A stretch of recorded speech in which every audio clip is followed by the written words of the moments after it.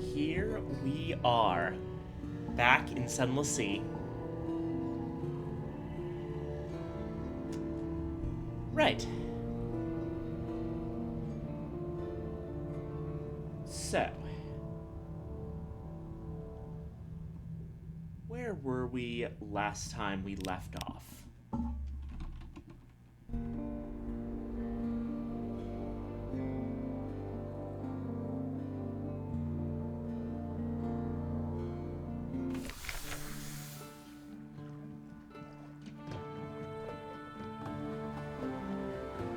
Ah, yes, there were a couple of things that we still had to do in London.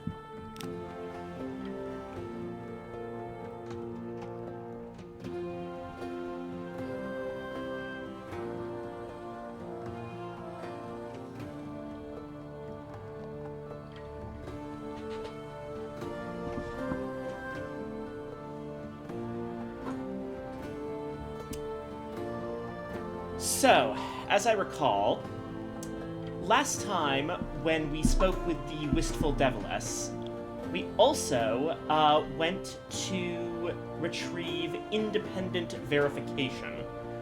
And we got this brimstone buzzings item, which is what we heard when we were eavesdropping on the brimstone convention. As I recall, this choice is completely random, and it determines whether the Wistful Deviless was lying or not. There's like a 60% chance that she was telling the truth, or at least that the Brimstone, the Brass Embassy thinks she's telling the truth, and about a 40% chance that she's lying.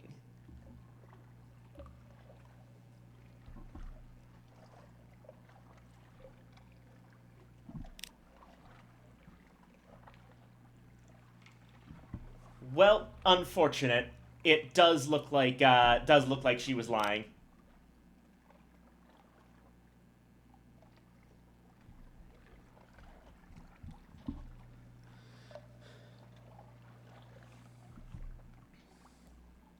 Pass on the Deviless's second message. I just realized I forgot to read that.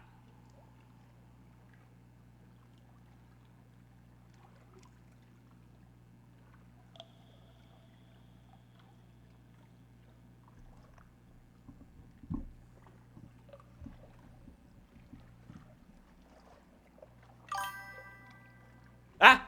Hi, Ollie. Hi. Um, I'm dumb and I completely forgot to actually read something, so let's see if we get the same one. um, but yes, overall, I would say I'm winning. Oh dear, it autosaved. Well, thankfully,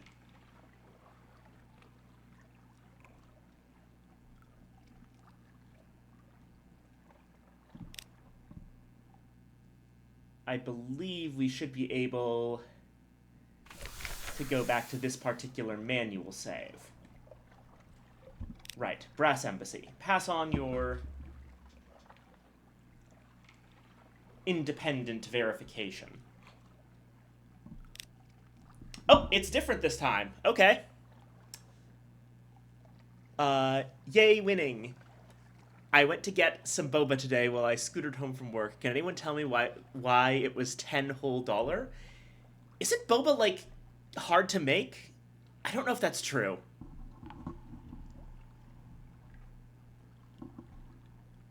It's not? Then I don't know. I am delighted to say that this information precisely matches what the Deviless has told us. So we can rely on her, unless you are unreliable in your turn. He smiles silkily. And I'm sure you wouldn't try to deceive Hell, would you?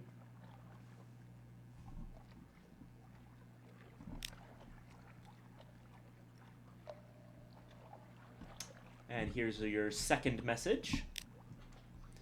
Incendiary material. He reads the letter and emits a long, low whistle that resonates oddly in the metal fittings and gives you the faintest tingle of toothache.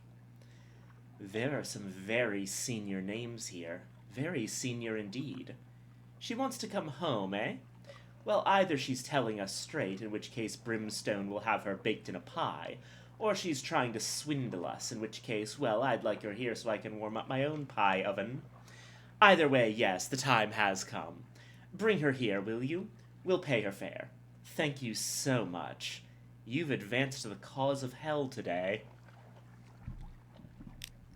Don't know whether that's a good thing, but honestly, from my experiences in Fallen London, hell is annoyingly persistent at trying to take your soul, but other than that, they're relatively harmless.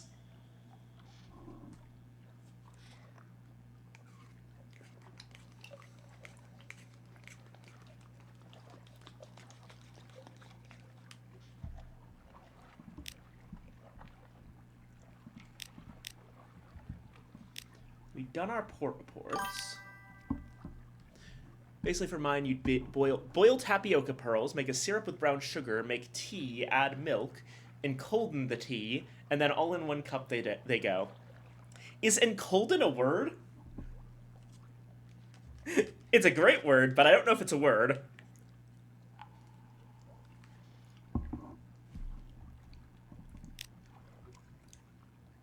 I like making up words. Excellent.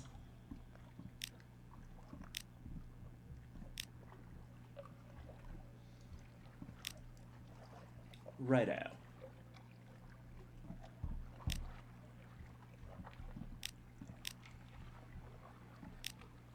No, not there. Ah, right. I needed to pick up another diplomatic agent. That was a thing. This may be why my real word skills are lacking. I know a lot of really obscure words, so I tend to use them when I get the chance. Like, why use enchanted when you can use ensorcelled?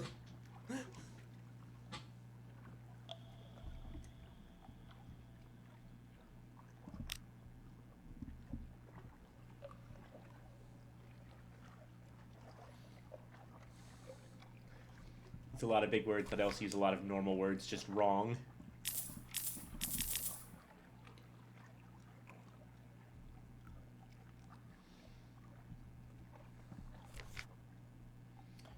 Right. We're going to Rosegate.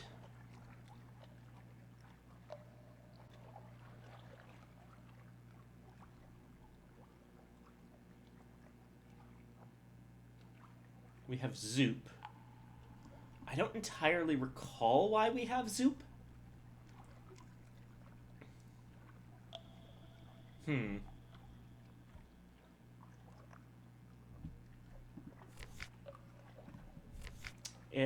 My brain has completely shut down since last time. Okay.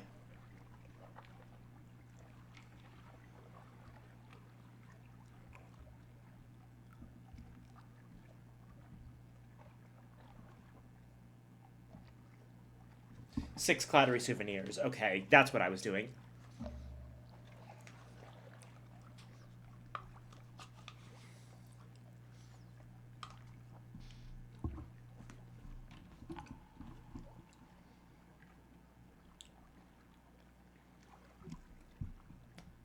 In terms of the utterly convinced for the longest time that a couple was 3 of something and a few was 4 of something, so close but yet so far. Yeah. Right. Eric, Isery, Bourdain, Batuk. For Rosina, we are going to have to do some more shit in Dahut. Which means we should be dropping by Rack to pick up another Song of Broken Halls. Because that's going to be important.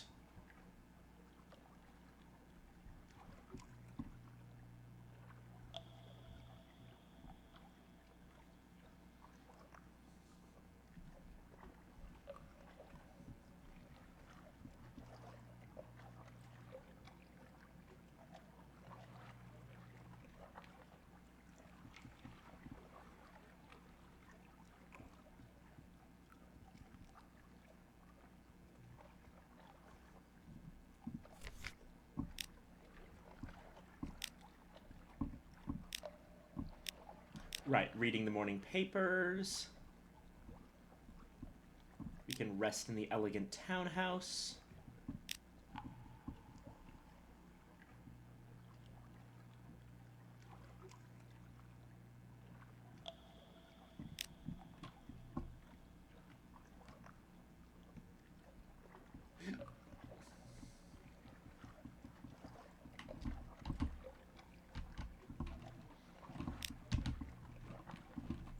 Okay.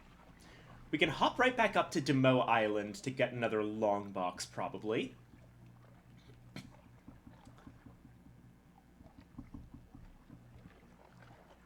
I think we also have business in Guider's Morn. And then we can hit up Rack.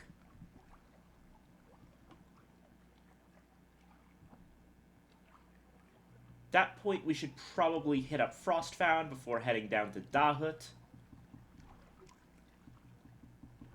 Up towards Anthe to see if we can grab something.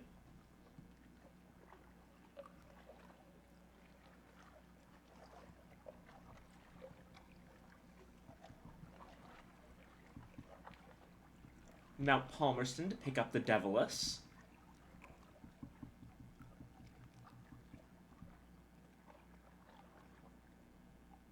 Down in the direction of the Gant Pole and the Shell in it.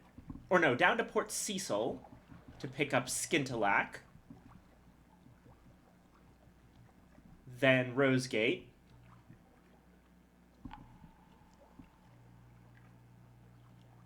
We also need to do the thing at the Cumaean Canal so that we can recruit Isery properly. Which means that, yeah, we are going to have to do that whole prisoner thing, which is unfortunate. So, Cumaean Canal, Guider's Morn, Demo Island, Rack, Frostfound, Dahut. We might not need to go to Frostfound. If we go straight from Rack to Dahut, it probably is going to save more in the long run. And then we go up to Anthe, Mount Palmerston to grab the Deviless and refill on fuel. Down towards Port Cecil, Rosegate, the Isle of Cats. At that point, we can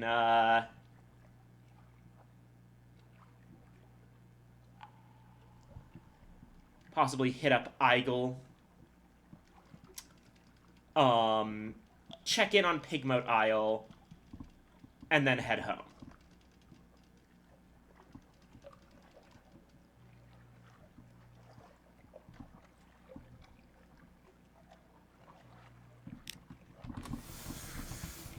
Sounds like a plan to me.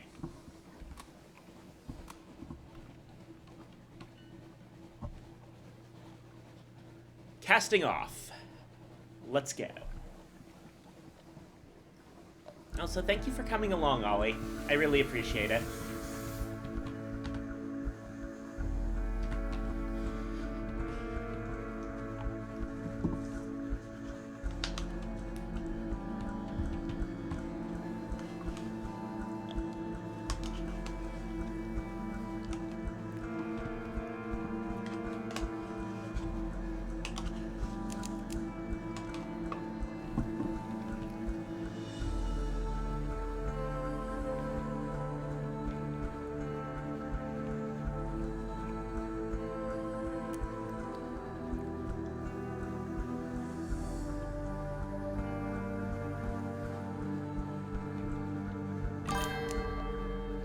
Sorry I haven't been around for a while, I've been very busy. I understand, don't worry.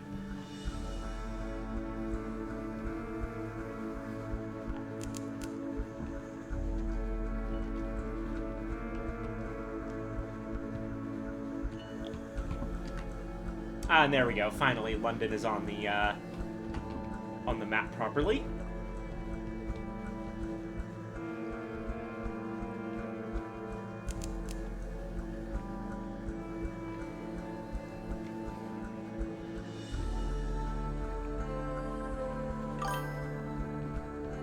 I moved, I got a new job, etc., etc. Oh, exciting! You're making a lot of nice life changes.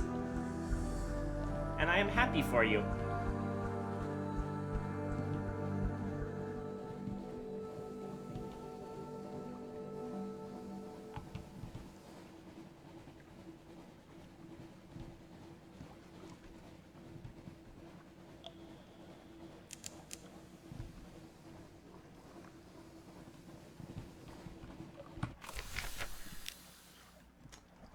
Right. Okay.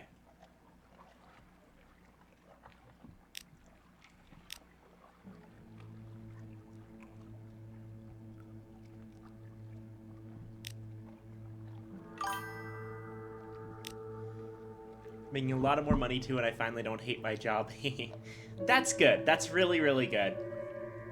You still doing art? Because I always really liked your art.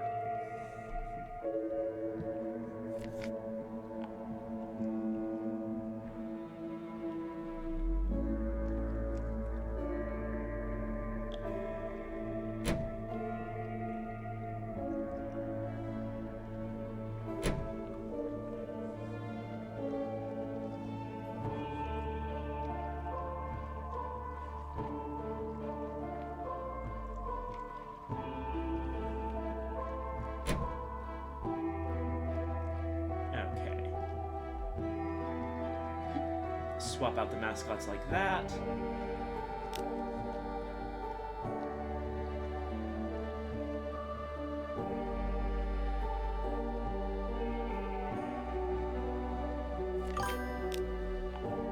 Working on some long overdue commissions, which once I finish this one of your OCs was on my chopping block. Oh, right. Yes.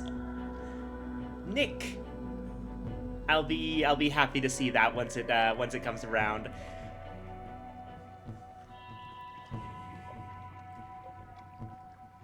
Alright, I still have only about a 50% chance of this, which is scary.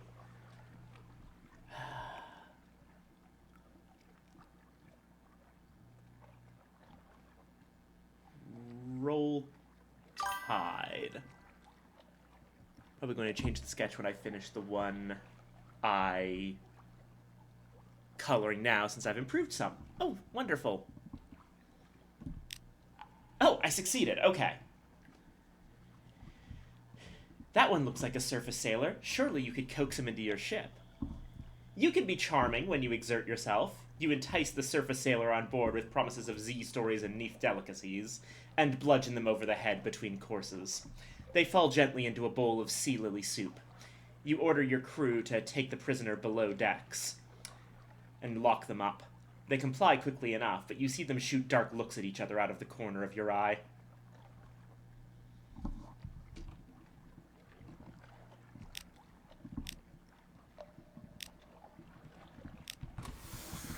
Yeah, I wish I didn't have to do this to properly continue.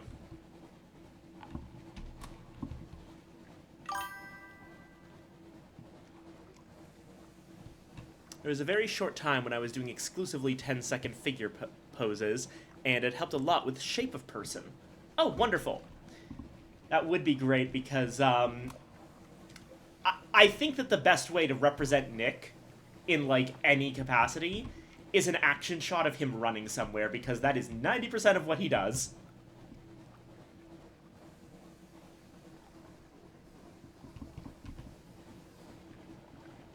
That said, he could also just be tipping his cap at someone. He does that too.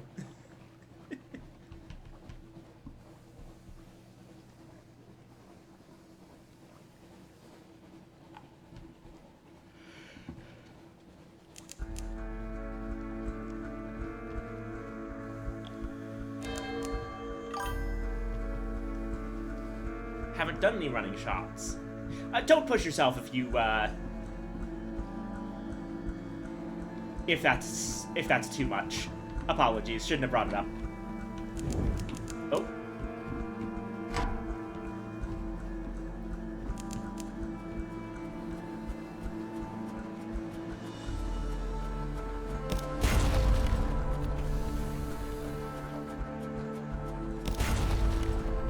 No apologies, I attempt.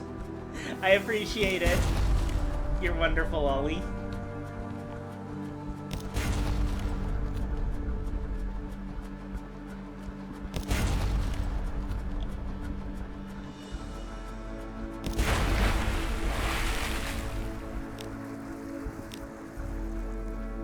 A crate of human souls. A sad little chain of bottled souls. It is hard to be sure if souls have eyes, but when these ones emerge from the sack into the light, they turn their blindly questing faces towards you in what seems like excitement, and then all at once relax. disappointed or relieved?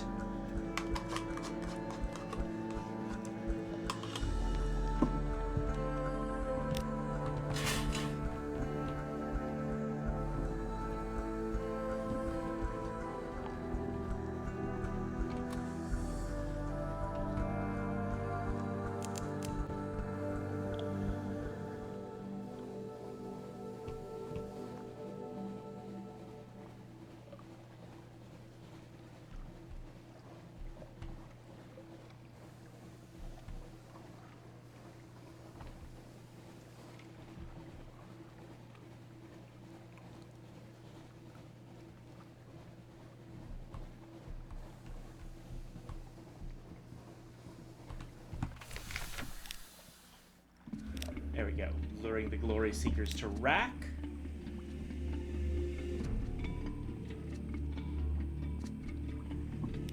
Gather intel. Explore the Morn. Ah, yes, the view from above.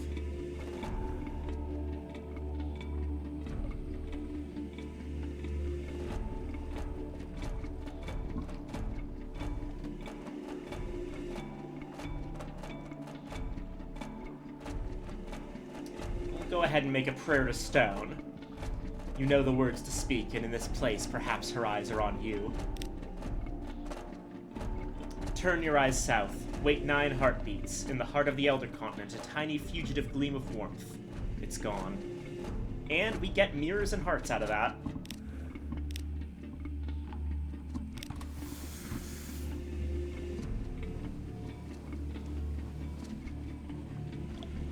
Now up to Demo Island.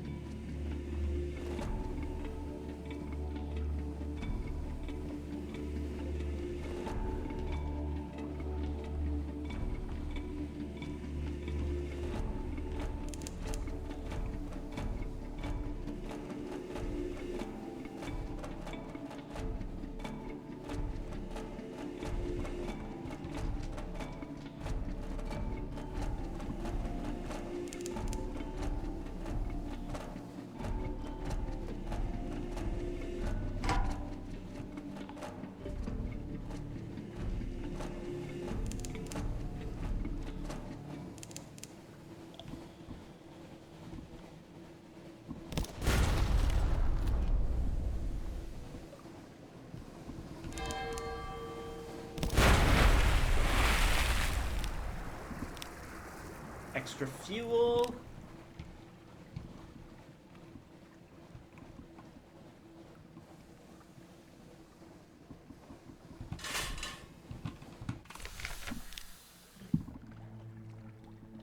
Port report. 2 strange catches for a long box. Also need to swap my officers back out.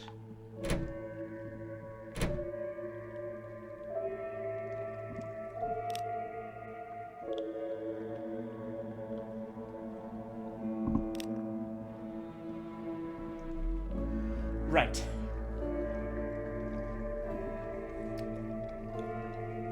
Box delivered to the surgery. She refuses to let you watch while she works on the contents of the box. But afterwards, she is in a dark mood and complains in generalities. People are fools. No one dares face up to what is wrong with them. Hiding a secret from yourself does not make it go away. Pretending anger does not exist is not the same thing as patience. Whatever operation she's just done, she's kept a souvenir from it, but she won't show anyone what it is. She wraps it in cotton wool and keeps it in a little lacquered box left over from the sale of tea.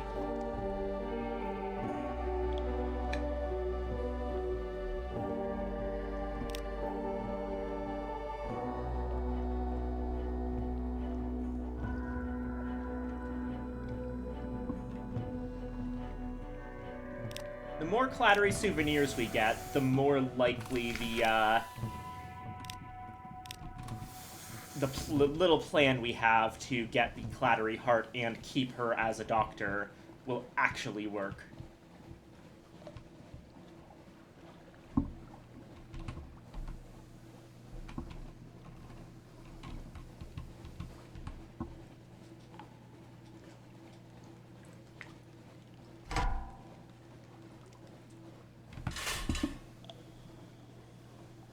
I don't know what I'm picking up here.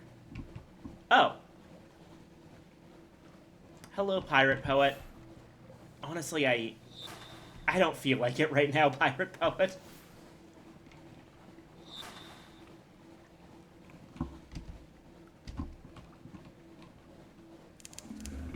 There we go.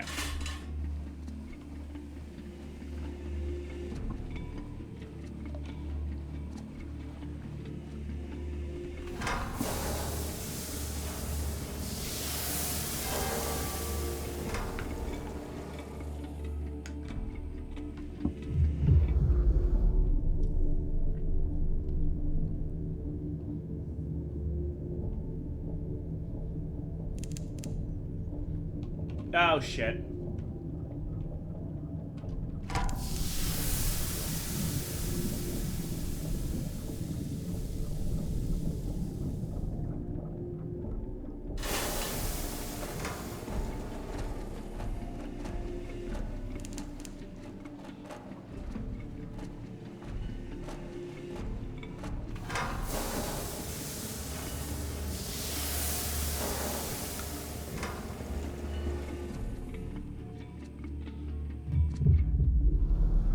There we go. Okay. Hello once again, Rack.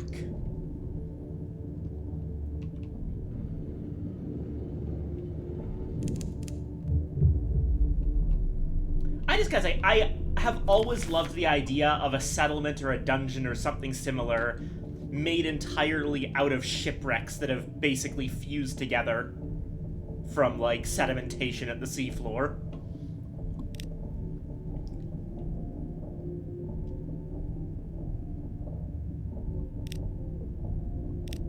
Vanderbite is our next spot.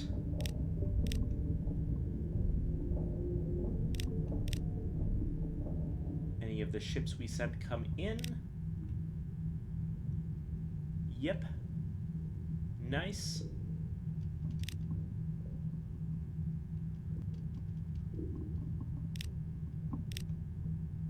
Consider the state of the city.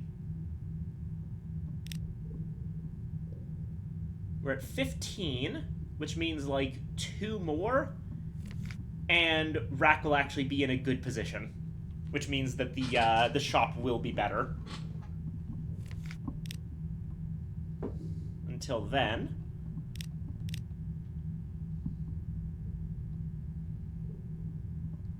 we can once again grasp the knife.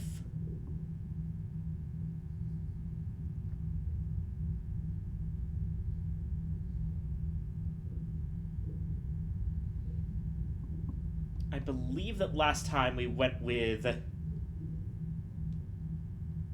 Did we go with the smell of the lamp? Shoot.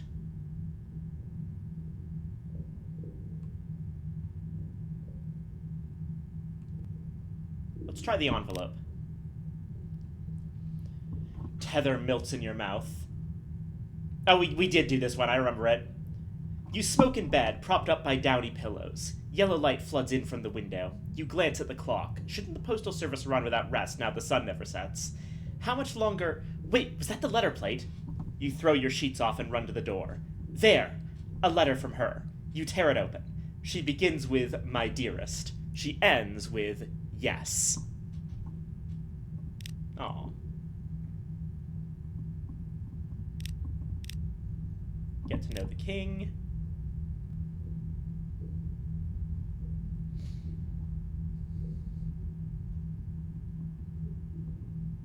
Rack is all the king has known. He was born here after his mother's ship sank. The old queen, childless, took him in as her own. She thought she'd found a daughter, he laughs. He was tutored in matters of poetry, mathematics, engineering, biology, oceanography, and jurisprudence. Some of Rack's citizens were educated before they sank, and of course you can learn much from tether visions. The king smiles and smooths his shirt. A straightforward affair. The queen died, and I have ruled since. What about you? What brought you here?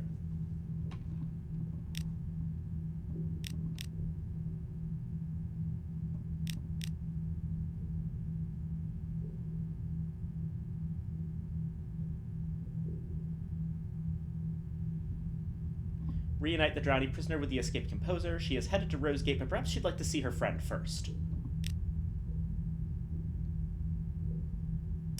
They haven't seen each other in a long while.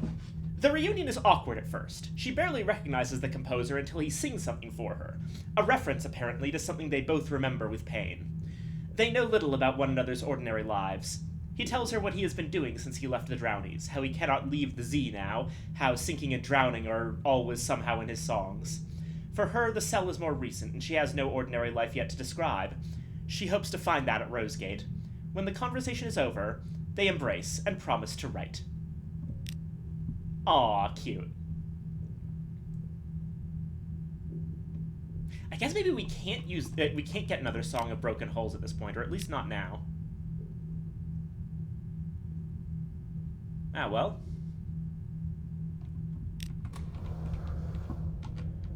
Next stop, Dahut.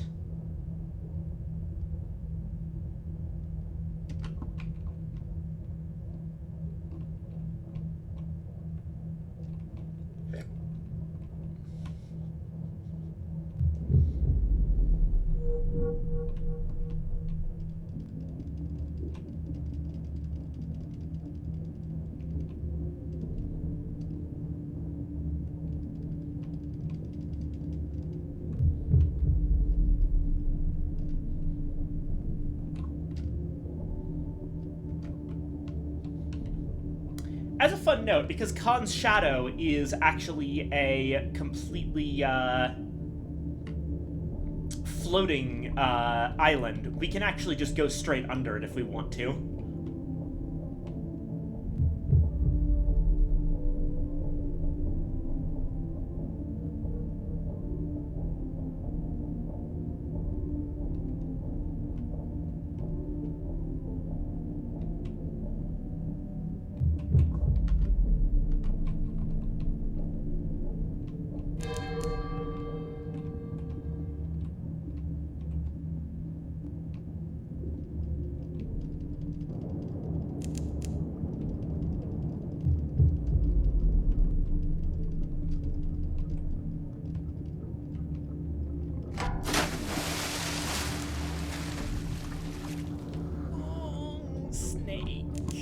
Oh!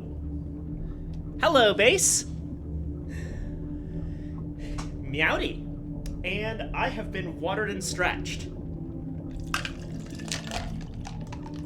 You probably noticed that I have I have sounds for those now, so I'm not going to be I'm not going to miss those any longer.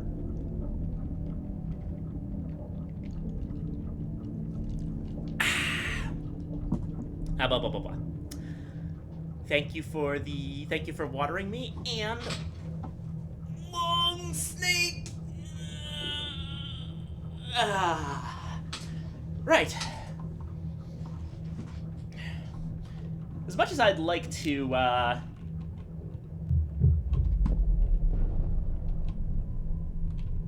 yeah, no. 18 damage from a Boundling is way too dangerous to deal with. We're getting out of here. Oh, yikes.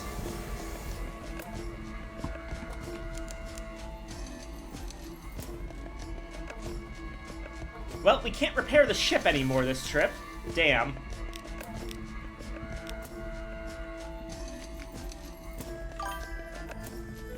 What's Snick up to? More trade routes? Currently, actually, the plan is,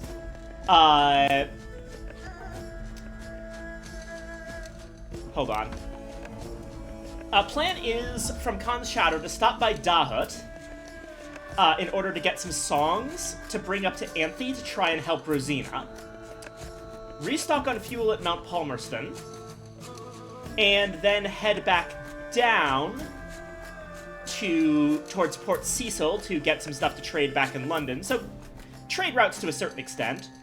Drop someone off at Rosegate, drop off the prisoner we picked up in the Cumaean Canal of the Isle of Cats to continue Isery's storyline, and then swing by Pigmote Isle and possibly Port Carnelian as well. Maybe even Igel, but Who knows about that one? We're going on another, like, really long getting things done trip, mainly.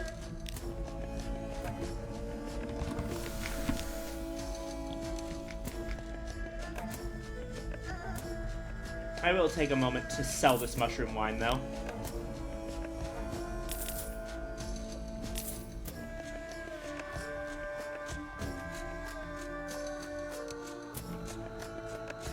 I'll do a tiny bit of shopping here.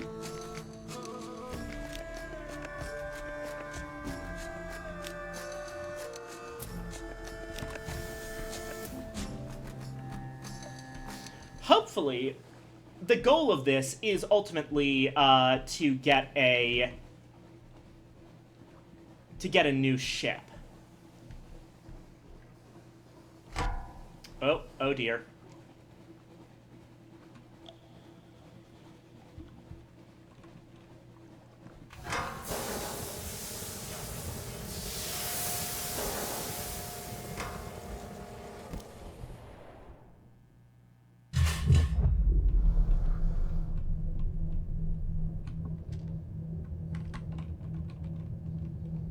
Alright, moving into the Sea of Voices. Fair warning. Screaming Coral.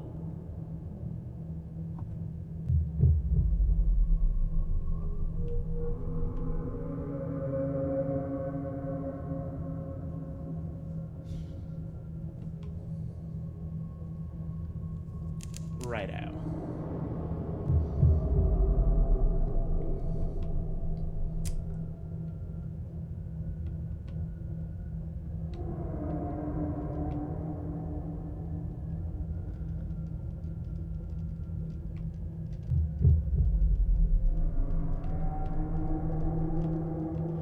Back around to Dahut.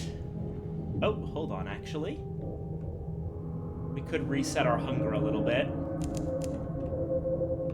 There we go.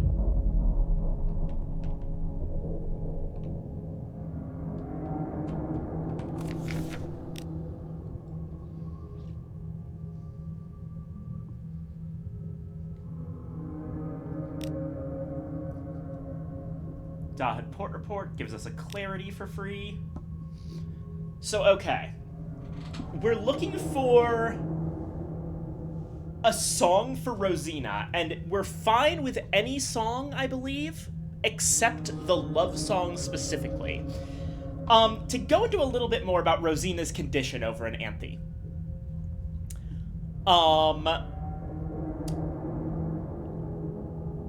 The fundamental problem Rosina's having is animescence, a disease of the Elder Continent.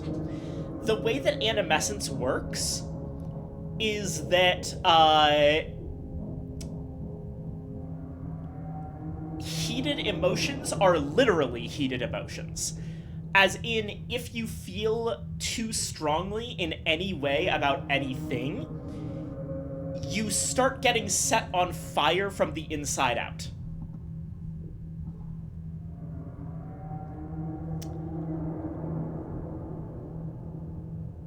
So, we need songs that invite, like, that do not invite emotions so much as they invite contemplation. There's 3 songs available in Dahut. The Drowny Counterpoint, the Drowny Hymn, and the Drowny Love Song. The Love Song will have the opposite effect of what we want, and it would be a terrible idea. I believe the hymn and the counterpoint both work, but I believe also that the counterpoint is the best. Unfortunately, the counterpoint is the hardest to get. Because the way you get the counterpoint, is by, I believe it's that you need to... moment.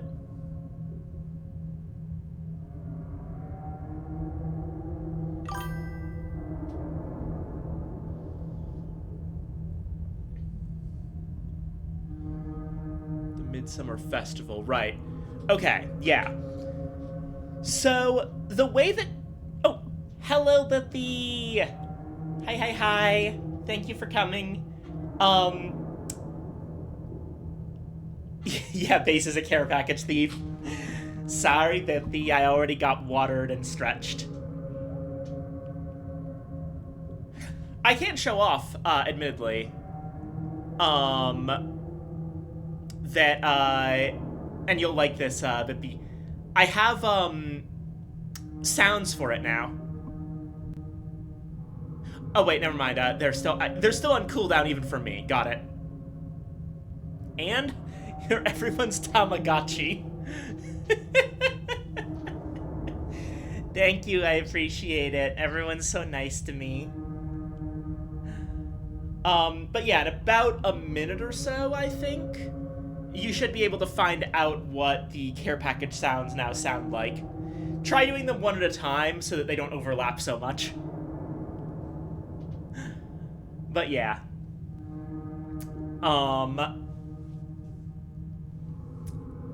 So the issue with Dahood, and the issue with getting the song in counterpoint, is that in Dahood you can get enthrallment or clarity, generally. Enthrallment helps you get... Basically, enthrallment is how much you're taken in by the illusion of Dahood. Clarity is how much you're actually seeing the truth of things here. Generally, gaining clarity and gaining enthrallment is mutually exclusive. So when you lose, when you fail checks, you get enthrallment. When you succeed checks, you get clarity. And a lot of times, things that don't involve checks will specifically, lower one and raise the other.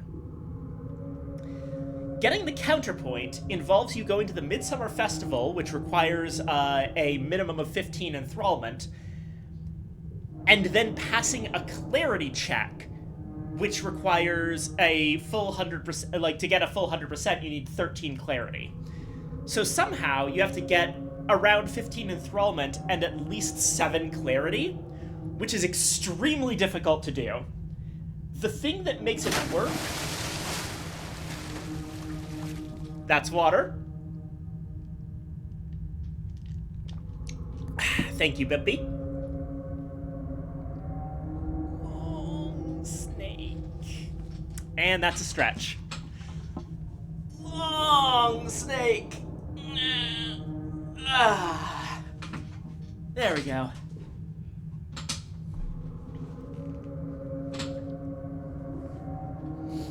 They're very recognizable, so I'm not going to miss those anymore.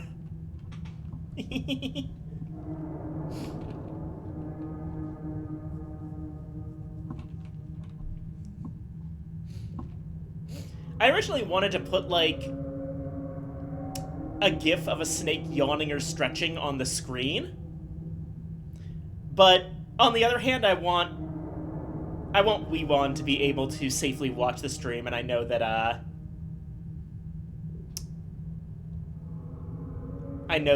that he's got ophiophobia.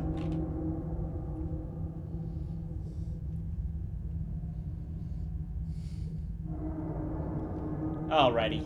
So, let's give this a shot. We lose a recent news, we automatically get 3 enthrallment.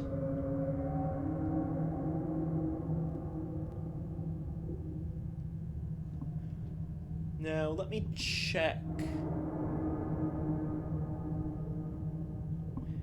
Yeah, the Liturgy of Souls is the clarity one. And that gives you the Drowny Hymn if you get it.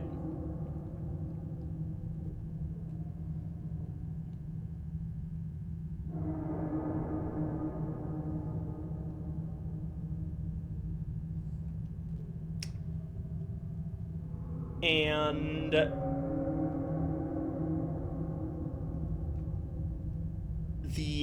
the prison, if you do that one,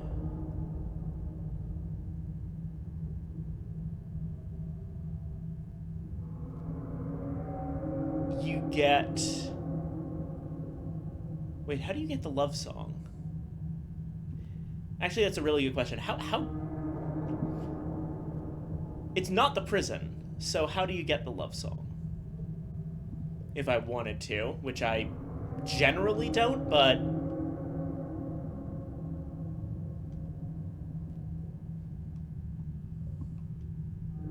The spring rites, right, there are four events you can go to, and the spring rites is the one that gives you the love song. Got it.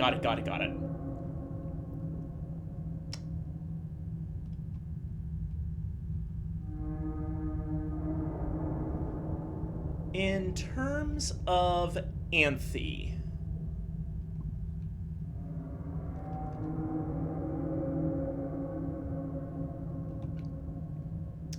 the Drowning Song and Counterpoint would be ideal. The love song would be a terrible idea.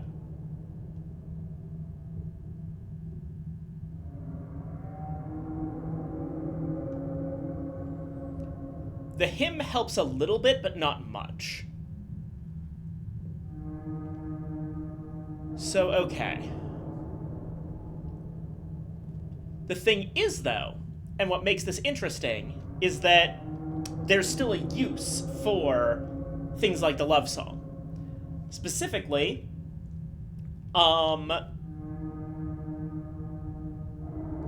singing any of the songs will actually increase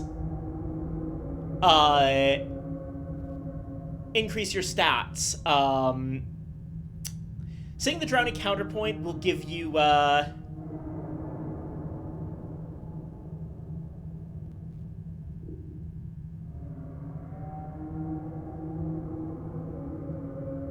yeah.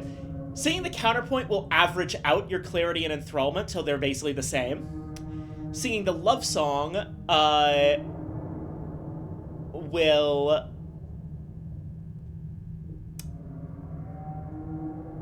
massively increase your Enthrallment, and singing the hymn will increase both your Enthrallment and your Clarity.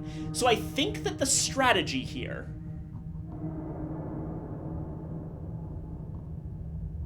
is that we go for the hymn, but instead of using it on Rosina, we use it to attempt to get the counterpoint.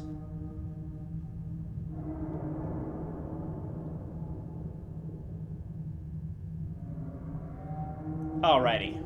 So, to get the hymn, what we need to do is massively increase our Clarity, which we did before. But unfortunately, it's not looking good. Oh, there's some.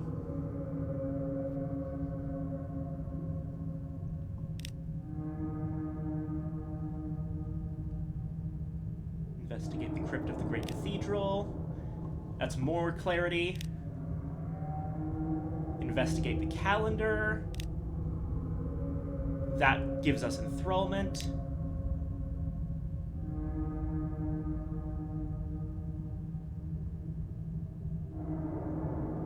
Okay, yeah.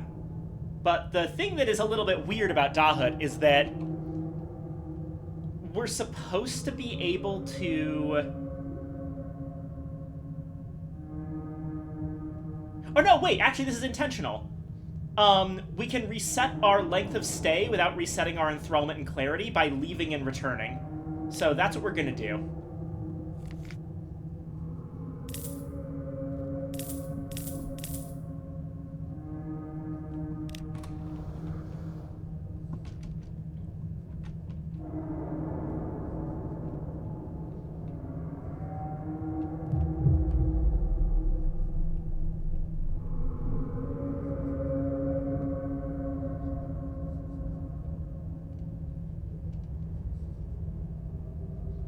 We don't really have anything else to do at Anthe, so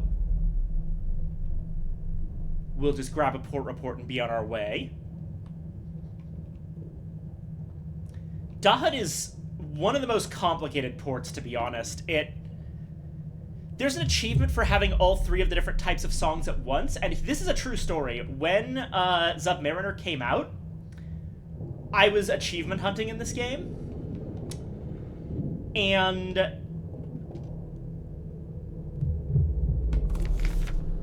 when I got that achievement for having all 3 song types at once, the percentage of other people who had that achievement was 0%.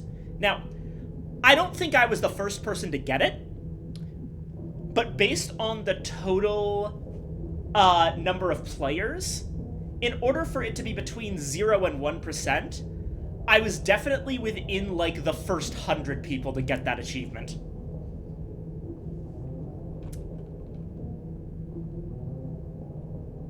I think you were the first person to get it.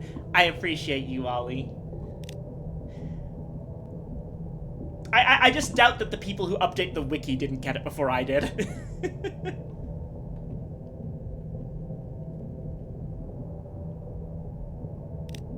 Report on Anthe.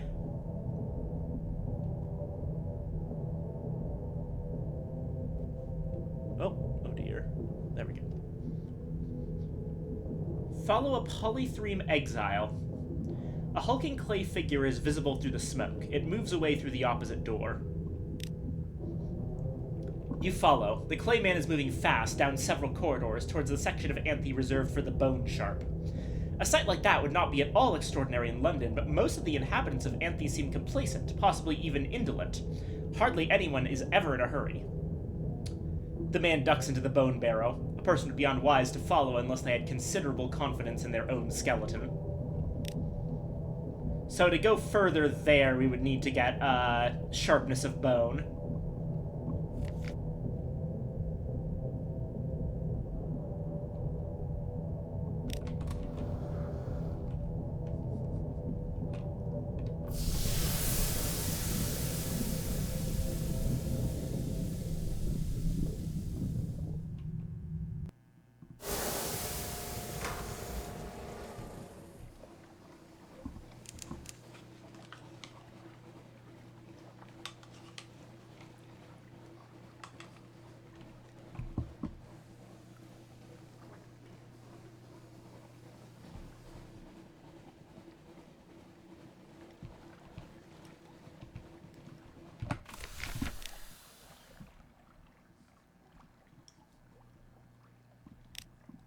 Chat with the port folk about the brimstone. Oh, right. We need to get back, something awaits you.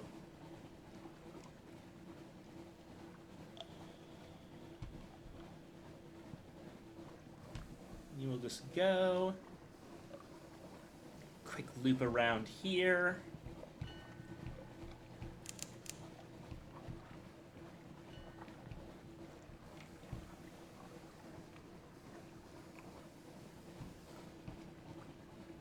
We're staying around the light so that we don't gain any terror from this.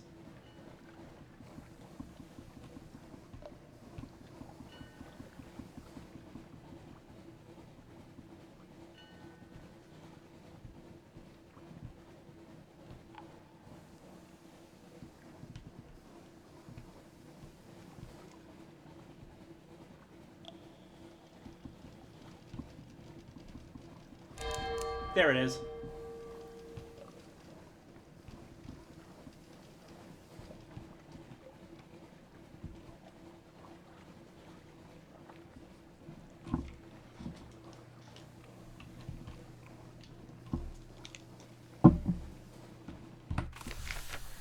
Right, go up to the crater. Visit the Deviless. Tell the Deviless it's time to go. The Brass Embassy has given you the good word. Let's go, she says breathily. The Brimstone Invigilators will be here soon. You don't want to meet them. She lifts a single manskin valise. This is all I need. Take me back to London. Okay, so she has a suitcase that's made out of human skin. That's fine. As we discussed last time, these are actually just bees in papier-mâché suits. They can make stuff out of human skin if they want to.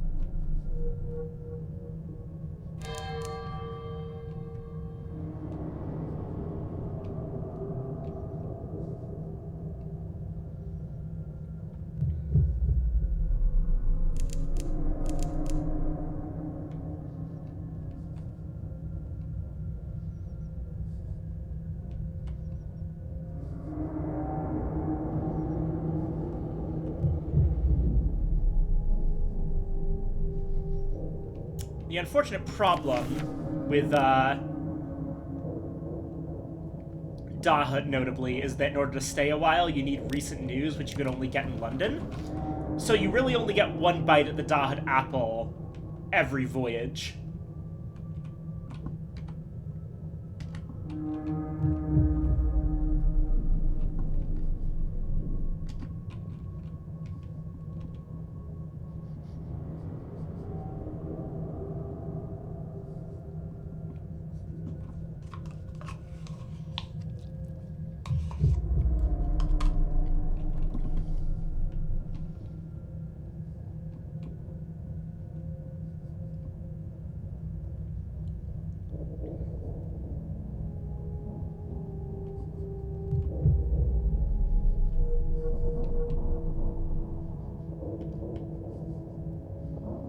Okay. It's interesting to see two, and neither of them look like they're moving. Something not moving doesn't necessarily mean it's not an enemy, but something that is moving is definitely an enemy. Okay, that one's not an enemy, that one's fuel. So I'll pick that up. And that's supplies, excellent.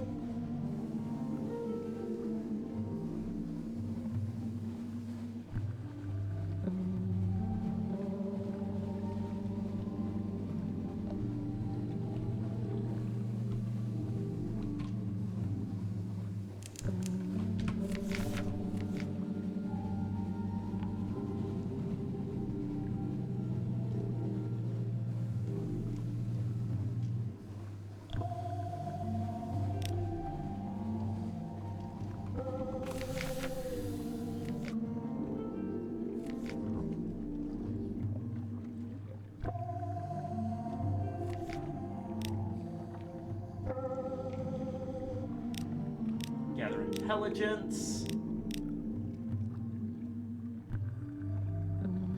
Oh, right, no, okay. Never mind.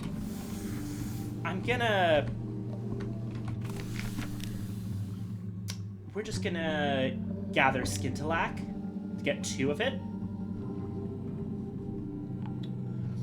Where the Z washes across the coral's edge, it glows a rich purple. Each time it washes across your boots, you expect it to leave stains. You edge along the slippery coral, picking up lumps of brighter glowing stuff here and there, and though the Z doesn't stain, eventually it begins to whisper to you, phrases so clear that you catch yourself looking over your shoulder in case your crew have spoke. They have not. They're looking around just as you are. Between stars, the Z says. Descend the chain. When it runs out across the coral, it sounds almost like a soft chuckle. I rest here, it tells you. I forget.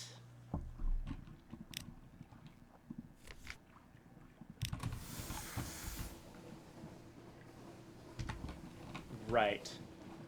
So next up are Rosegate and the Isle of Cats, and in the Isle of Cats we can finally get this prisoner out of our inventory.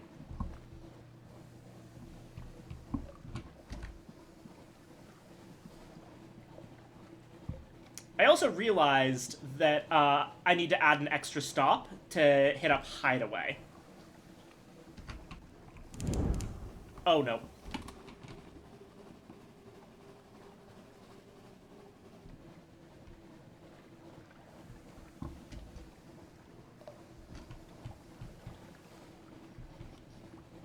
Because I would like to spend some money getting more strange catches so that I can grab more long boxes at the at Demo Island.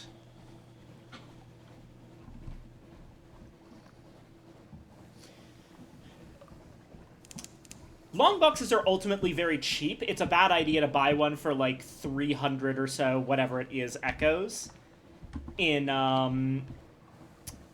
Irem. Instead, you want to get it, like, 2 strange catches for 50 echoes, and then go over to Demo Island and trade those 2 strange catches in for a long box.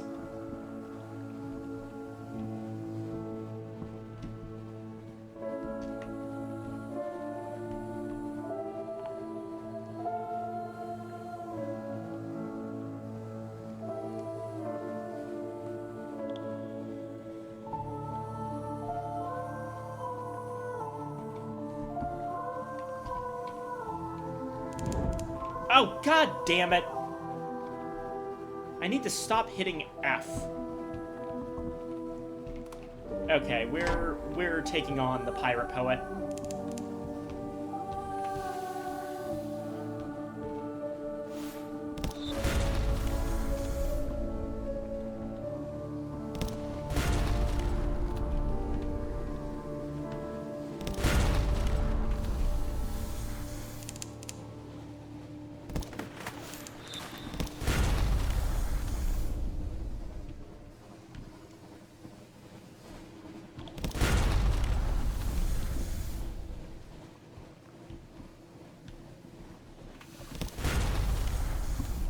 Two more shots.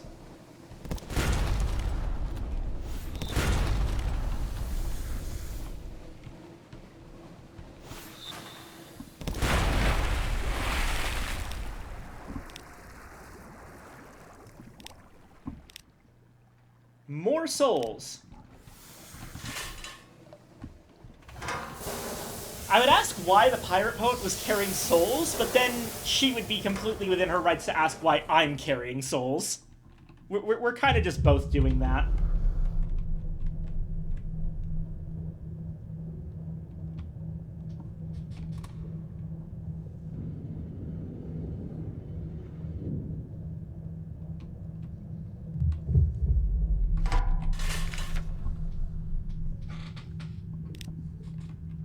Right.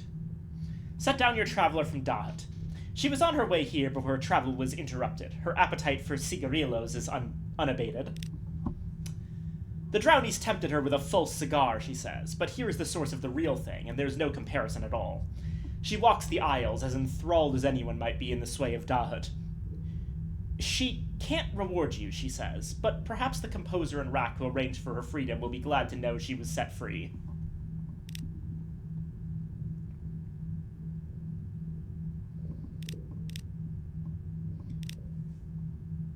Ah, yes. We have an unread log, which means that we can get going for the bitter flavor.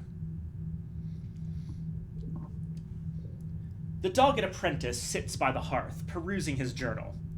The master wants this cigar to have a certain weightiness, wants to make it something that'll stick with you. Do you have anything that might work?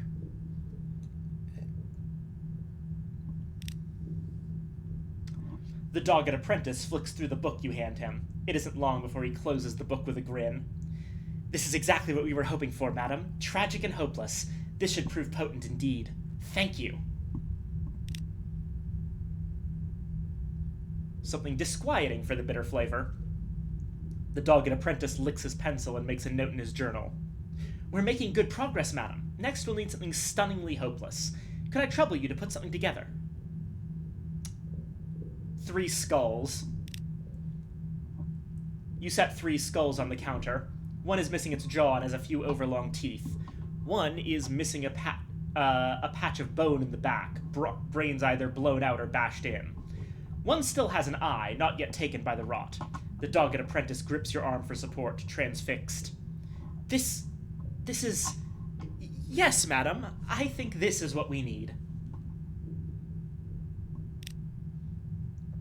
The dogged apprentice has sat out paper and pen. I had an idea, madam. Could I trouble you to write something cruel? Something to leave the reader speechless? I suppose it's an art in its own right, he says. Crafting an unkindness is still... Dear God, what did you just write? He snatches the page away and reads. He covers his mouth and whispers through his fingers. Everything I tried writing was just a blunt cruelty, but that's a razor to the soul. His eyebrows raise, delighted. This will finish it off well. Thank you. The dogged apprentice looks at the page. He reads. This is exactly what we were hoping for, madam. Tragic and hopeless. This should prove potent indeed. Thank you.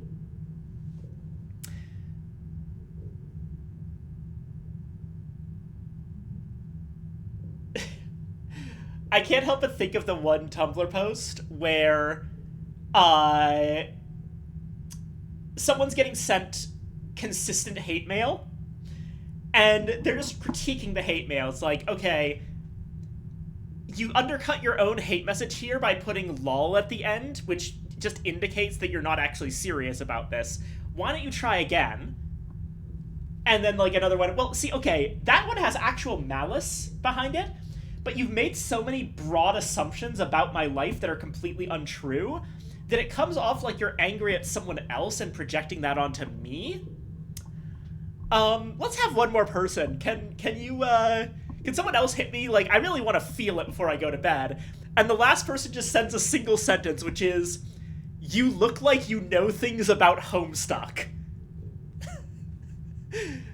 And the blogger just responds with a gif of someone throwing things across the room.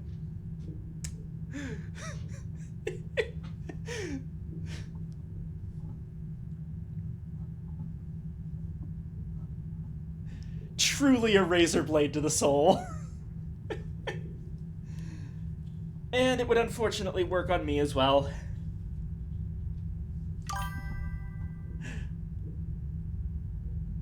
I was facing out for a minute reading something and I heard Homestuck. What just happened? Oh, we were talking about phrases that... like, in the game, there was a phrase that was described as a razor to the soul. And I was reminded of a encounter on Tumblr where a blogger was getting sent consistent hate mail and was critiquing every message that they got. Asked for one more and asked, quote, "really make me feel it in the morning." And someone just sent the sentence, "You look like you know things about Homestuck."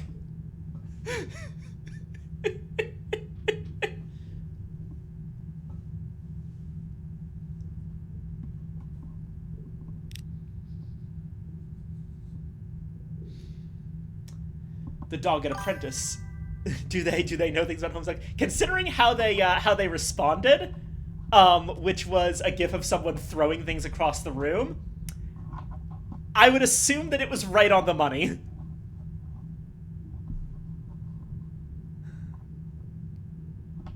Another version of that I've seen that's also Homestuck related, funnily enough, is, quote, "The way you carry yourself and your entire aesthetic and personality indicates that you really, really idolized Dave Strider when you were a teenager." And it's like, Jesus Christ. It's not even necessarily that it's a bad thing. It's just that it's such a, like, specific read that if it hits you, it's going to be a razor to the soul. But yeah. The Dogged Apprentice preens against the hearth, blazing at the back of the shop. "We've only one last thing to do, madam, before our flavor is complete. Let's go and have a laugh." In the back of the workshop is a small cage surrounded by skulls. Inside, a once talkative Radis Faber sits in a bedding of cruel phrases. "We need to overwhelm it with bitterness," the apprentice says. "Then we harvest."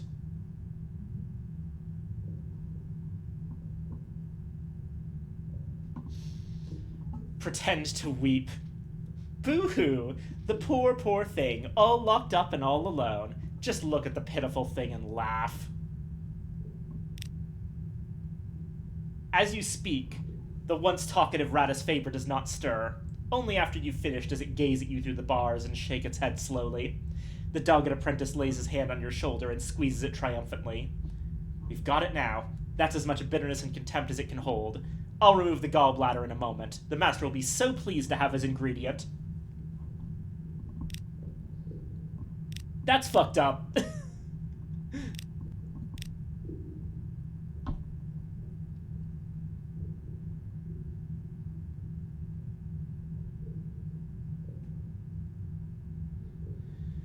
The Dogged Apprentice does have a life beyond making cigars, if only for an hour a day. He'd gladly spend it with you. His room, tucked deep within the recesses of Rosegate, is filled with old notebooks. I was an artist once, he confides. I've been here 4, maybe 5 years now, but I practice when I can. He has many sketchbooks and seems to have an aptitude for figure drawing. Would he like to sketch you? He doesn't say much as you model, only mumbling.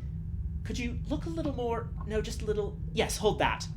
Once his break ends, he passes you the book. He's captured you well, right down to your smallest blemish. It's not the only time he's sketched you either. There are recollections of how you appeared on the dock, scenes of you captaining your vessel, and memories of your work together in crafting the bitter flavor. The anguish he spent over the detail is apparent. Aw, that's cute. Oh, we got a Banivator. Thanks, Saribot.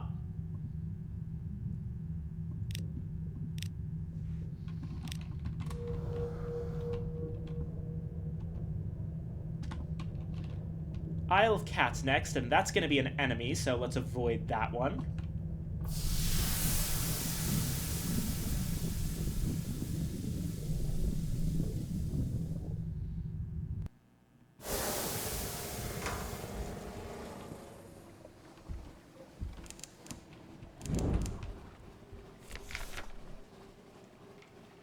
Ah!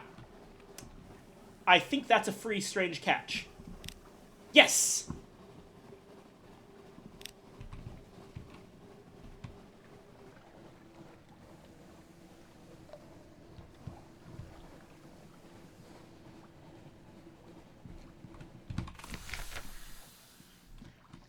A gift for the Pirate King.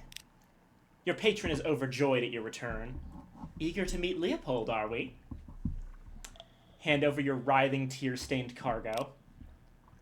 2 attendants drag the prisoner off to the Rose Garden. You do your best to ignore the screaming. Your patron tells you that it will take some time for your gift's memories to be harvested, and the resultant honey collected.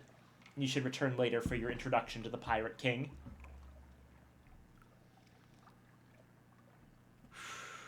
Yikes.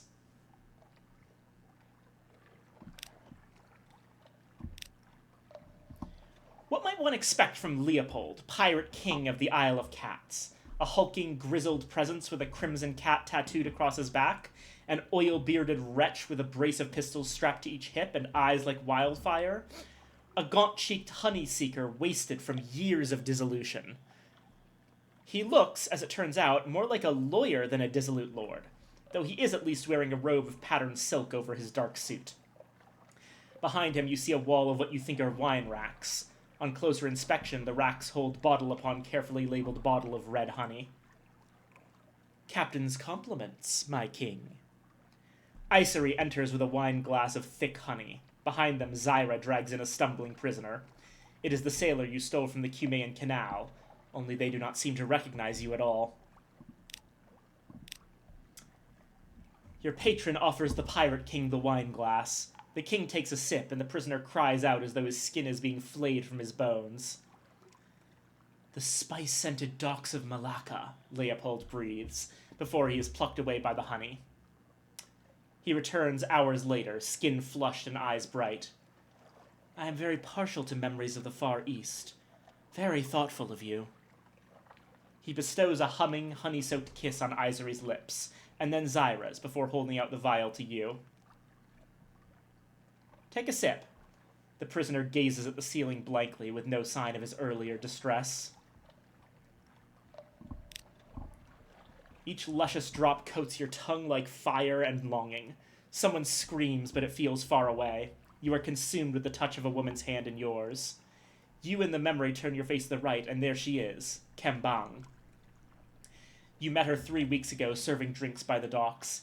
Her father threatened to break your legs if you so much as looked at her, but you cannot help yourself. Her hands are softer than anything you have ever imagined, and dappled in warm sunlight. The curve of her smile slices into you like a blade. You come back to yourself in a sudden rush. You are lying on the floor alone, your face wet with stolen tears. On the desk, a key to the cage gardens, which you slip into your pocket, and a gold statuette of a tiger, with eyes of polished ruby. Something about the statuette makes you decidedly uneasy. Still, it'll probably sell for a good price.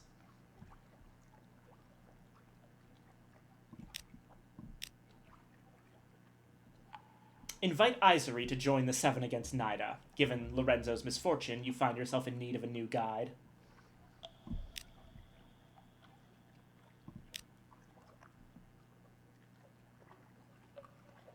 Izuri is somewhat acquainted with Nida and the Seven from the memories of the well-traveled notary.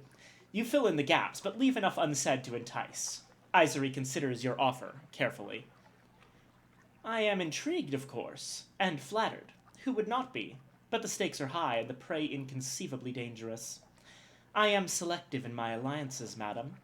They lean back, considering you. Izuri's opinion of you is high. You have proven yourself exemplary. I accept.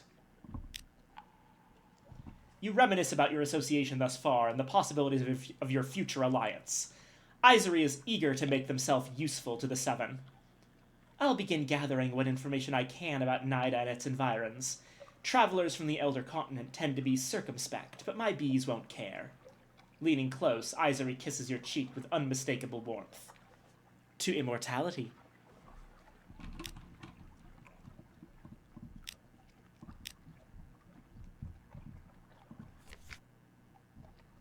Fuel's a bit expensive here, but I'm gonna fill up real quick.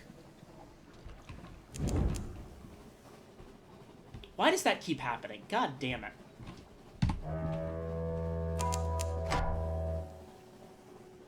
Well, at the very least, it gets me away from the bound shark faster. I do not want to deal with that shit.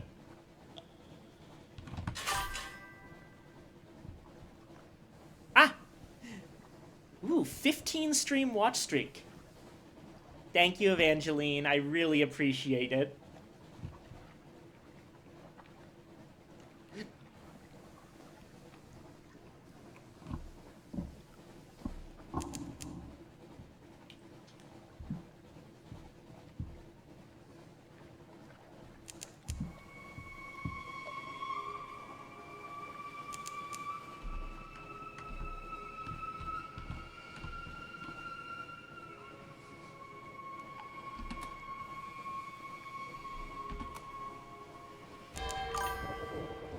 Would have been longer if I didn't fumble a couple others because I forgot to check in.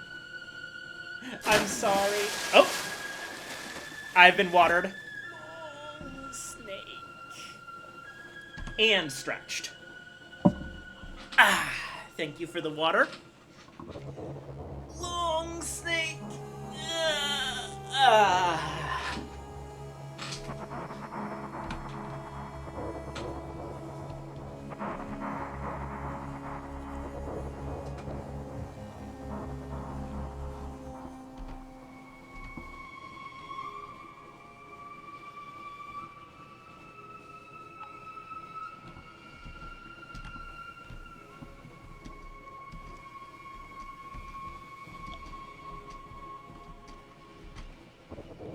Go.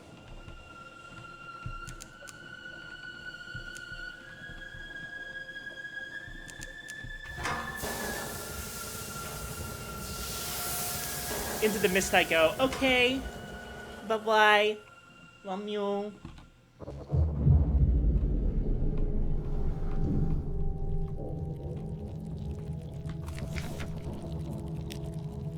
Report.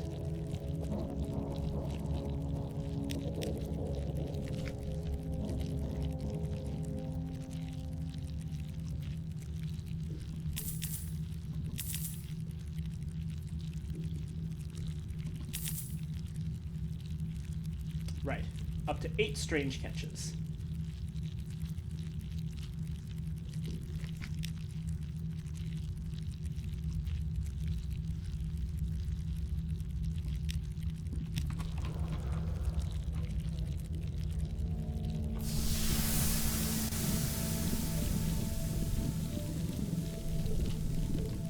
Trust me, we really don't want to find out what that horrible, like, scrabbling sound is that comes up when we start going underwater with our terror too high.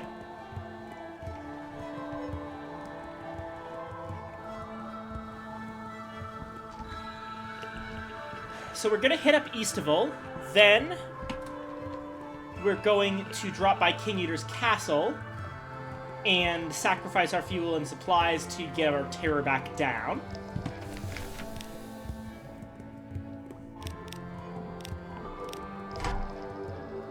Okay, we lost a crew.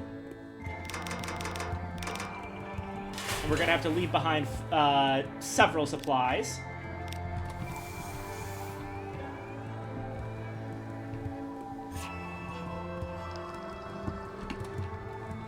But we managed it.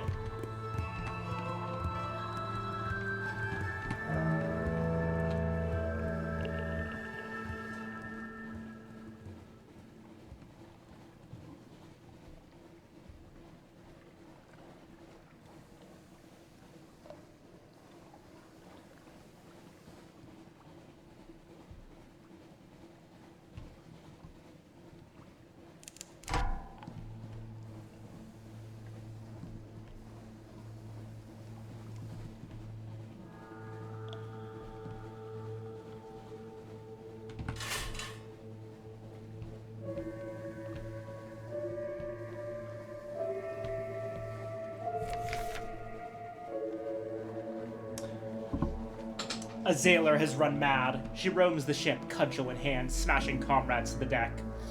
She cries, "He's angry! Oh, he is angry!" Shoot her dead. It's the only safe thing to do. She's already killed one man. Your Zailor's weapons roar, and down she goes. You recite a hasty funeral for the poor soul and her wretched victim. But who will be next? Yikes, 2 crew lost. And we lost Storm's attention. Getting up to high terror with Storm's attention can be dangerous because that'll happen. We really need to just deal with our terror.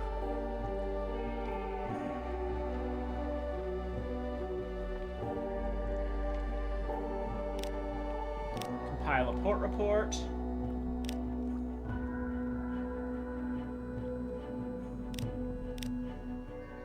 And we're down to 37 terror.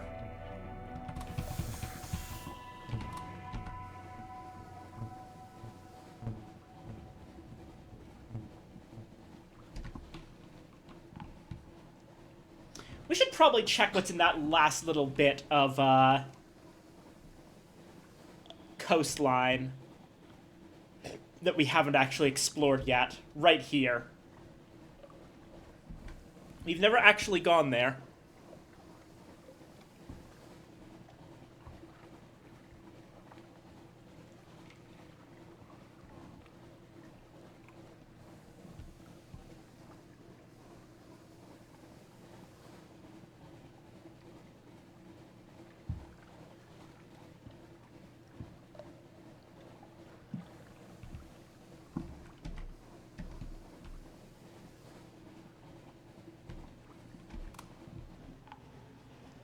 Oh yeah, what is? That's Vino's Rift.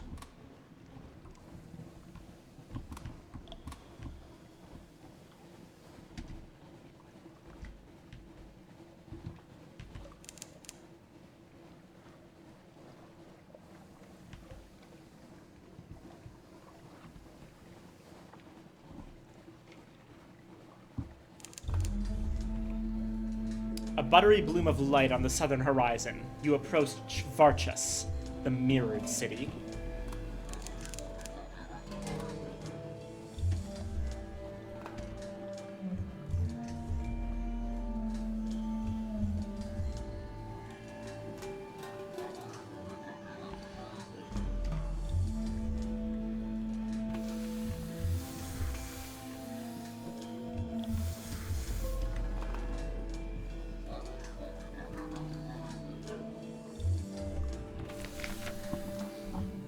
The mirrored city, where light was always the law.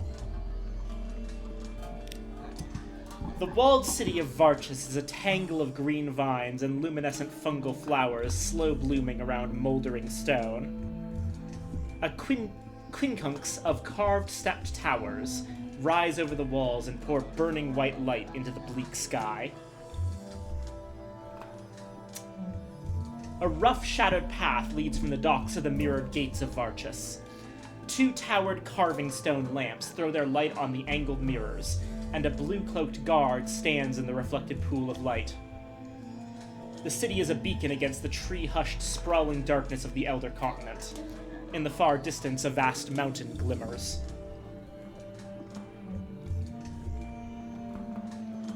Compile a port report. The Admiralty will want to know.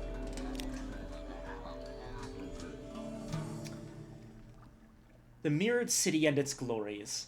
Tone down the details of the light and its brilliance. You don't want to inspire envy in the Admiralty staff.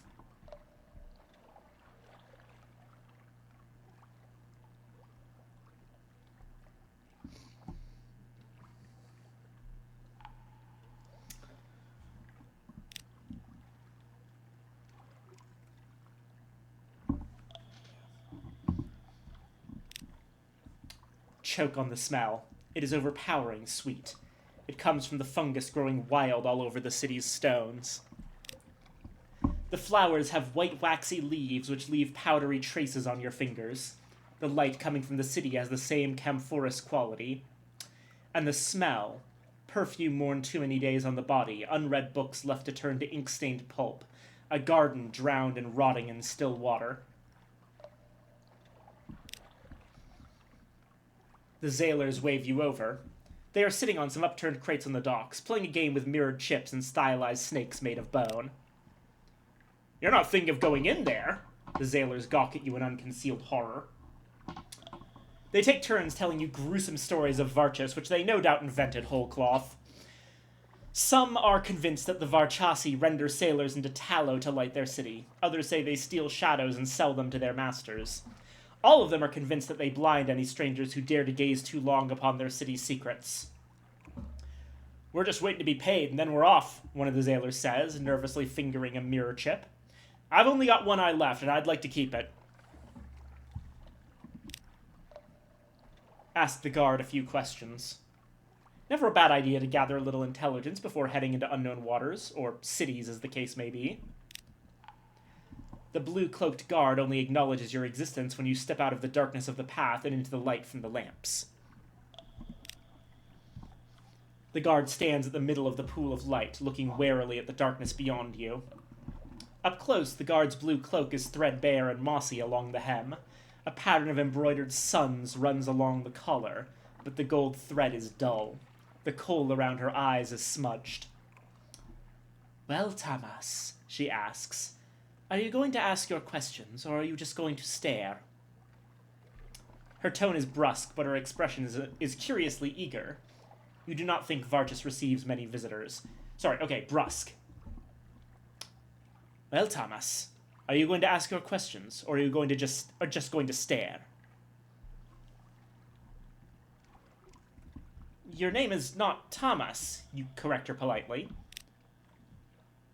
The guard looks scandalized and tries to stop her ears. "All those who are not Varchasi are Tamas. You have been touched by darkness, and it has taken your name." She fixes you with an admonishing look and adds, "It is very ill-mannered to pretend you still have one." You begin to see a little why Varchas is not often visited. It looks like you will have to get used to being called Tamas if you wish to enter. Ask about the light. It all seems a bit wasteful, possibly even ostentatious. "We must always walk in Mihir's light, so we burn our lamps night and day, to banish darkness from the mirrored city," she tells you proudly. "If we let darkness corrupt us, we would not be Varchasi any longer, but Tamas, like you." You wonder, is that so terrible a fate? Her mocking laugh answers you even before her words do. "Yes, it would be terrible indeed, Tamas. And before you ask," she adds, "no, I do not have any desire to leave Varchas. The rest of Neath has fallen from Mihir's grace, and I have no wish to join them." Does she like her job? Does anyone? "It is a great honor to guard the mirrored gates," she snaps defensively. She gestures to the edge of the pool of light illuminating her post. "It is very dangerous. Even a small stumble and I could fall into the dark." Her voice goes thready. "I would be banished from Mihir's grace. I would lose my name. That is why they only send the bravest outside the walls."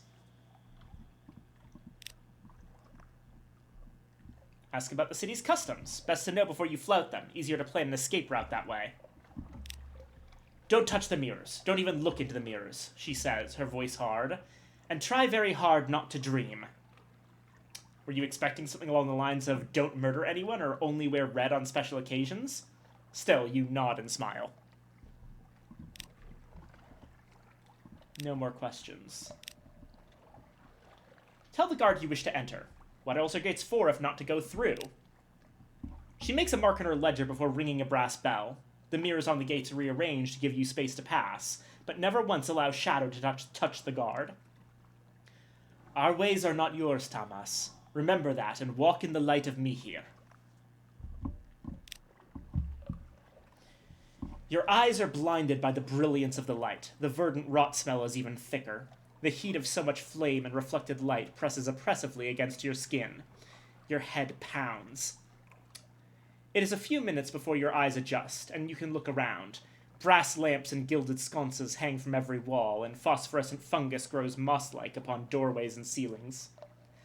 Cunningly arranged mirrors catch every droplet of light and diffuse it till each cobblestone and rampart of the city is drenched and blazing and utterly without shadow. Who do you speak to?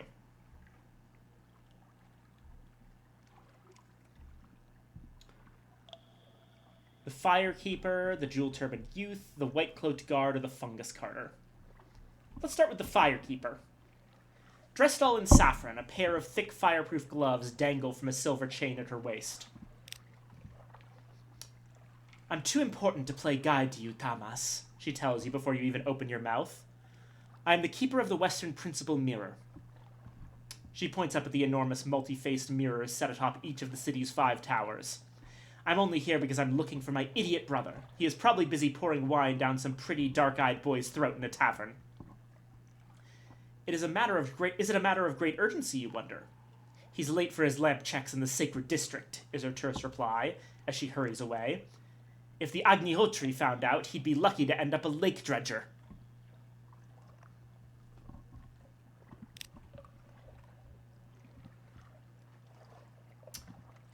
The jewel-turbaned youth.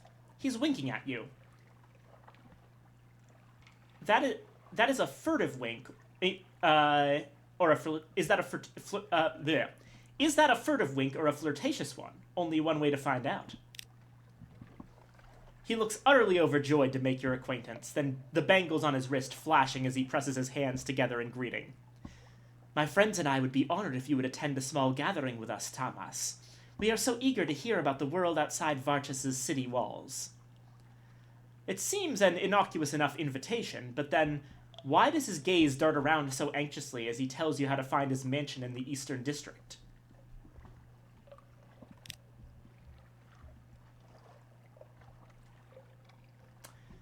The fungus carter.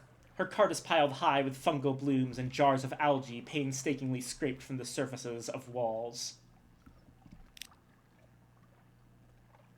She stops every few minutes to cough surreptitiously into her dyed cotton scarf and eyes you warily when you approach. I have to take this load all the way to the sacred district, and the priests don't like it if I'm late. You inquire politely about her cough, and she looks suddenly terrified. Miher, look down on me, she mumbles. Please don't say anything. I have a family to feed. With that, she grabs the handles of the cart and pulls away at a run. Within a few moments, you've lost sight of her in the crowded pathways. What an odd woman.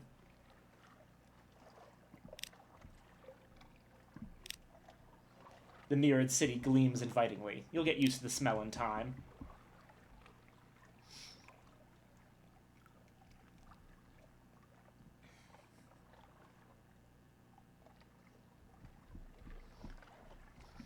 You walk galleried courtyards wreathed with vines and fungal blooms. Long, straight roadways crisscross the length and breadth of Varchas, the stone worn by the wheels of carts and the tread of thousands of slippered feet. Lamplighters constantly check the fuel levels of the sconces and replace wicks. Firekeepers check the coiled spring mechanisms that control the angle of the mirrors. There is much to explore. Where will you go next?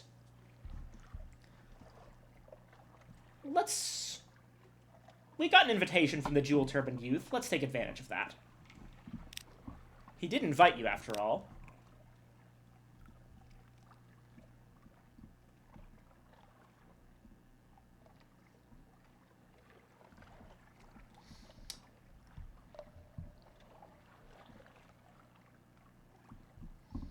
You are not entirely sure what you were expecting from the jewel-turbaned youth's invitation. Perhaps a candlelit dinner and a genteel seduction. It turns out to be an evening of card games and chilled wine with his rather eclectic collection of friends. But as the wine is drunk and the cards are played, the gathering takes on a certain political tone. A raggedly dressed artisan begins complaining of the Agnihotri's trade restrictions. A novice priest points out contradictions in Mihir's mantras. A stone carver questions whether his daughter should also have to follow in the same profession. Will you... The jewel-turbaned youth stares at you, licking his lips. Will you tell us a story?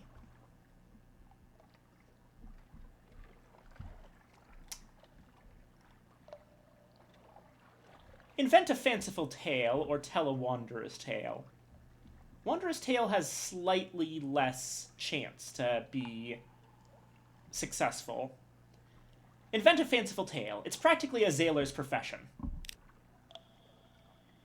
Perhaps the wine is muddling your tongue, or maybe the fungus smell is too distracting.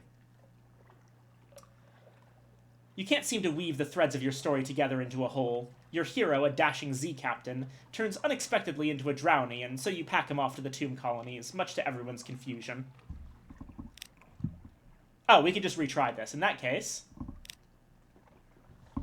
Your story sucks the light away from the room and tumbles into bleakness. Your voice rises and falls like the lap of waves against an iron hull. When you return to yourself, the Varchasi are weeping into each other's arms. The novice priest presses his forehead to the ground and prays desperately for Mihir to forgive him. The jewel-turbaned youth embraces you tightly, and you can feel the pounding of his heart against your own. Your story was like being touched by darkness, he whispers in fascinated revulsion. It has made me apostate. I will no longer walk in Mihir's light. You suggest that perhaps it was just a Z story, but he only shakes his head and sobs harder. Oh dear.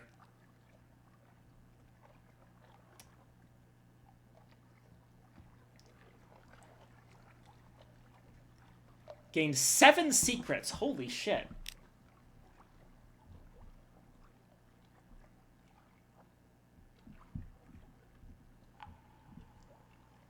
Entertainment and virtues. Let's see if we can get our terror down a bit.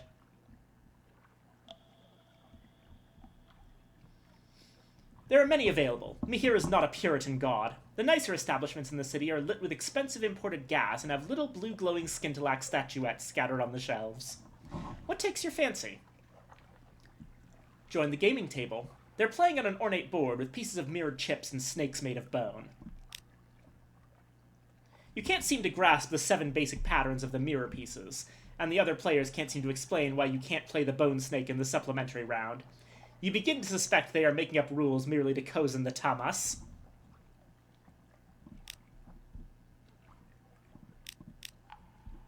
At evening, after the 5th bell, each tamas is assigned a room.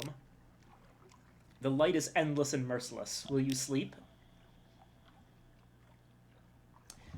All visitors to Varchas are given 1 night's accommodation in the city's only inn. It is a handsome stone mansion arranged around a pleasantly cool courtyard. Frescoes of city life are painted on the walls. Given how few visitors Varchas hosts, you suspect the inn is more usually used by philandering locals. Evening falls, or does it? The town's 5 principal mirrors are mounted on coiled spring mechanisms and alter their angles subtly to create the impression of evening. Across the city, the firekeepers throw pinches of colored powder into the lamps, and the quality of the light yellows to a softer brightness.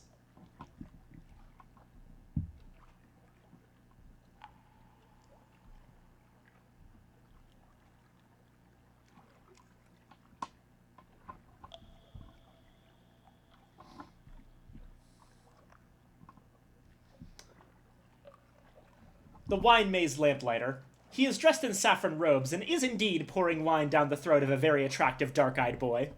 You could tell him his sister is looking for him. He starts up in horror, spilling burgundy red wine everywhere. His young companion looks irritated. "I'm late," he shouts. "Mihir, forgive me. The Agnihotri is going to skin me alive." He pumps your hand in gratitude. "Thank you, Tamas. I won't forget this. Here, take my arc jewels." We get outlandish artifacts.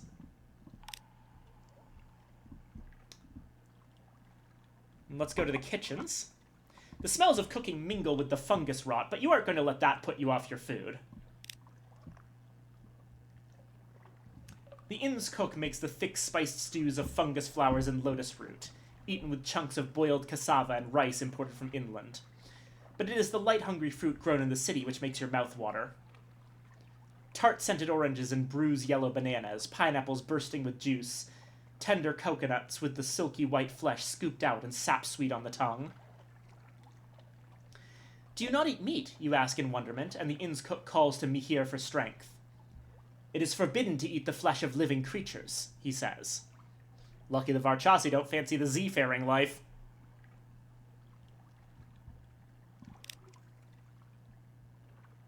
The bed is low and wide and draped with cotton sheets, stamped with vegetable dye patterns in muted greens and blues.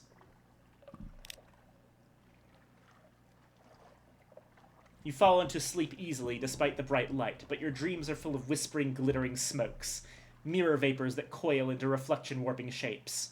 You see your limbs bend, your skin slough, your eyes twist. You wake with your heart pounding. Your nostrils are full of the fungal rot smell of Varchas. Your body is as it always was, but somehow that is not as comforting as it should be. Outsider time in Vartus is strictly rationed. Each morning at dawn, the guard visits the inn to eject any tamas they find. They are polite, but very definite. Return, the guard tells you, but not yet. With that, they usher you into the darkness beyond the walls. You blink mirror dazzles from your eyes. It's cold out here.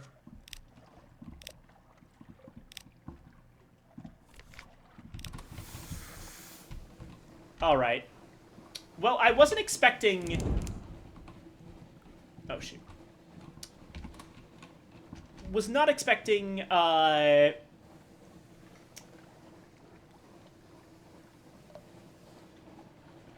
to get so much terror out of that, so I think I'm gonna have to go back to King Eater's Castle again. Oh, fuck. Oh. Those aren't the Blue Prophets, but I still don't want to deal with them. Milliner bats. I don't believe I've ever actually fought those before. I don't come by Varchas very much because there's not all that much to gain from it. They don't have a shop, and they don't really provide that many other, like, services. They're more of a story area, but they're kind of out of the way. They're in, like, a corner of the Untersee that tends not to have much in the way of, amenities, so it can be a little bit tricky to actually go around there all that often. That's why I put it off as long as I did.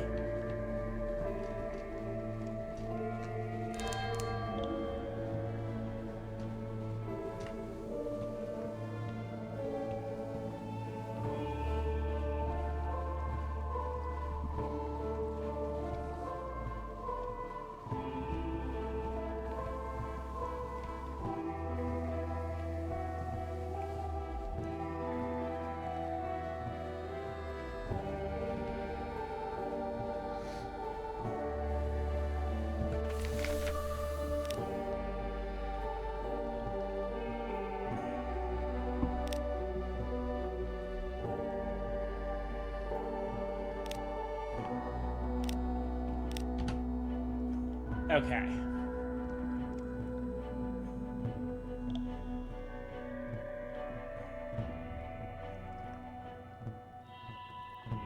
I'm gonna try... I'm gonna head up to... We're very, very low on fuel. I'm gonna head back up to Eastival, get some more supplies at the risk of losing a crew.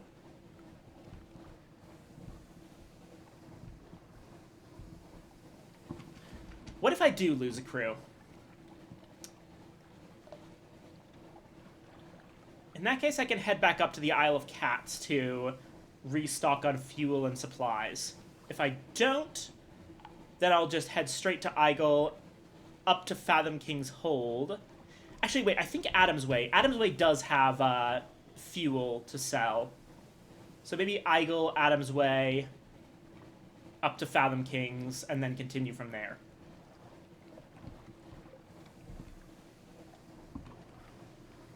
Getting more supplies will let us coast on that instead of fuel for a while. And our terror is in a place where we can afford to keep our lights off for a little bit. Not gonna lie, this is a little bit touch and go, but I think we can manage it. If we get lucky on Eastival, especially.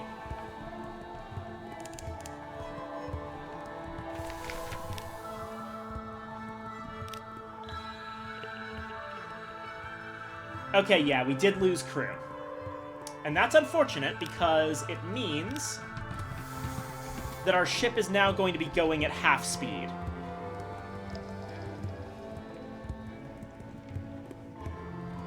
So in that case, we need to go back up to the Isle of Cats.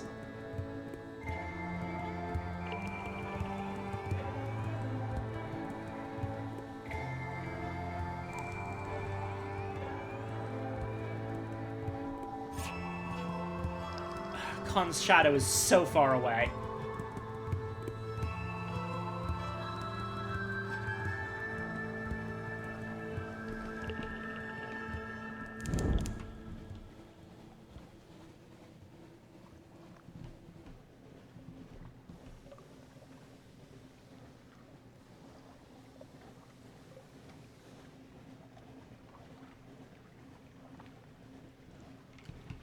Apologies, this is going to be slow going.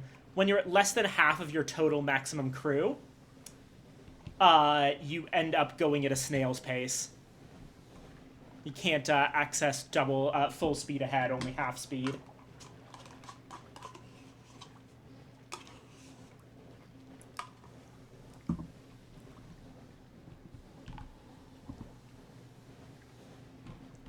In terms of places to pick up more crew,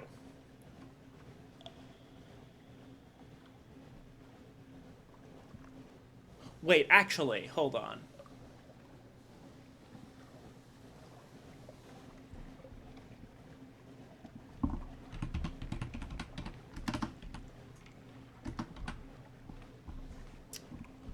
You can technically get crew at Fathom King's Hold.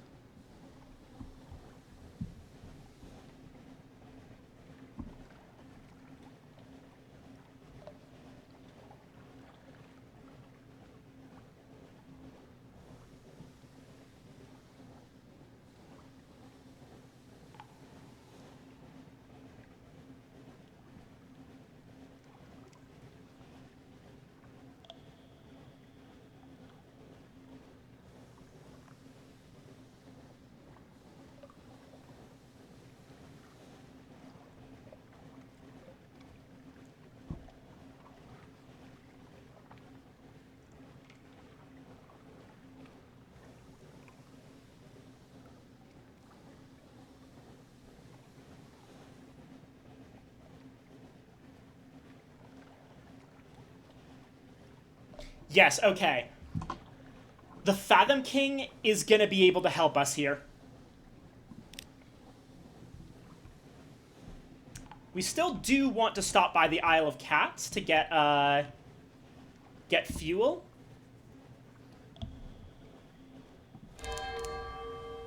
But we are actually golden. This is... Oh, no. Please go away.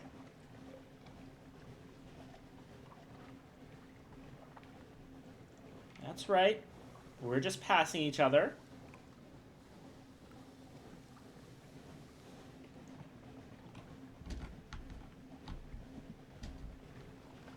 Oh God, we're still barely even close. Oh, shoot. Sorry, accidentally turned on... Oh, it's because I was focused on the chat window instead of the game, and I pressed M to unmute. My bad. Yeah, okay. So...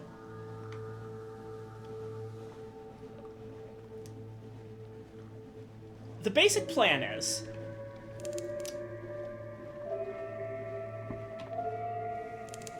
after we swing by the Isle of Cats to pick up fuel...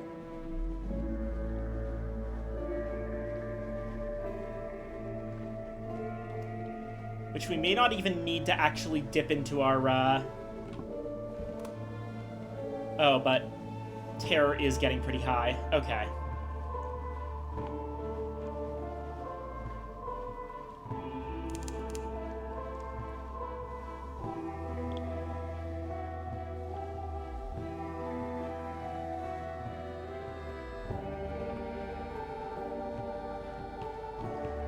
can get up to 6 more fuel.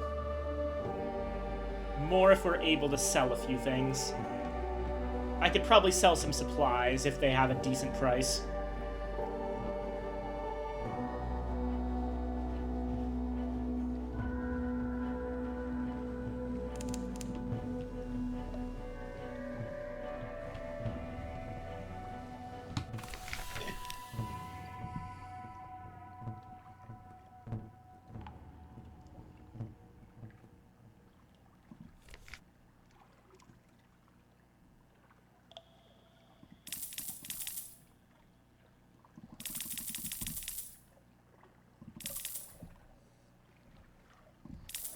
$11 of each, okay.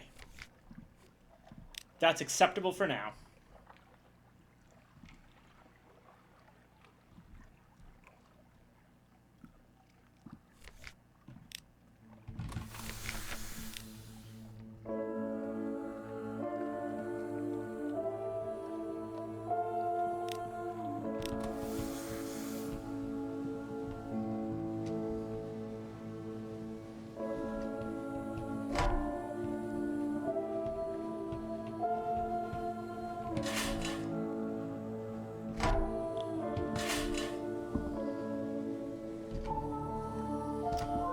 Now we make the very slow journey to the Fathom King's Hold. Oh, fuck off, Pirate Poet, please.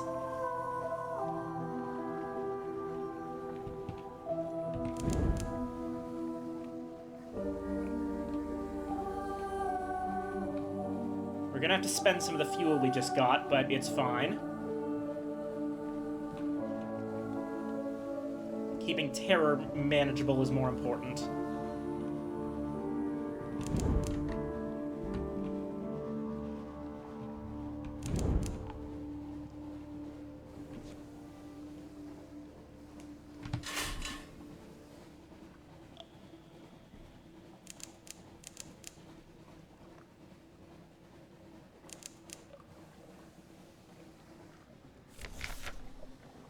Oh, for the love of God. Okay. Oh, God. We lost another crew. Okay. So we're gonna have to do this a couple times. Yipes. Okay. Luckily, we have enough Skintalack.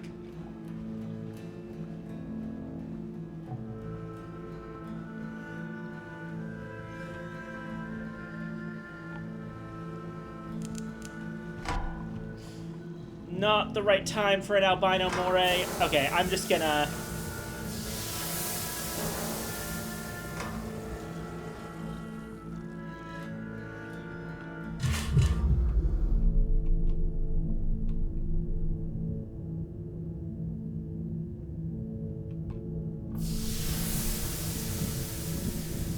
reset enemy spawns by diving, and then go right back up.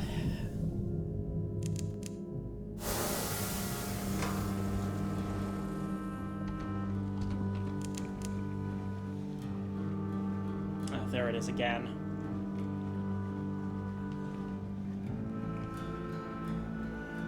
Stay away from me.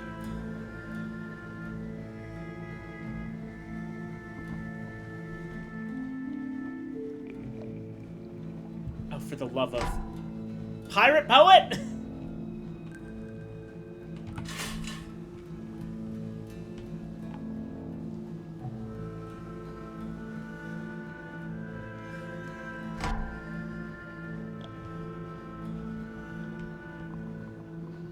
Pirate Poet's weapons do about 4 damage. We can stand to take 4 hits of that. 5 damage. 3 hits, actually. Okay, okay.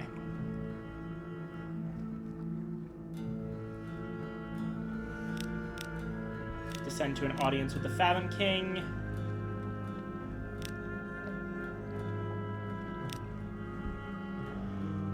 Okay. I have come to plead for a Zailor's life. Perhaps it's someone you knew. Perhaps you're feeling philanthropic. Perhaps you're simply desperate for crew. A wall puckers open, and a guard in a thorned exoskeleton brings in a shivering Zailor. "Captain!" she cries.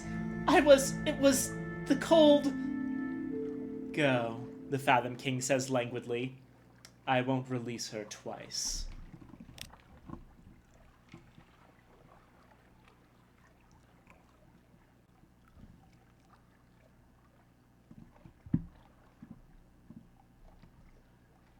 And...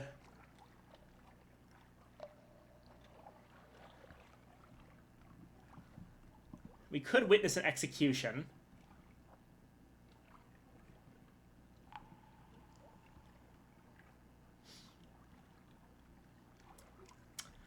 Two silent guards in thorned exoskeletons drag a babbling drownie forward. No, she shrieks. I am no friend of spiders. I have never purchased silk. It was a gift. Your complexity. I've always been loyal. Oof. But I'm actually going to ask a boon of the king. Sea bounty. Rosy flesh, the king intones, won from the water. Taste it in good health. He waves a gracious hand while his waters thresh. The audience is over. As you return, crab slaves carry ice boxes filled with sweet fresh meat, pink as dawn.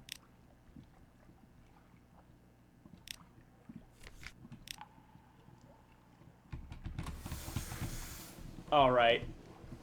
Now we actually have our speed back.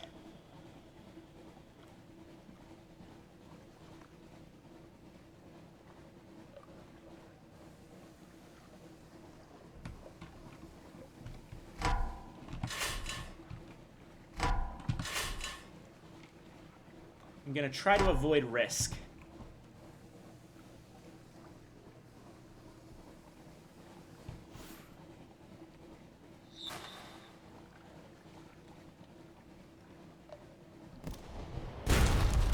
Yipes, yipes, yipes, yipes.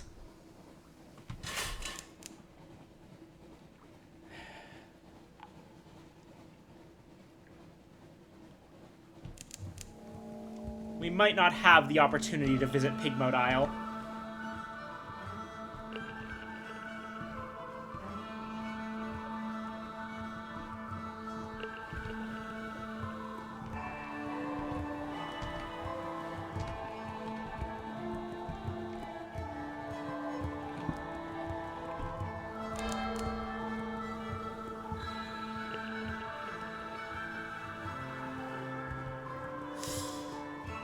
Waxwind and the Blue Prophets I saw in the corner of my eye.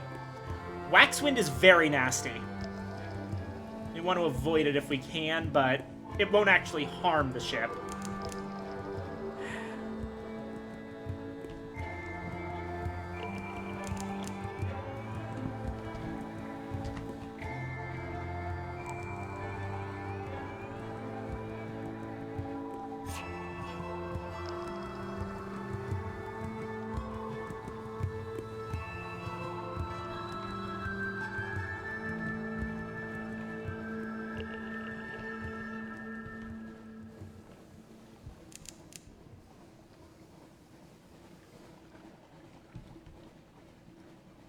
Alright, we're at the Carnelian coast. This is at least somewhat safe.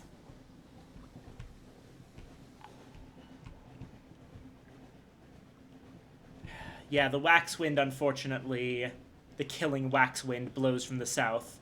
Engines labor, sailors cry out and fall.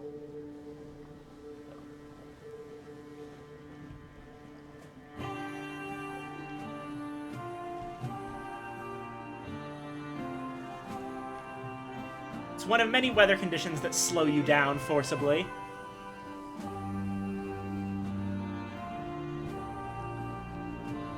Okay.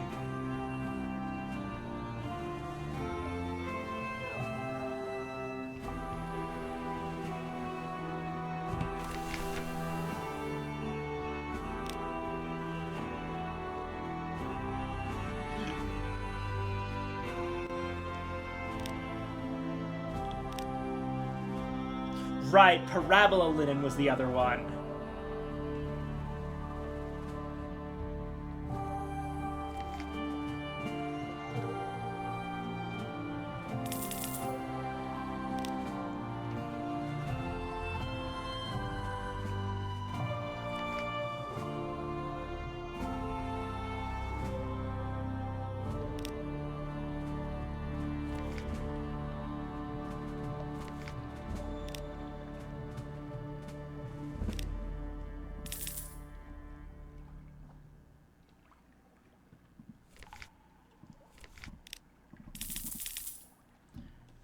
We're going to get 5 Dark Drop coffee beans, and the next time we head to Irem, we're going to trade that in for linen.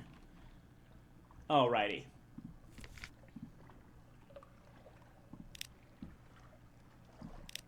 Call in at Heart's Cross. We can use Murgatroyds to reduce our terror a little bit.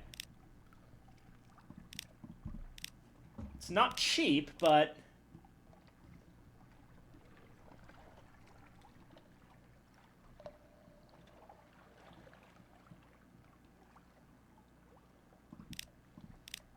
we can go down to 36 terror. Insinuating an agent into Port Carnelian. Your agent vanishes into the Carnelian crowds. Within the week, they will have found lodgings, friends, rivals, and victims. Okay, excellent. Our spies need romantic literature. The Connet. That's going to be tricky.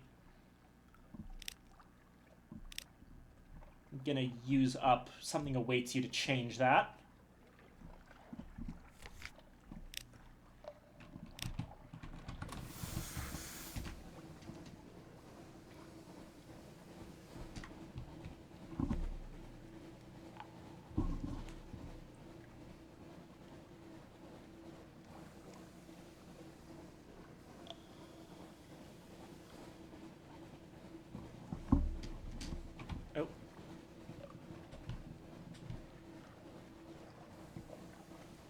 Oh, that's bad. That's bad.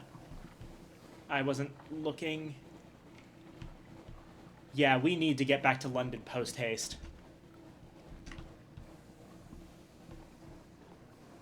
We are at actually just 2 hull.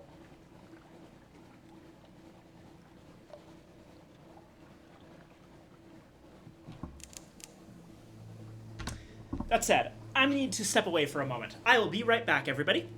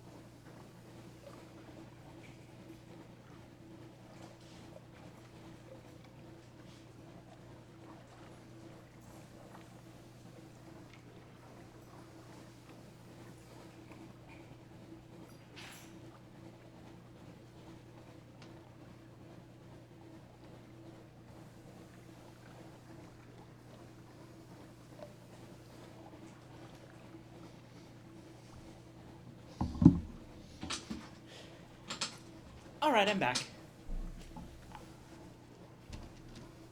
Okay.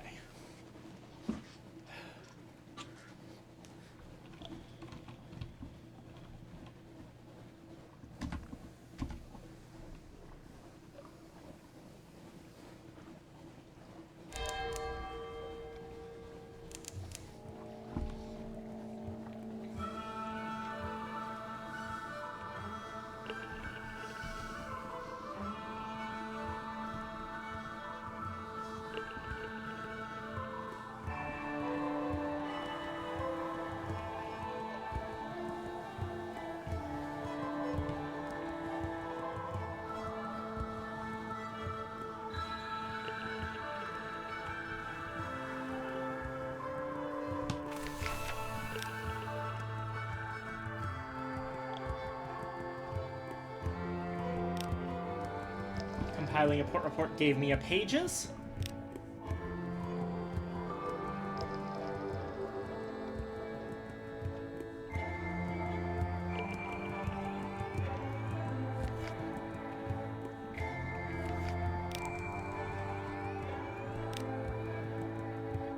The Gesundheit conspiracy is open for business.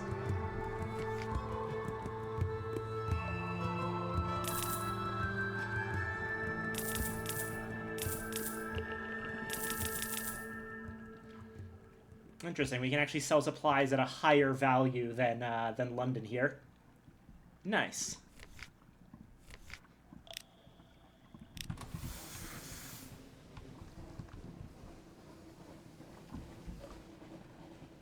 Alrighty.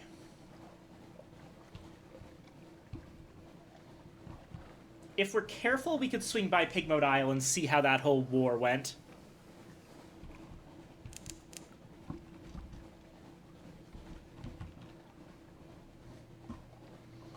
I'm hopeful but prepared for the worst on that regard.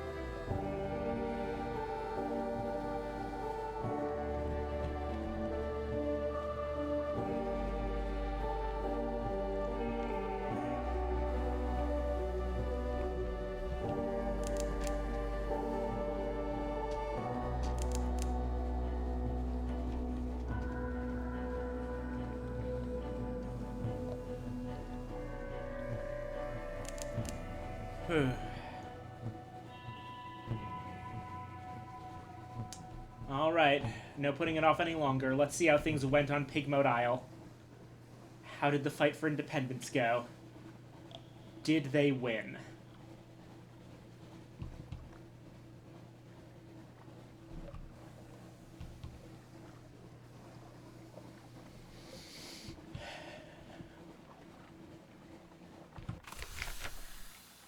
They did not. The fall of Pigmote Isle. Pigmote's fight for independence is lost. A vicious fog curses what remains of its civilization, turning any water it touches to black tar. The twitching bodies of rats and cavies lie in the streets, black jackal masks nailed to their faces. A lingering smell of burned fur catches in your throat as you leave. There's nothing more to be done here. At the end of a dream. A few pieces of scintillac catch your eyes, you return to the ship. You take them with you, along with the story of this place.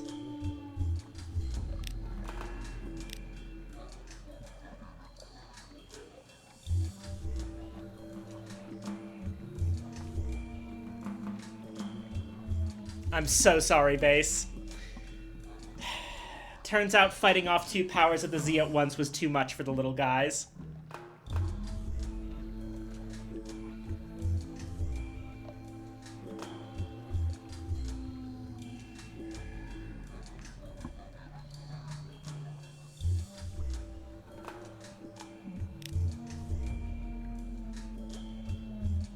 Tiny glimmers mark where the rodent's treasure met its end.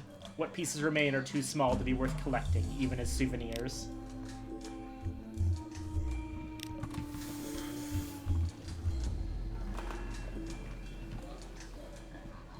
Yeah, it's tragic.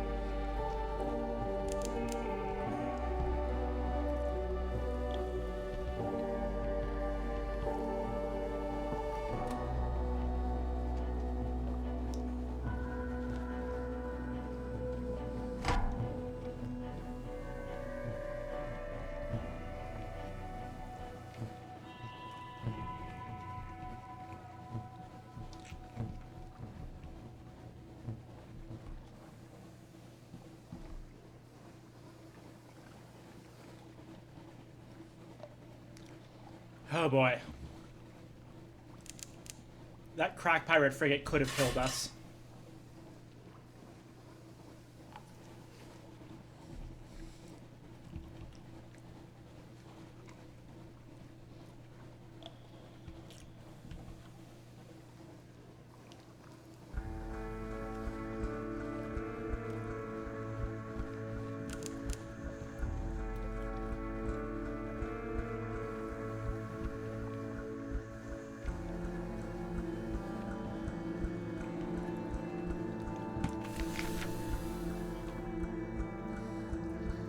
Ah, right. I had some suspicion. But thankfully, the revenue men aren't going to find anything.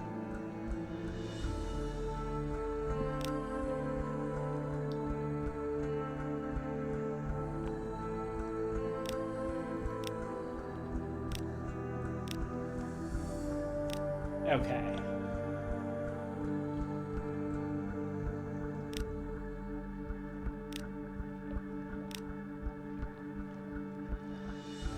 We're definitely hiring on more crew.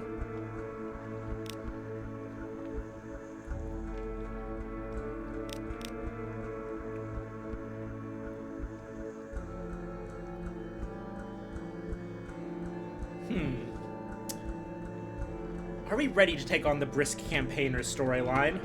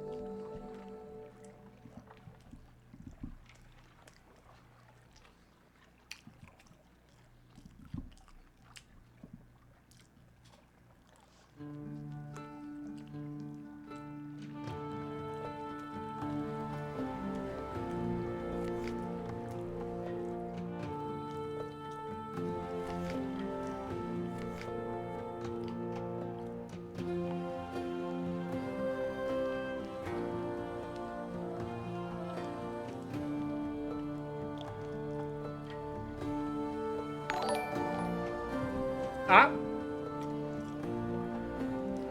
Spirit Benui, thank you for the follow, sweetheart. I was just checking over some things, but I appreciate it. How are you? How have you been? How's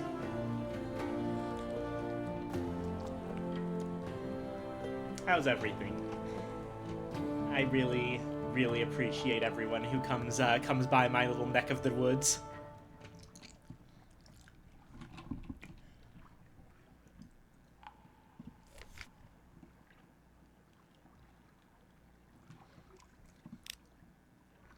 Let's see here.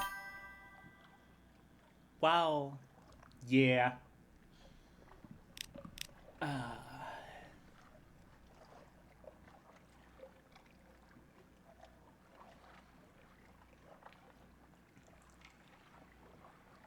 Yeah, okay. I believe a mutual friend clued me into you, so I figured I'd hop in and say hi. Oh, wonderful. Well, thank you very much for stopping by.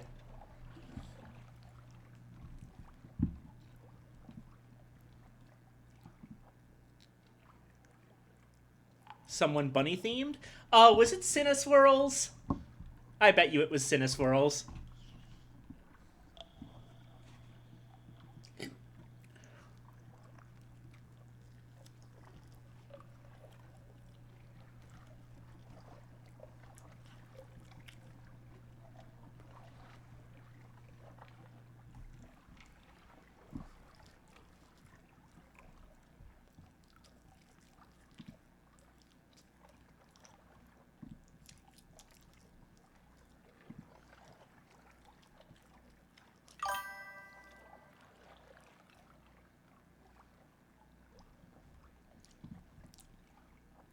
Indeed, I am an undead rabbit or something, lol.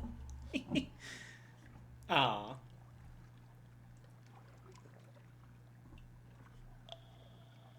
What the heck do you... Seribot, what the heck do you mean, possible ban evader? What? No. Or no, sorry, that's not Seribot, that's just Twitch.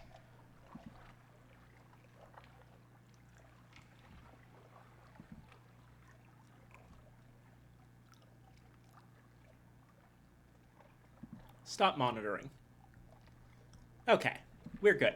We're good.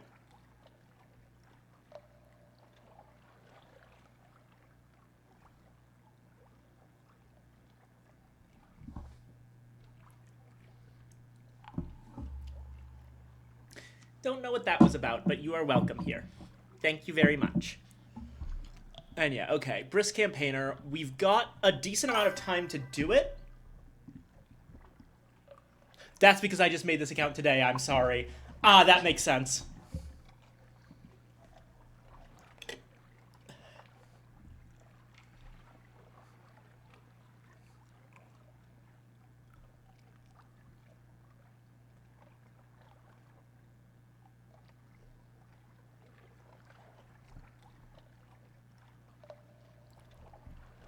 Okay.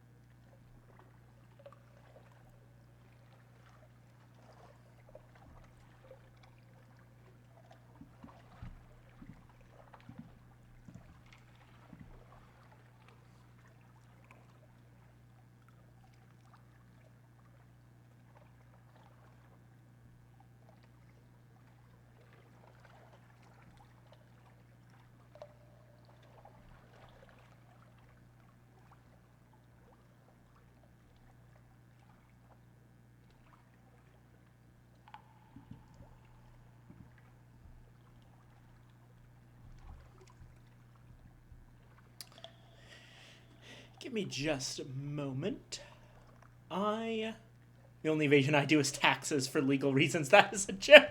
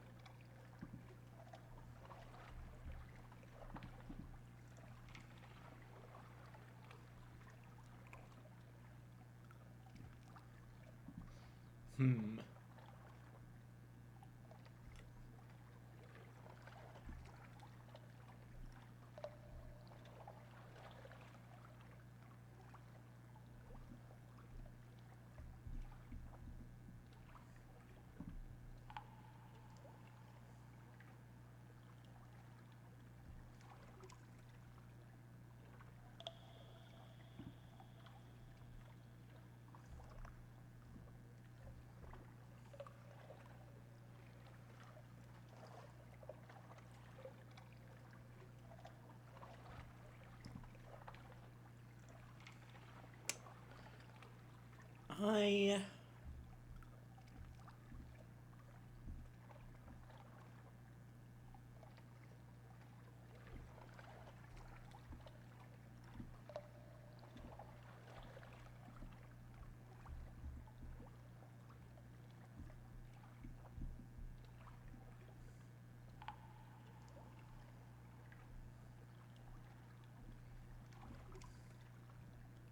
Where the heck is it? I'm just trying to figure out, like, for the record,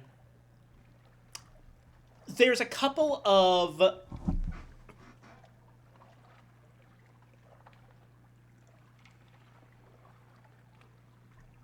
there's a couple of timed things that we might want to do.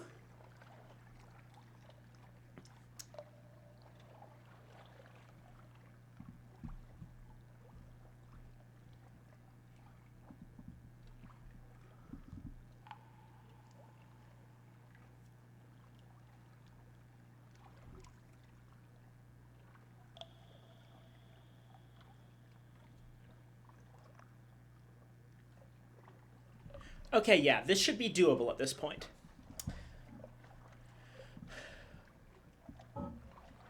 And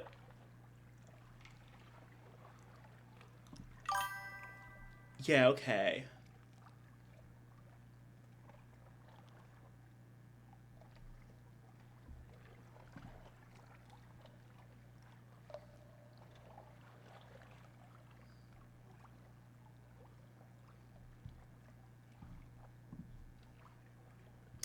I have no idea what's going on, so talk it through. What are the options? Got it.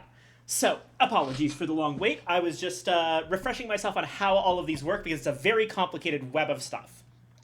So, the Brisk Campaigner has a timed storyline. Basically, as soon as you learn anything more about her,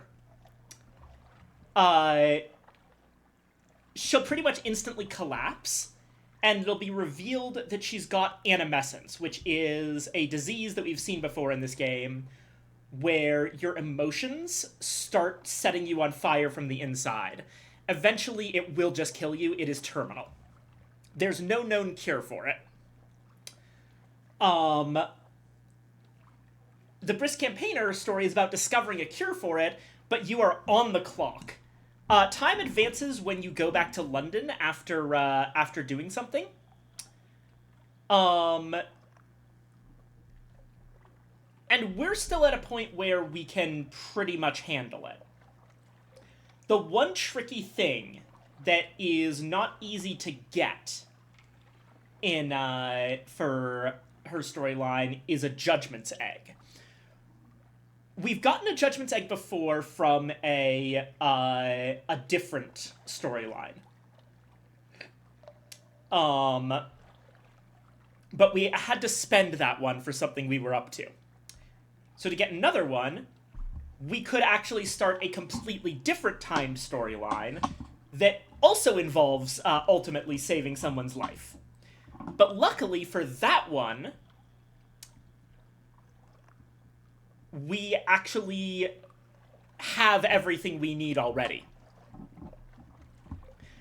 So if we take on the Brisk Campaigner and start up the second timed thing, we will be able to use one to effectively start up the other.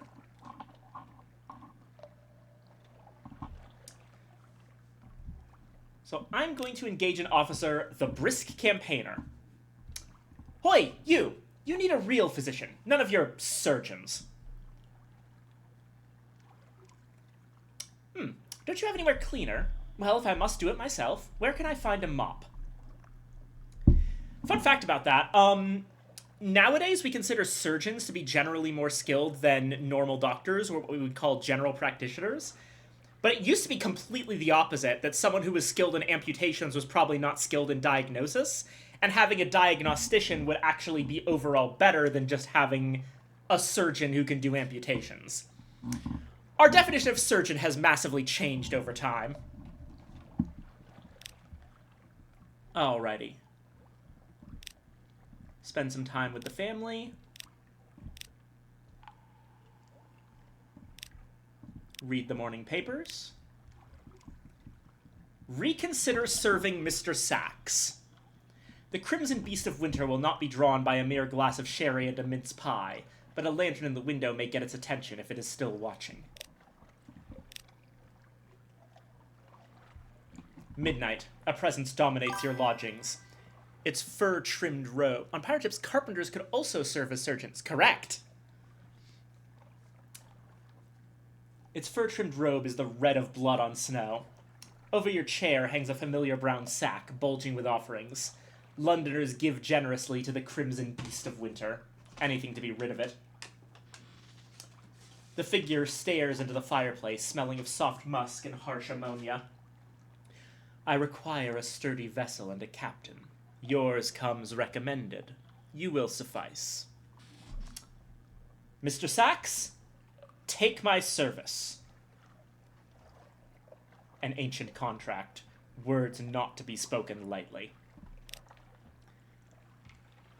The beast withdraws its hand from the fireplace, examining it. Packed lacquer, neath snow. It disappears back into the incarnadine robe.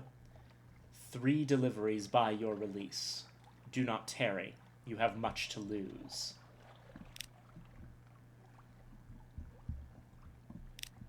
Rest in the elegant townhouse. I'll do it once more to get terror down to 0.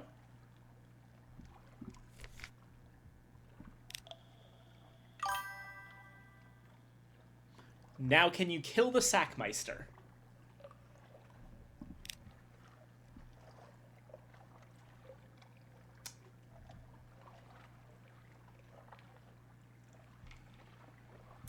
The Crimson Beast of Winter lurks in your hold. This is not a healthy situation for you, your ship, or your crew. The creature calls for you. It is time to begin. I'm nearly done with my doctoral degree for pharmacy and ultimately becoming a pharmacist. Trust me, diagnosticians are still preferred over surgeons. Oh, is that true? I actually did not know that. I thought that's been reversed at some point. You always hear, surgeons being talked up as, like, medical geniuses in all sorts of media. I did not realize that it was, that diagnosticians are still preferred.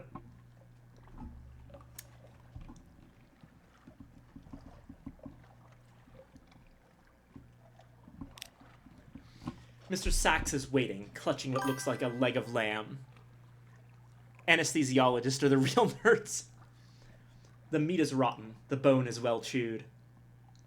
A fool sought a name that devours. It devoured him. A lifetime's wealth wasted on cravings that can never be satiated. When all was eaten, he stripped the meat from his fingers in search of solace. Still, the hunger gnawed and screamed in his belly. He thought this pitiful offering of poison might free him. Debts are not so easily paid. Deliver to Khan's Heart or Pigmote Isle. Okay.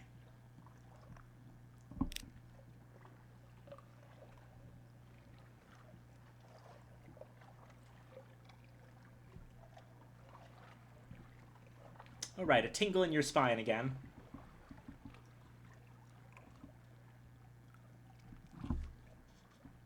Why not go for a stroll?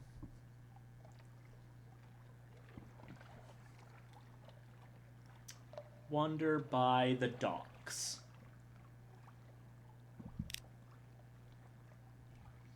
The dockers are engaged in their labor, loading and unloading cargo. You pause by an abandoned warehouse to watch. What's the time? The sun has set. The moon glows. You enter the barn and throw yourself into the hay. The owls are quiet tonight. Maybe the warmth of the day has them tired, too. The vibrant lady isn't tired, though. You grin as she opens the barn door and stands full lit in the light of the moon. You wake in a dank warehouse atop an old sack of mushrooms. Your pockets are lighter. Someone has robbed you in your sleep. Right, yeah, the tether memories are still hitting us.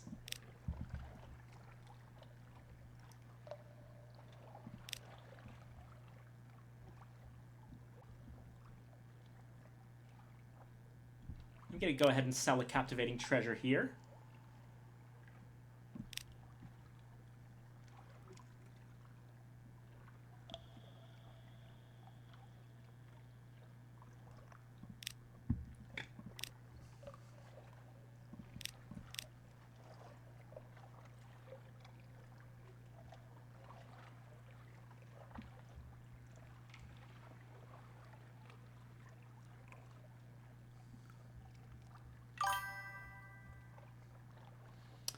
Surgeons are geniuses, don't get me wrong, but surgeons are far more specialized. If there's something wrong with you, you'd want a diagnostician every day of the week. They're the professional generalists. Anesthesiologists willingly deal with effectively poison every day of the week. They're the biggest nerds by far. They touch the drugs we really don't want to, even as pharmacists. Neat. I always love learning new things. One of the perks of being a streamer is I get to meet so many different people and learn so many like little things just from talking to people. It's always a pleasure.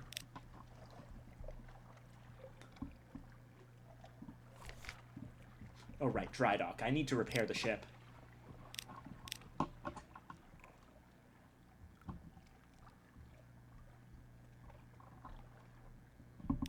Cotterell and Hathersage.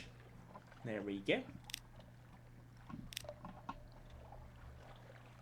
Now for the port reports.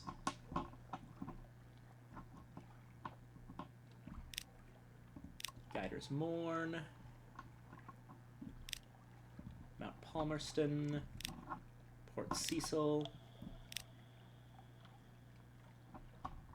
Pigmoat Isle.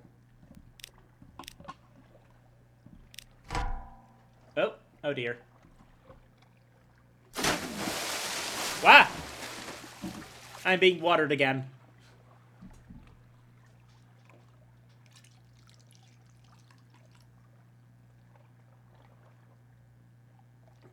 Thank you, Bimpy.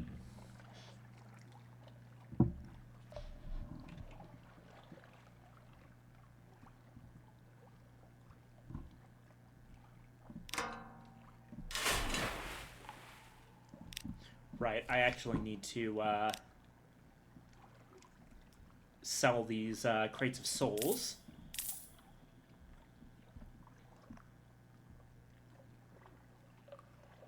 Could you imagine if the Hydrate Redeem was the sploosh sound effect from that one Wind Waker minigame? Oh, I should have done that. That would be so good. I might change that at some point.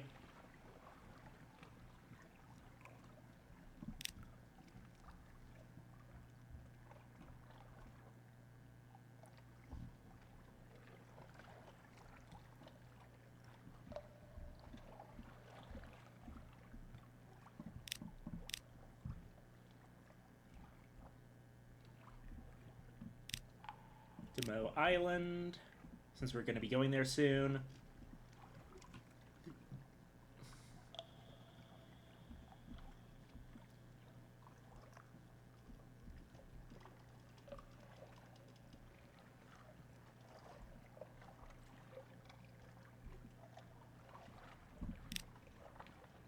Port Carnelian, and now we are out of space.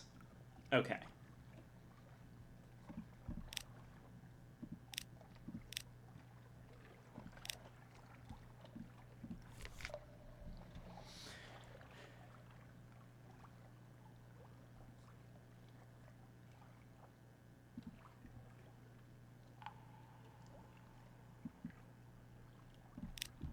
Here's the brisk campaigner.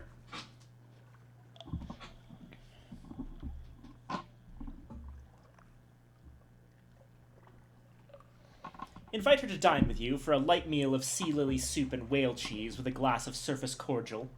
The brisk campaigner's tastes are expensive. The Muttersalt ensures that the conversation waits until after dinner coffee. A certain reserve. Medicines, practices, techniques, knowledge. I'm at sea to learn. It's not as if... I don't mean to be discourteous, but you don't pay well. Not compared to the Empress.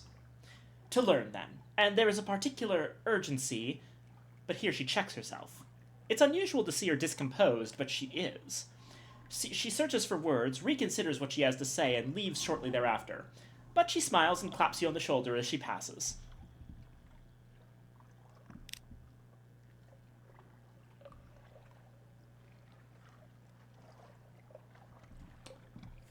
Let's also take a moment to increase some of our stats. These days, we're mostly having trouble with Veil's challenges, so...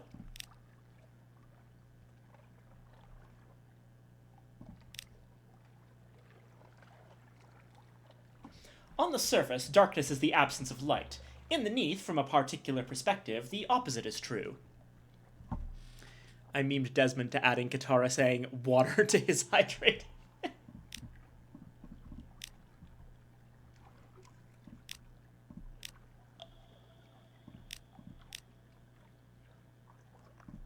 Alright, I'll go up to there, because I think I need some secrets for the Brisk Campaigner storyline.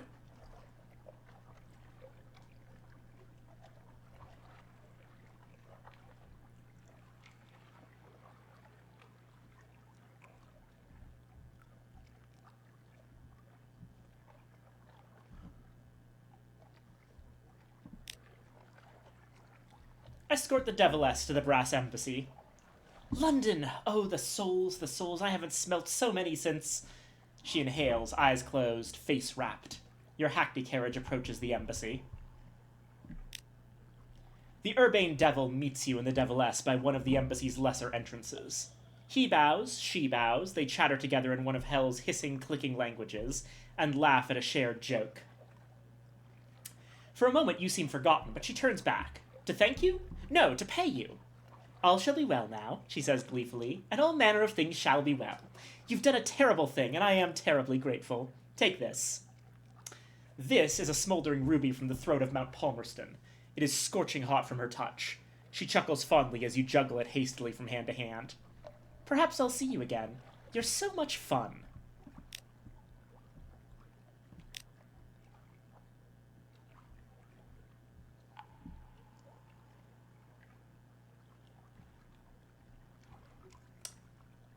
We can continue this story, but I'm going to wait for a minute. It'll make more sense. All right. Anything else?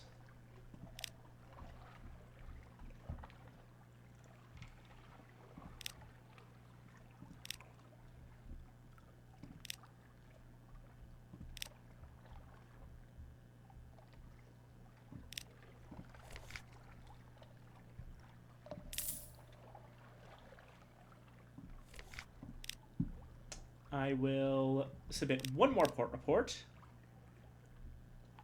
The one for...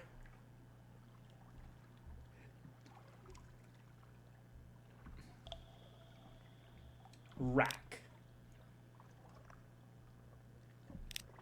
Okay.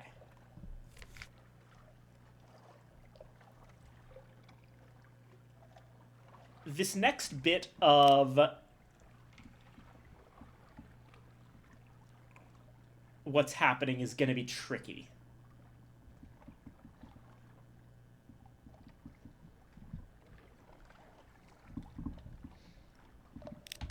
Because we have to keep our hold space in mind at all times.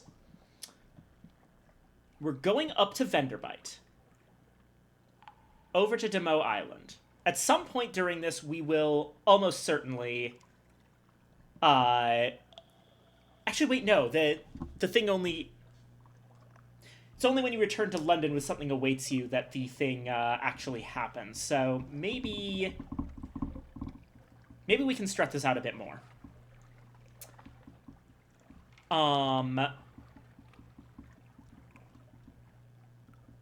Anyway, up to Venderbite, Demo Island.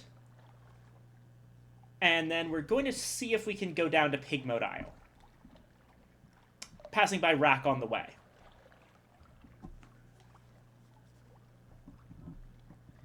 If Pigmote Isle doesn't work, we'll have to go to Consart.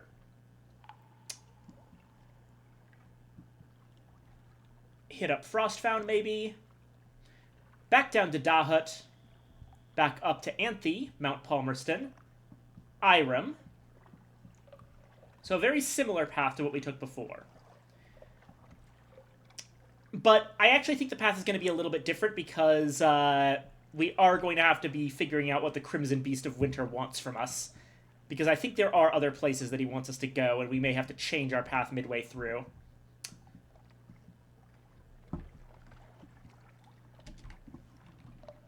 Alrighty.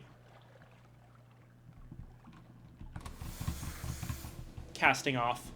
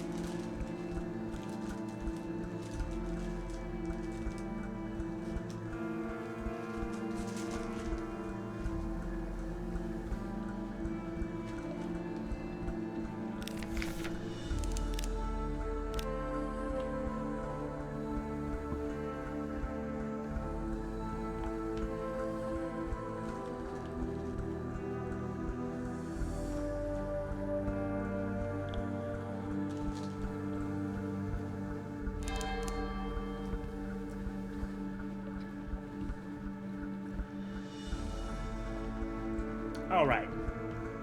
We are approaching Venderbite. That'll allow us to increase Rack's general state. We only have to do this one more time after that, and Rack will actually be prospering.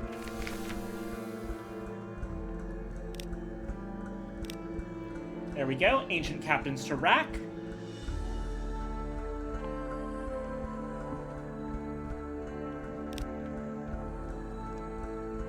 Gather gossip. And explore. This is the one, Sweeter scents draw you into a shop which sells candles. Lilac, lavender, honey.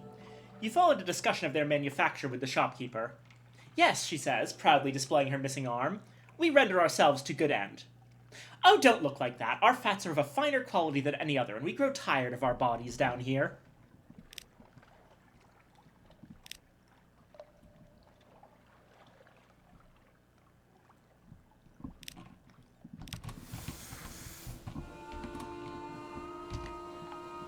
Alright, Demo Island next.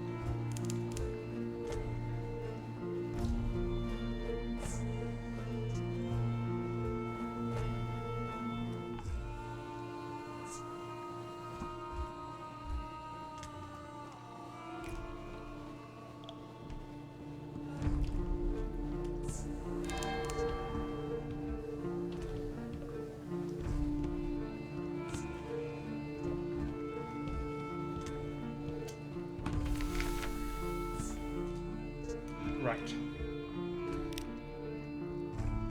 Now, as we've been doing, we're going to trade 2 strange catches for a long box.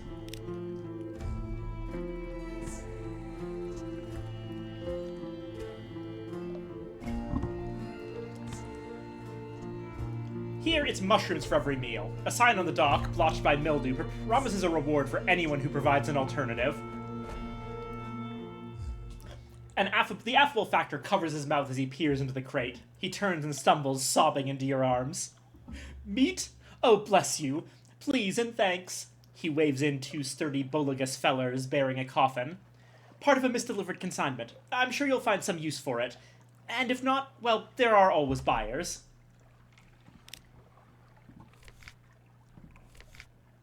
We do have a use for it.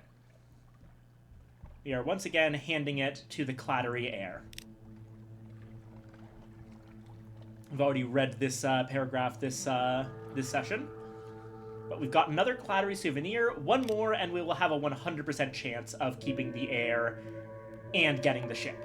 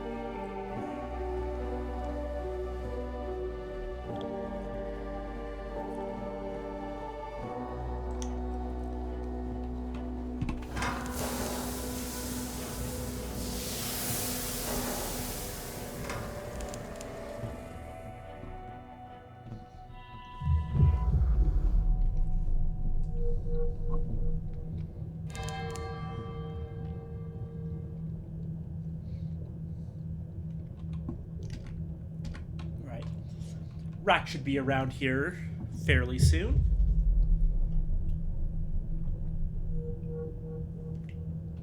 Just gotta remember not to point my light at literally anything, because it's a rack ship. It's a wreck ship. It's always a wreck ship. It will never not be a wreck ship. Oh, damn it.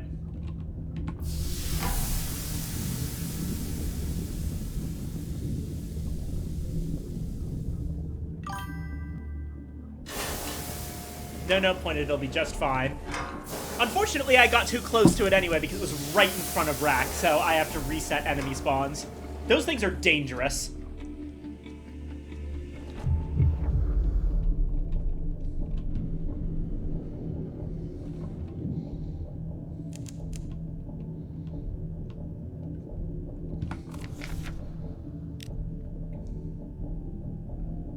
Right. Vendor Bite's gonna be the last one. Port report. State of the city is...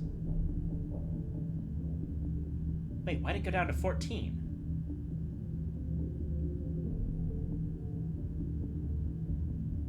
Wait, does it go down...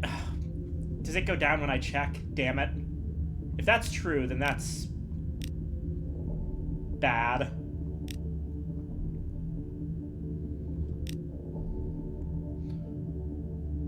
Did that one already?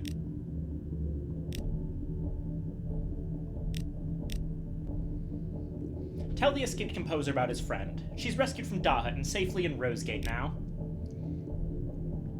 You report on the escaped prisoner, on your journey together, on her arrival in Rosegate. The composer listens intently. She wasn't the despairing kind. Her courage kept me sane as well. Perhaps you've wondered how I came to escape without her. He continued without meeting your eye. The drownies kept me a long time, hoping I would choose to drown as well. When they saw that I was not bending, they offered me freedom if I would compose a special song for them. One that would sound less alien to human ears than the drowning music, but that would create a longing for the cold and dark of the deep sea. I did this, and they set me free. But since writing the song, I have not wanted to leave the Z-floor. I have a family in London, but it seems so far away, so loud and brightly lit. Better to stay here, where there is nothing to jangle up the melodies I am hearing in my mind.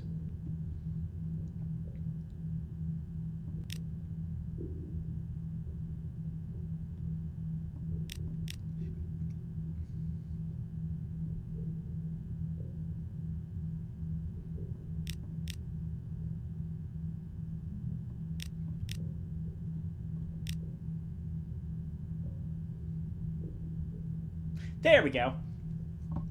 Tether melts in your mouth.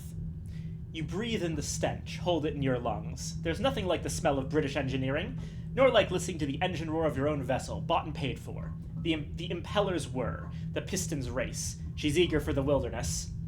The sharp driver salutes as she enters. Cargo's loaded. What are you lugging this time? She adjusts her smoked goggles and fakes a Barker's effusive tones. Murgatroyd's inestimable frontier supplies. Affordable, reliable, a taste of old London. You both pull faces. Oh, that's fascinating. Turns out Tether doesn't just give memories of alternate pasts, it also gives memories of alternate futures. This is referring to stuff that happens in sunless skies. Yeah, a partnership will be founded. This is the future. Interesting.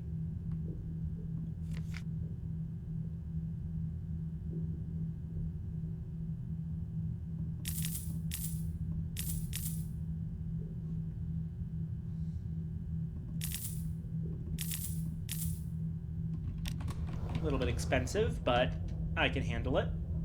Alright, now down to Pigmoat.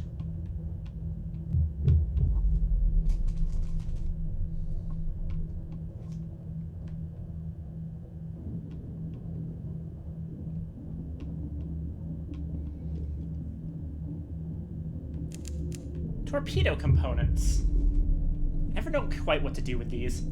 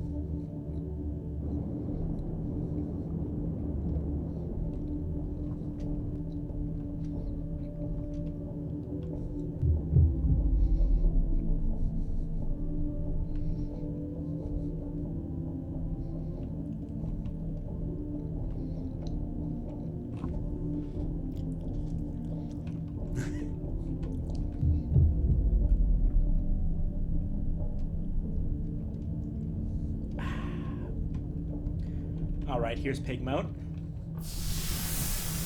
We're running low on oxygen anyway, so might as well surface right here.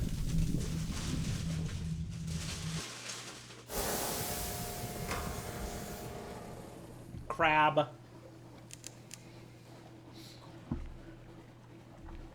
Oh, and actually a gillifleur. That'll be useful. Let's take a moment.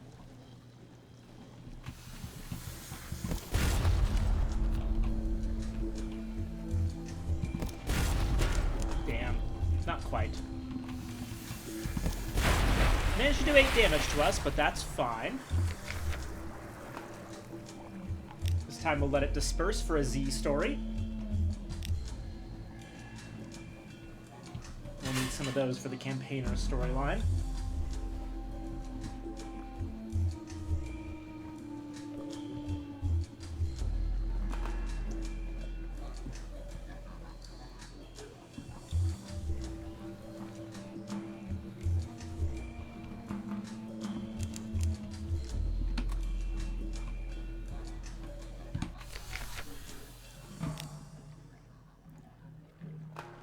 The Crimson Beast of Winter lurks in your hold. This is not a healthy situation for you, your ship, or your crew.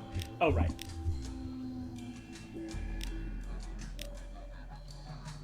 A sad tale of failed ambition. A delivery for Mr. Sachs. This should be far enough from London.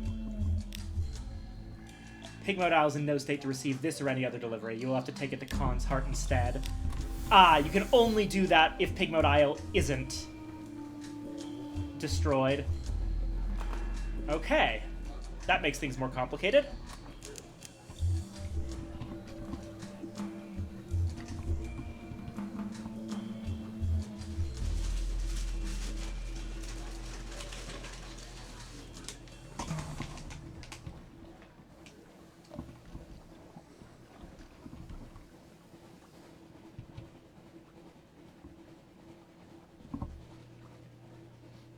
Alright, at this point our original plan is pretty much scuppered, so we need to improvise.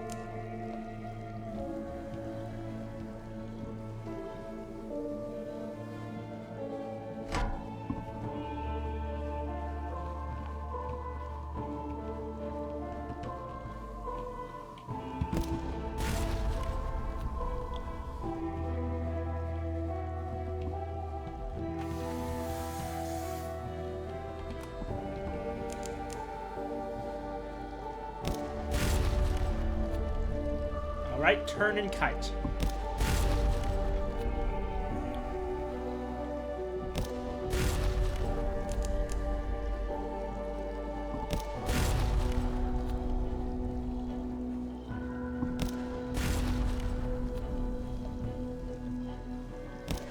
About 3 more hits.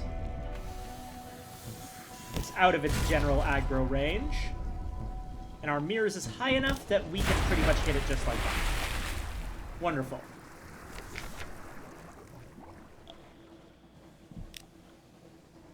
Butcher it for hunting trophies, Stygian ivory, a wooden corner shows, some kind of case or box is encased in the salty jelly. Wait, seriously? Oh, no, it's wine. Okay. It seems intact, although who knows how the taste may have altered. Perhaps you won't tell the buyers where you found it.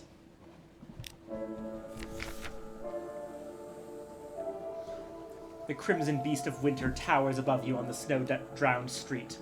Its sack open wide to receive your offering. I will take all you can give. I will take everything you have. I will take more. Mr. Sachs, take my best regards. An old Londoner's trick. It can work. Once. Mr. Sachs is silent for a moment. May you experience all the generosity that you deserve, it intones, stepping into the darkness and taking the light and all memory of light with it. You wake up in a cold sweat, fumbling to light the lantern beside your bed. Just a nightmare, but one that leaves behind a sixth sense of something barely averted.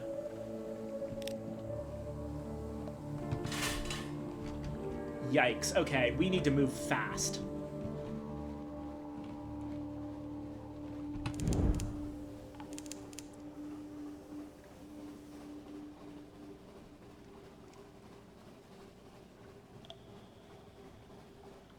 The extremely unfortunate thing is that Khan's heart is very far away from London.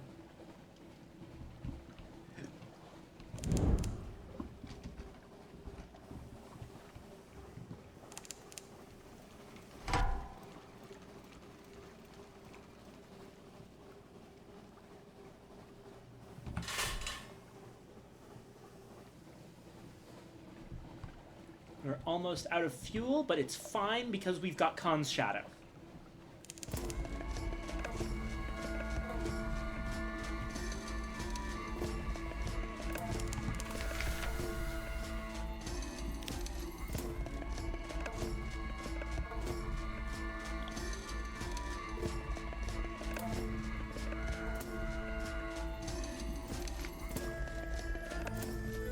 Sell the wine.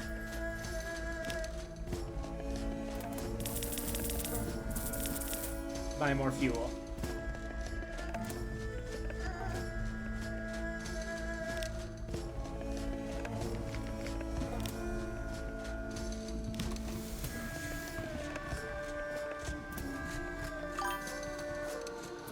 Alright, I'm off for the evening. I was told by the mutual that introduced me to you to say, Zero says hi. It sounds like we have D&D stuff to discuss at some point.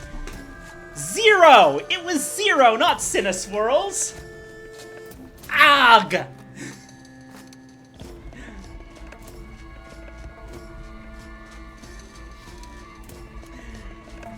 Well, I will be sure to thank Zero, and thank you for coming by. I appreciate it a lot. Have a great evening, Spirit Benui.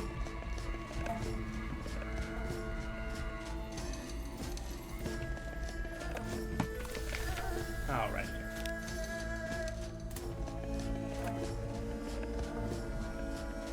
A delivery for Mr. Sachs. This is far enough from London. It will suffice. The copper quarter pulses as the feast rages on. Its people gorge themselves too quickly to taste the food on their lips. Their cheeks bulge and stomachs swell, but still they eat. The white and golds wade in to silence the growing mob before it can escalate further or set its sights on the royal food stores. Valiant guess, though. Lily is the name of the Discord server should you ever need to scheme against them. Alright. Thank you, Lily.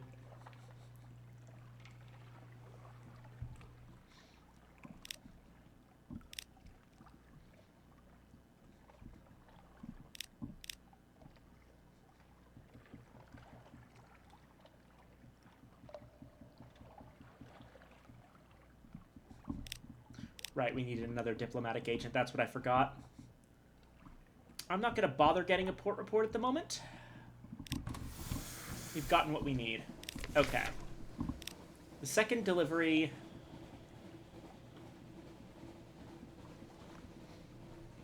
Mr. Sachs produces a jeweled bird. The thief thought it would bring her riches. Perhaps it would. But when the gracious widow and the cheery man both covet what you stole, more money ceases to be of concern. To offend one or make an enemy of the other. She sought a third way. A moment of inspiration that came too late. We want no part in this feud. Settle it. Okay, Isle of Cats or Mutton Island? Oh god, those are both so far away. Okay,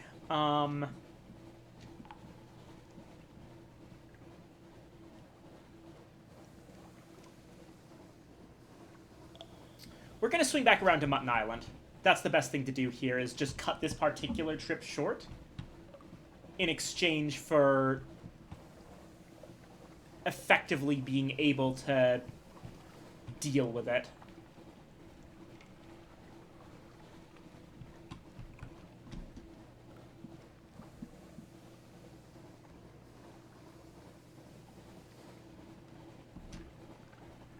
At the very least, I'm going to hit up Irem. That part of the trip hasn't changed. I just have to make absolutely certain that we don't get completely eaten by the Crimson Beast of Winter.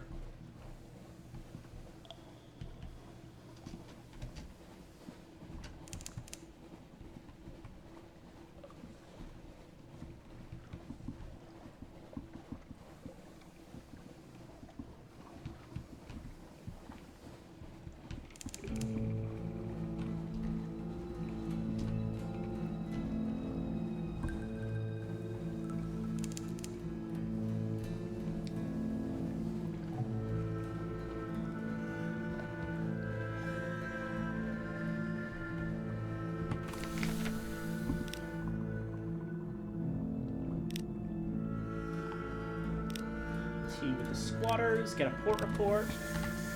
Actually, wait, no, hold on. At some point I want to go back to Dahut. Okay, so I do have to do that as well. Shoot.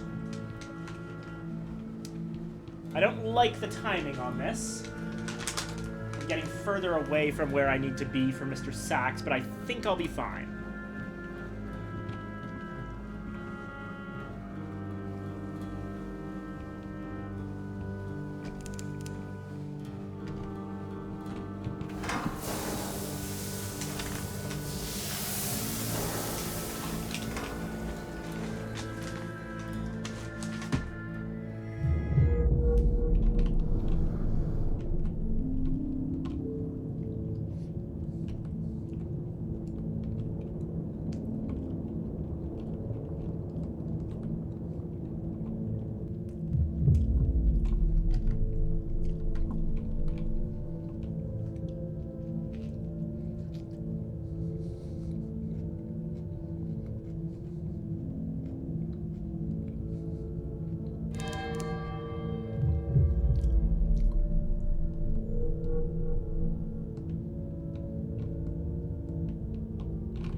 Oh.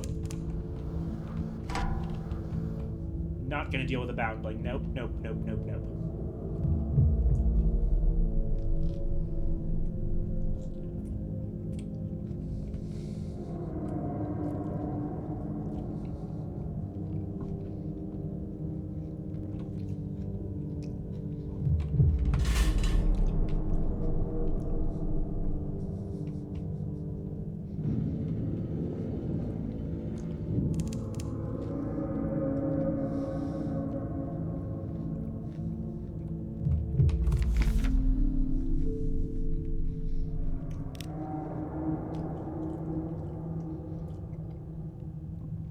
Right, stay a while in Dahut. Here we go.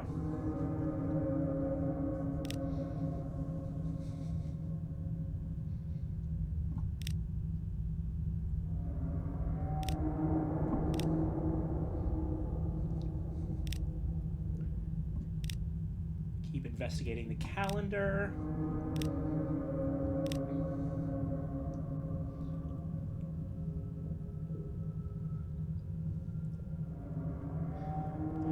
Okay, we've got 25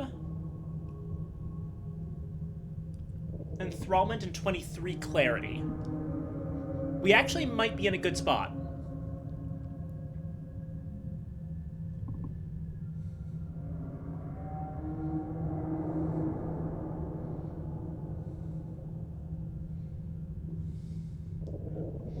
Midsummer Festival. A memory of the surface.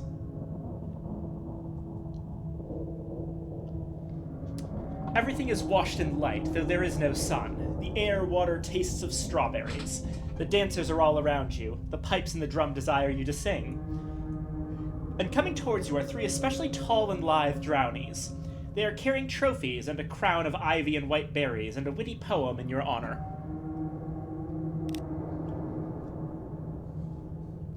The shadow of the cathedral spire moves across the grass, but slowly, cast by no particular sun.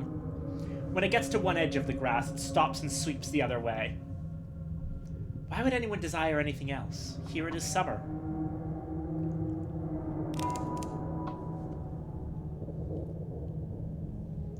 You see the long midsummer afternoon and the people celebrating. You see the deep sea and the drifting dead. If you listen, you can hear the songs of both at once. They do not harmonize. They produce some third song between them. We now have one Drowny song in counterpoint.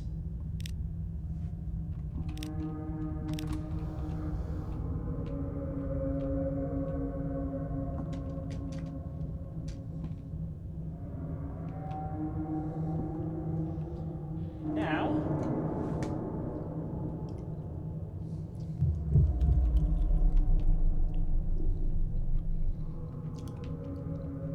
we go up to Anthe.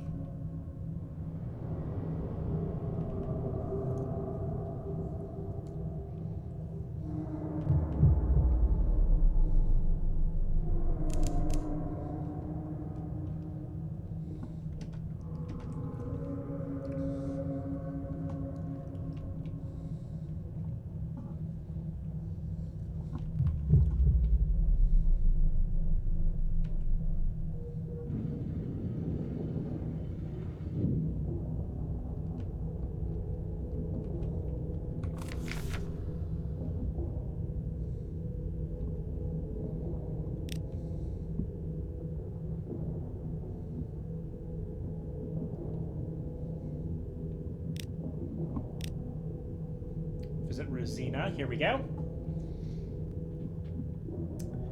Okay. Sing the Drowny counterpoint at extra length and subtlety.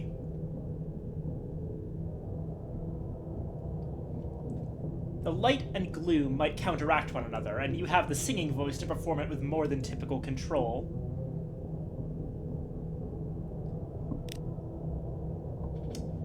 Rosina braces herself in the ice bath and prepares for the song. You cannot replicate exactly how it sounds in the air water of Dahut, but its contradictions come through clear enough. It is hard to take either joy or sorrow too seriously if you believe the song. You sing for a long time. Rosina looks ever more meditative and tranquil. One of the onlookers takes off his robe and leaves the room before you finally finish. You lost the Drowny song and counterpoint we just got, but gained 11 Rosina's health. New total 21, nearly recovered. Did we just... Holy shit! One go! One go! Witness Rosina's recovery. She has been looking better and better.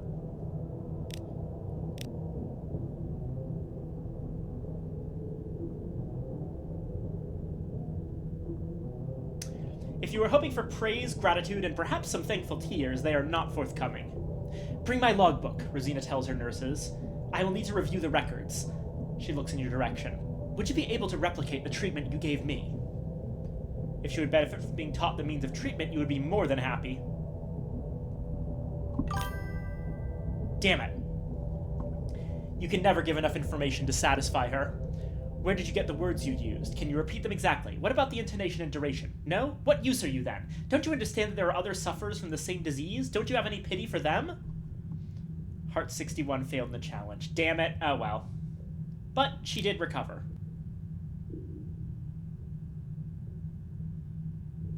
Ask Rosina to rejoin the 7 against Nida. She was their healer.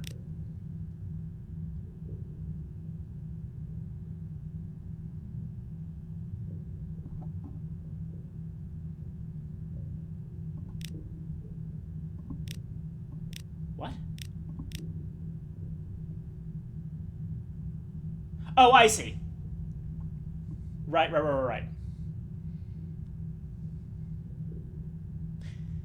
Deliver a love letter to Rosina.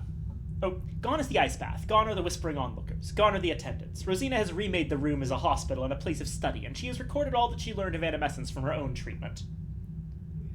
Deliver a love letter to Rosina. She smiles at the author's name. Rosina reads slowly. After a sentence or two, she looks in your direction. Her expression is fierce, as though you were talking in church. You step away into the other room until she is ready for you to return. When you do, she says, "Return to Lorenzo and give him my love. It's too late for me to assist Lorenzo, if I ever could, but if you do happen to see what is born from him, it will be worth remembering."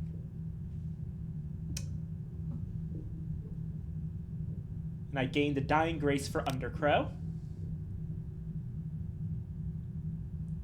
How did she come to take animescence?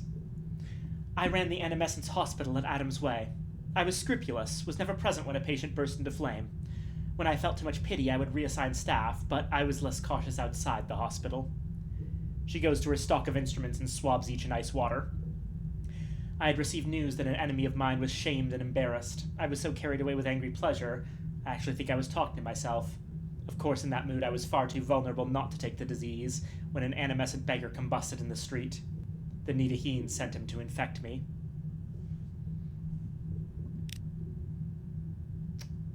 What news gave her such angry pleasure? The presbyterate do not share their immortality, she says, and she holds a blade in the flame. But one of them made an exception for his daughter and broke all the laws of his kind to send her the gift, because he hoped it would reconcile the rift between them. Her face is blank where anger would be if her spleen were not a prism. Miriam, the daughter, she gave the gift away to a Kaganian general, despite her father, and punished the presbyterate. The last person they would have wanted to immortalize. I found that outcome satisfying. Ah, so that's kind of the start of the 7 against Nida. Restore Rosina to her role as the healer of the 7. She is recovered now, and the cause needs her. Will she return? Rosina's smile is as sharp as her spleen. Yes. I have unsettled business with the Nidaheen. Tell Miriam I am ready. And thank you, madam, for allowing me a second opportunity. I have been unable to consider revenge these last 10 years for fear of accelerating my condition. Now I find it difficult to think of anything else. The 7 have found their healer. Imagine being so smug it kills you. Couldn't be me.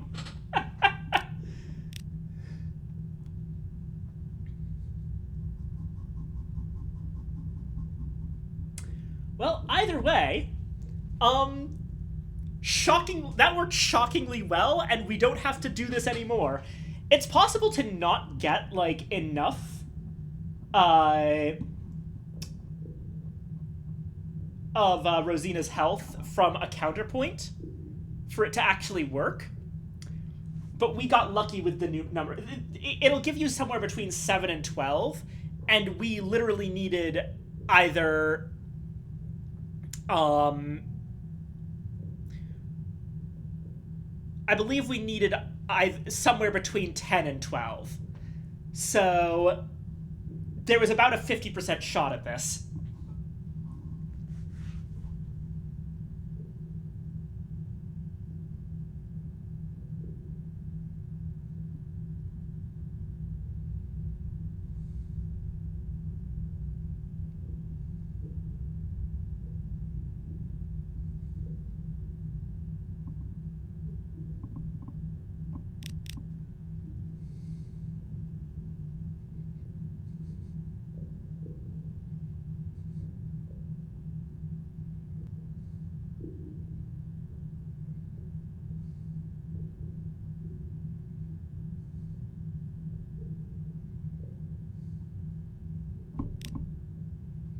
Oh, hey, we can take on another sharpness. Nice.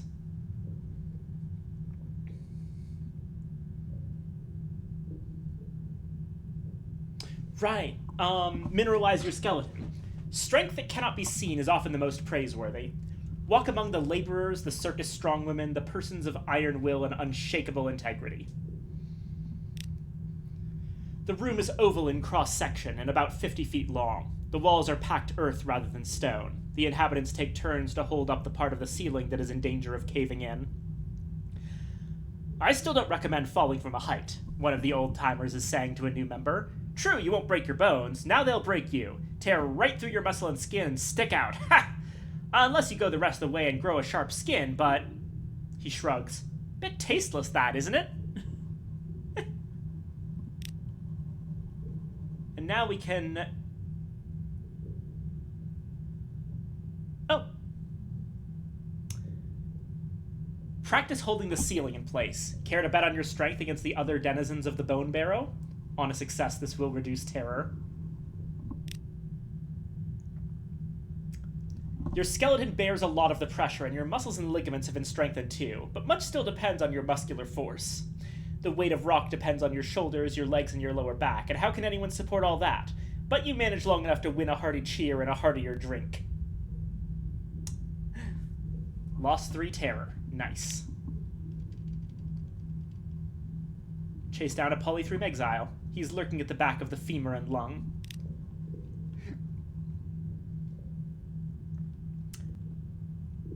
The femur and lung is a drinking house 2 passageways along from the bone barrow. The tables are crowded with miners and fungers. The clayman is ignored by the company, unwelcome. He shows you the palms of his hands, where triclinic crystals grow every which way, ragged and disorganized. It is difficult for clay to go sharp. Sometimes it succeeds, but the failures are awkward. Polythreme make it clay again. Heal everything. Alrighty.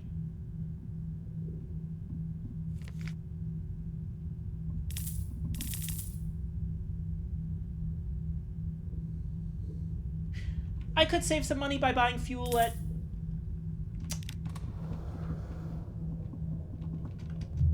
Mount Palmerston, but... honestly, I just want to go straight on to Irem. I'm on the clock here. But hey, we managed to get Rosina back. And with that done, actually, how many members of the 7 do we have at this point? Eric is captain. No financier yet. We're still working on getting the widow on board. Or not widow, but bleh. Names. The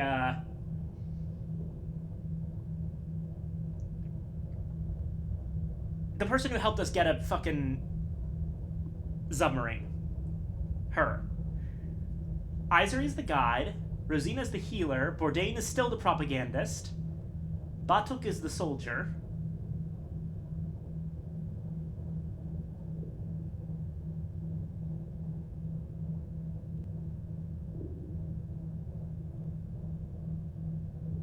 Yeah, I think that the financier is the only role that we don't have someone for.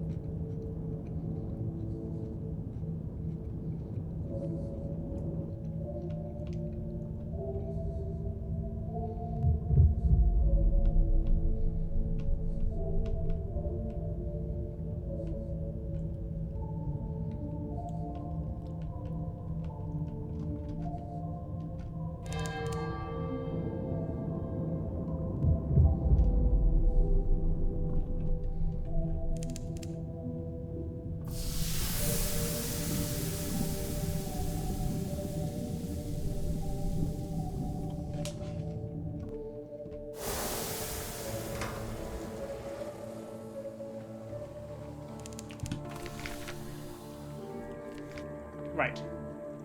Now for Irem, we'll sell them all our coffee to get parabola linen. I'm also going to buy a single watchful curio for later.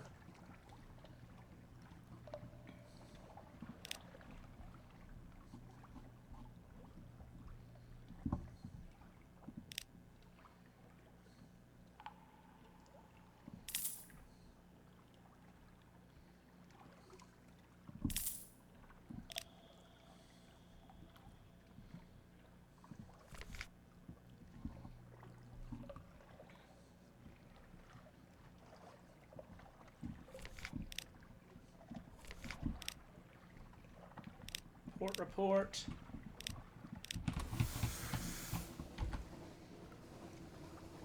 We'll head down to Polythreme, back up towards Frostfound, pass by the Undercrow, down to Demoe Island, then Mutton Island,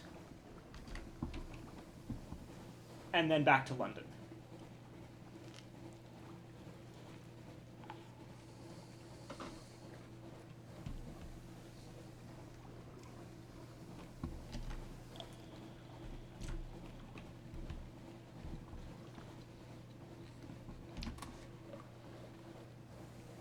Turning off the light because we are still pretty much golden on terror.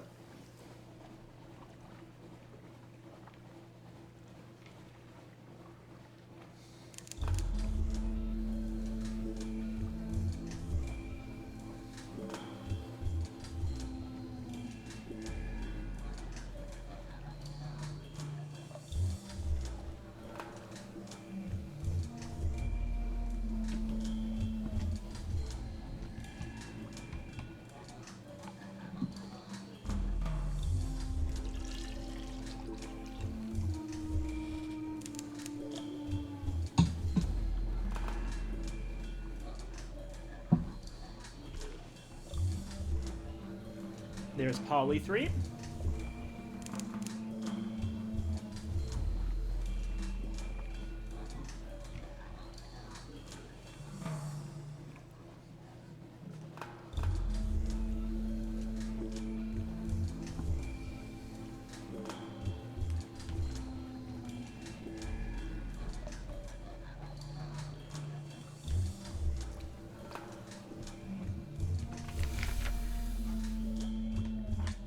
Right, okay.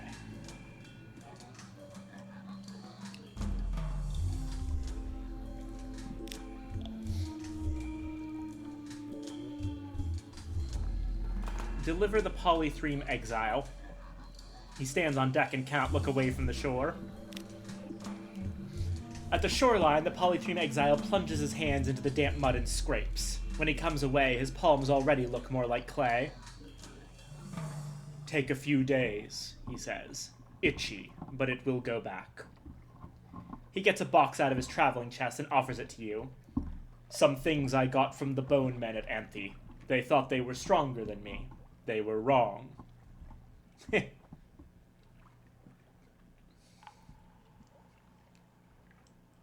And 5 lamentable... Oh god, he took out their bones!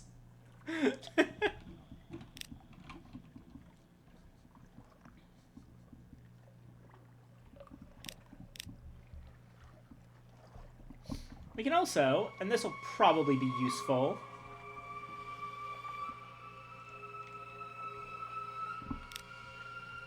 warm and flexible again. The blood flows, the flesh bends, your discipline and skill decrease, your desire and feeling return.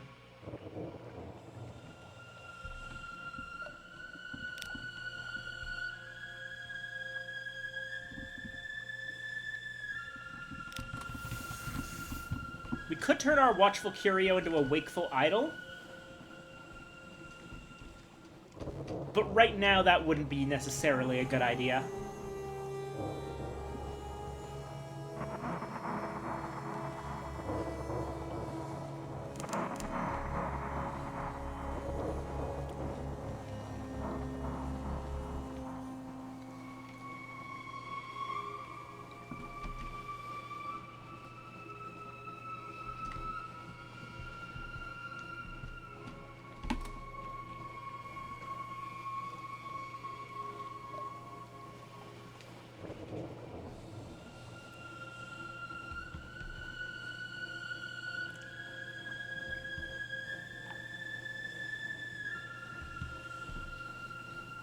If you're wondering about what exactly Polythreme is and what the deal is, that's never revealed in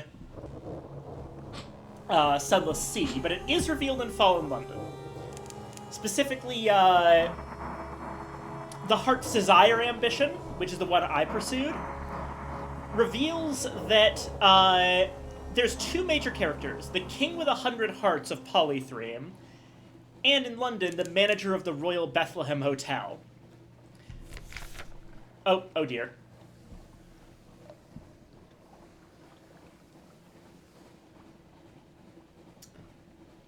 Mr. Sachs, take my wealth. You cannot take it with you. It will buy time. The sack knows only hunger. You give it your fortunes. You give it your lodgings. You give it your ship. You give it the clothes off your back. You stand naked, homeless, and penniless on the streets of London, and still Mr. Sachs demands more.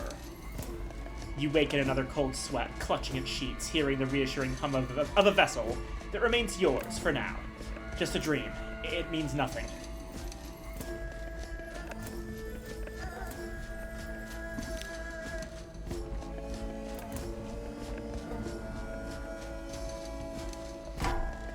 The Royal Bethlehem Hotel in London is a very fancy hotel, the kind of place that you would never in a million years be able to afford. But the manager of said hotel is a very interesting individual. He is fascinated by the insane. So if you ever become insane, which is a temporary condition, while in Fallen London, you essentially get to stay at the Royal Bethlehem. It turns out that the manager is immortal and has been here since the first city. Remember how I talked about, like, okay, the fifth city is London, the fourth city is Karakoram, the third city was somewhere in, somewhere, I think, Aztec. The second city was Amarna in Egypt. And the first city, people think it's Jerusalem, but it's actually older, because it is, in fact, a Mesopotamian city, quite possibly Uruk. Because the thing is that the manager of the Royal Bethlehem Hotel was the king of the first city, and made a deal with the masters, because a traveler who he had a close friendship with had fallen horribly, horribly ill. The masters of the bazaar, in exchange for the city, saved the traveler's life, but at a terrible cost. He's now an overflowing fountain of life that provides life to everything lifeless around him. The king with 100 hearts, the ruler of Polythreme. He had to go far across the sea and be away from his friend/lover, and still hasn't quite forgiven him for that, instead of just letting him die. It might be obvious if you know your Mesopotamian mythology, but they're Gilgamesh and Enkidu. They are just Gilgamesh and Enkidu.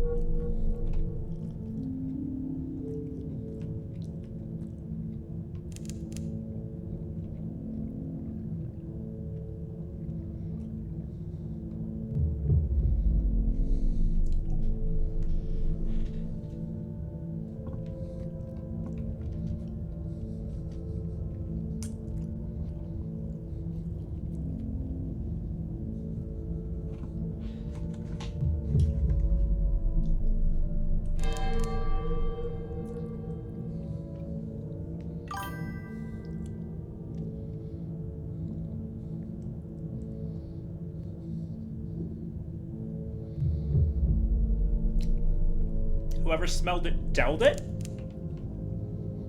I don't know what that means. I know what the overall phrase means, but I don't know what a dell is in this case.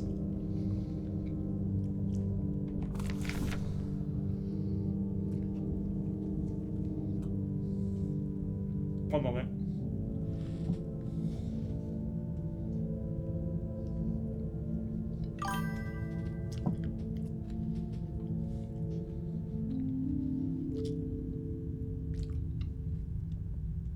Ah, I see.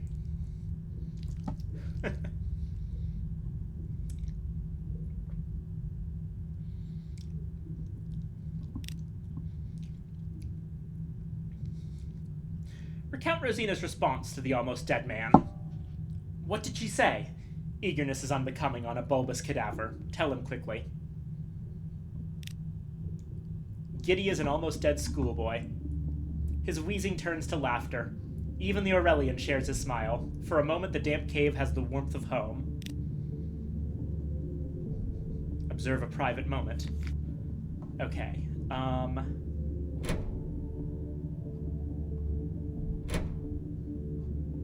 let's put our veils up as high as they can reasonably go here.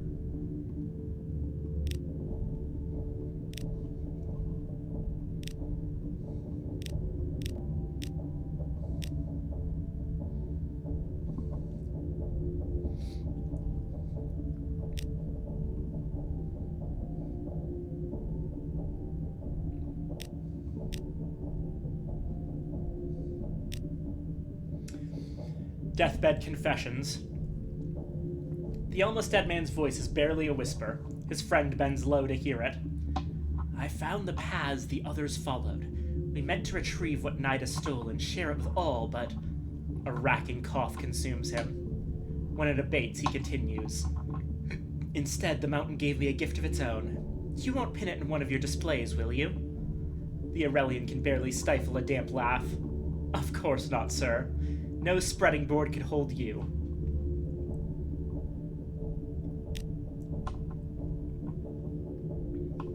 Attend the hatching.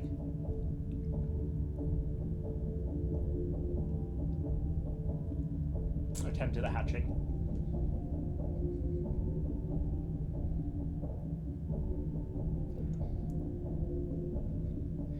The almost dead man's breathing has faded to a rattle. Joylessly, the incomparable Aurelian says, It's time. At long last. The passage is gentle, but not without horrors. You ensure that pain is kept to a minimum, while the incomparable Aurelian sits by the old man's side, taking notes in one hand and holding his mentor's hand with the other. There's almost no thrashing, and once everything is still and translucent wings quiver in the cave's smoke, the notebook is filled. Lorenzo's face is serene and empty. Feathered antennae brush across it. Multifaceted eyes regard you with curiosity. Wordlessly, the incomparable Aurelian hands you a small velvet bag as payment, then returns to meticulously reproducing every scale of the most moth's wings in a new notebook. Yeah, the idea of turning into a moth instead of dying as this major transformation, you can see where some of the ideas that would later be used in secret histories come from here. A lot of the little bits of lore in Sunless Sea are like proto-secret histories.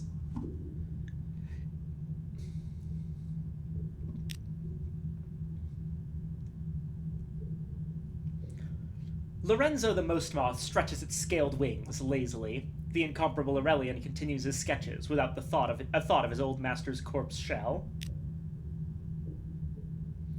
Reluctantly, the Aurelian closes his notebook. If I keep the lighthouse fire burning, I could observe you for a lifetime, he tells the moth. But there's a final matter of his to deal with. He turns to the crumpled remains of the almost dead man. His brother, the factor at Port de Meaux, will want something to bury. He can make do with this husk. With a rush of wind, the most moth flies up into the fog, circling the fire and casting flickering patterns onto the cave walls. Lorenzo has shed his life, but his light lingers in his friends.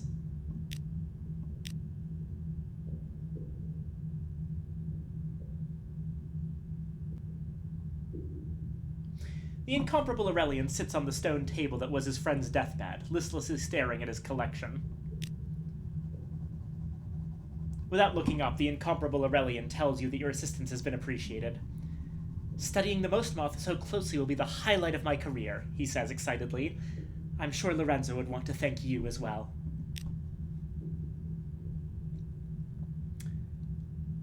Looking up from his book of pressed moths, the incomparable Aurelian fixes you with his stare. Lorenzo came to the Neath looking for a way to cheat death. I can't say whether or not he succeeded. Tell him Lorenzo triumphed. Some part of him eluded death. He lives on. A triumph over death, albeit a messy one. Life is unreliably pleasant, but it's better than the alternative.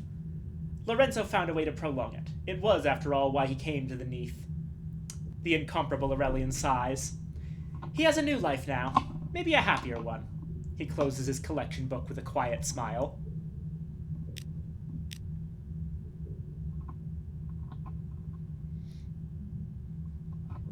He has little company except for his moths. It is enough, but he still appreciates your visits. A visit from Lorenzo. You're just reaching the climax of a good tale when a sudden gust of wind sends the firelight guttering. You both take cover as the most moth, Lorenzo, descends onto his old stone table. Feathered antennae brush against your face. The incomparable Aurelian eagerly studies the latest patterns of its scaled wings. When the moth departs, the Aurelian proudly presents you with one of Lorenzo's cast-off scales, wide as a saucer, pale as a painting of the moon.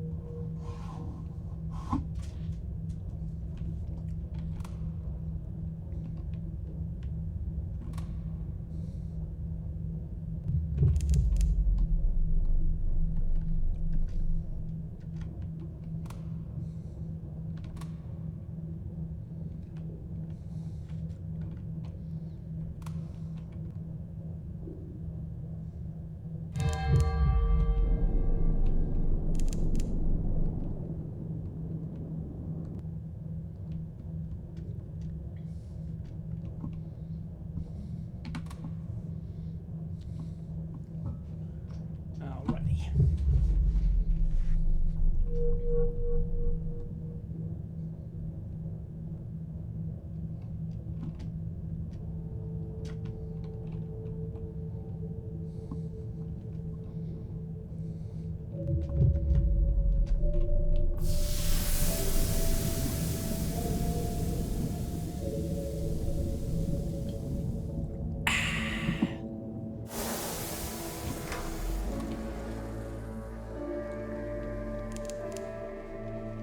Back to Demo Island.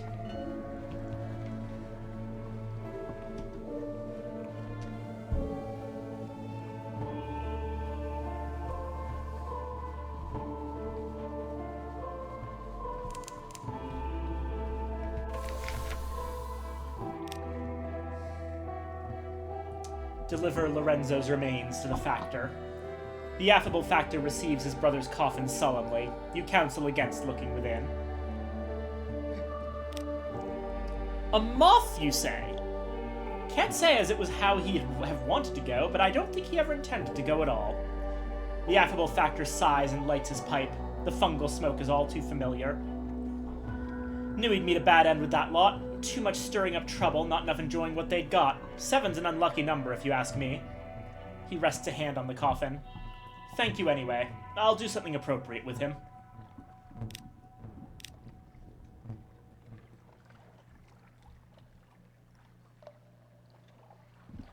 Respite from mushrooms, and we get a long box. Excellent.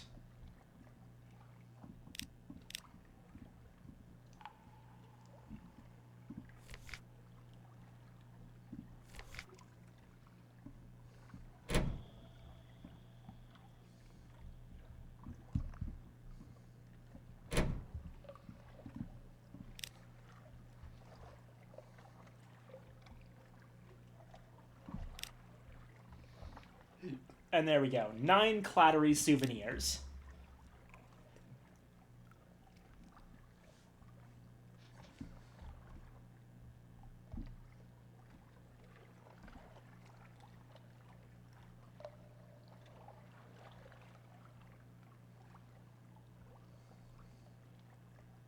Tell her about meeting her father. She should know the truth.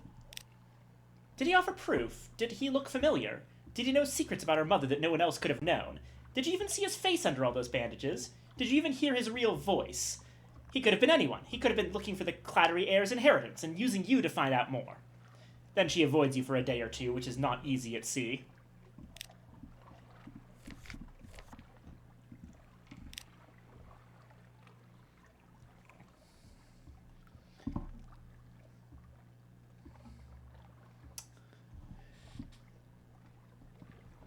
just to make sure, obtaining the Clattery Heart.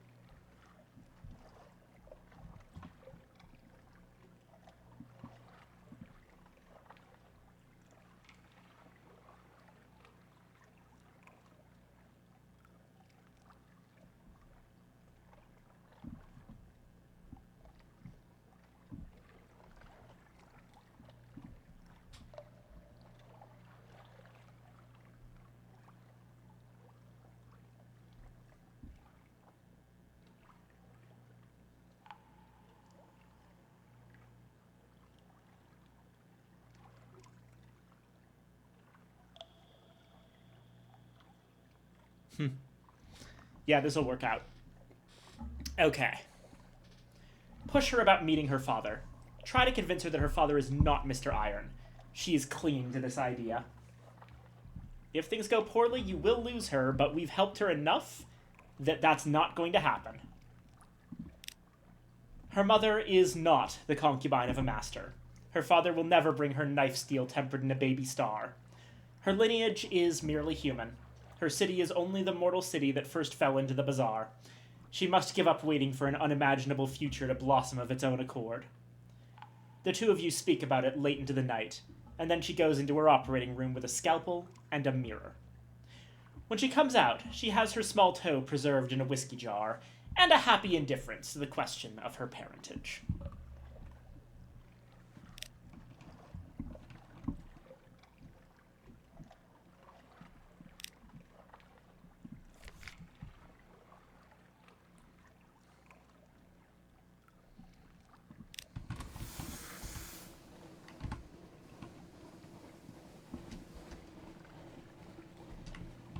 Alright, down to Mutton Island.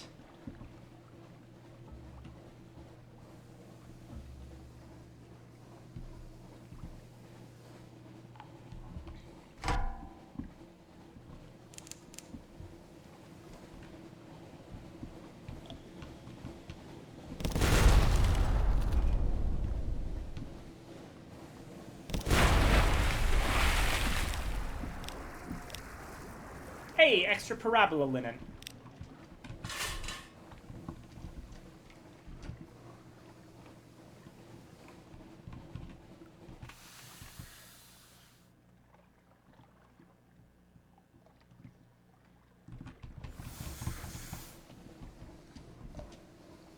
Repair the ship a bit with supplies.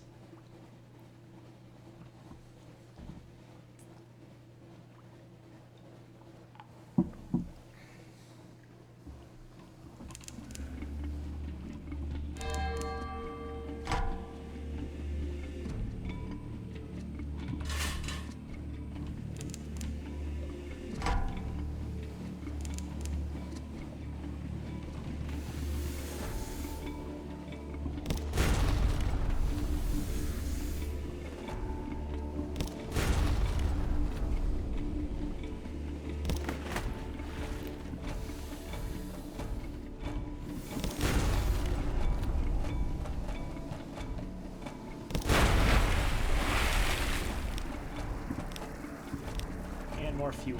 Okay.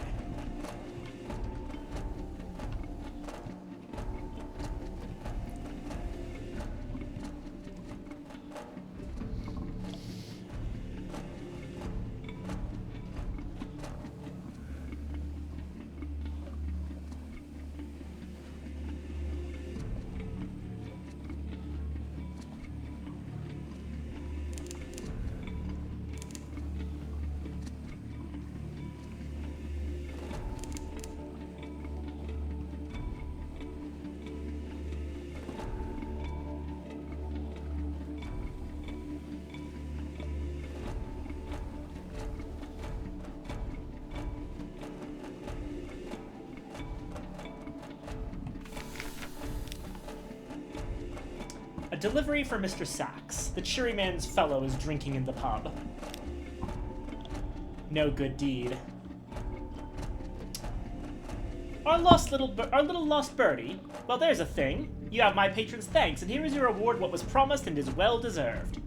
Only thing is, there's only two folks what might have his cheeriness's property, and that's the one what stole it and the one what brought it and figured they could sell it back, like indeed you are doing right here. So, and it's nothing personal, mind, I'm afraid I must break something. Little warning to any others out there who might be thinking of being clever. Tell you what, how's about we make it fair? Use the coin. Heads or legsies? He flips it, high, almost to the rafters. Rather than waiting for it to fall, you punch him hard in the face. The pub's clientele grumbles, but are soon mollified by free drinks all round. Paid for with the money in the chap's pocket, of course, leaving a little for yourself. Heh.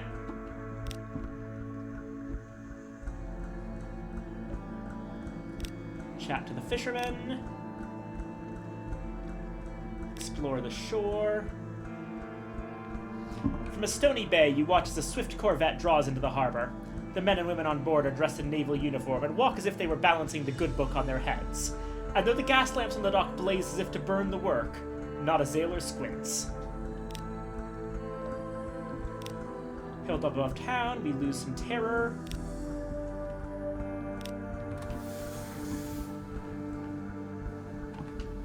And this will probably be the last time we actually set foot on Mutton Island, because if I've got my timing correct, it's extremely likely that something bad will happen the next time we go into port. Unless that's at 200 and not 100. I suppose we'll find out.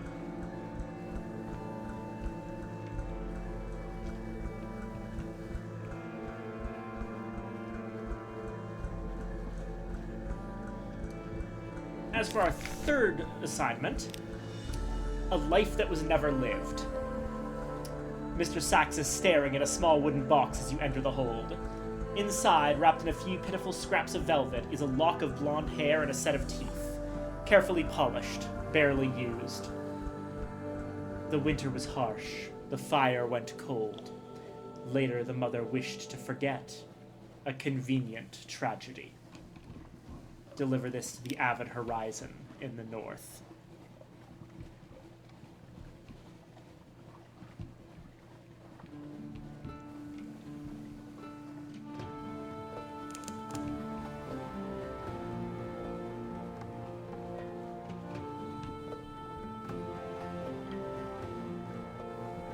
Actually, hold on.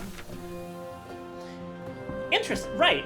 I don't actually have to make time go forward just yet. If you pull into Fallen London without something awaits you, a little lantern, then time doesn't actually advance for the overall world. But you can still do everything, it's just that you don't get a free evening.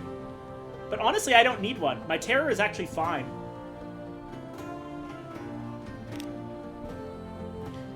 Right, I should probably check shops and such. Lodgings, read the papers. A calling card, a smoky flake of hand-lettered vellum. The wistful deviless has come to visit. She is elegant as ever, a little careworn. Though, you almost think she looks older, but she will never look older. I miss the peace of that place, she says. Palmerston. There was a little wind that walked in the grey grass on the mountain slopes, carried the smell of ashes. I hated it because it reminded me of home, but now I wake and I think I hear it. At the convention I had a purpose. We were going to destroy so many things. I lost faith in that purpose, but I have no more faith here. I should never have made you bring me here.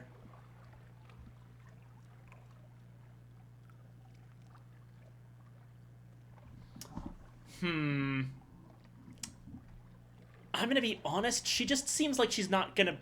She feels unhappy anywhere.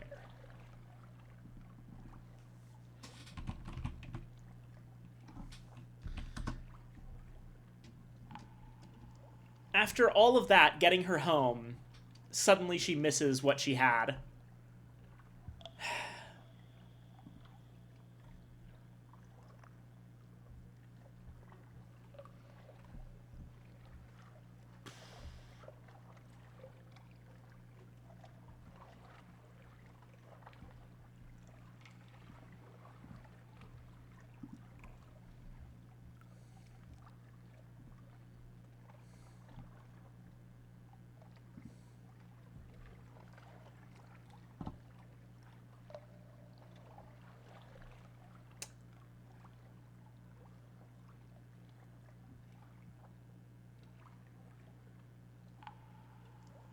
I think we just tell it to her straight.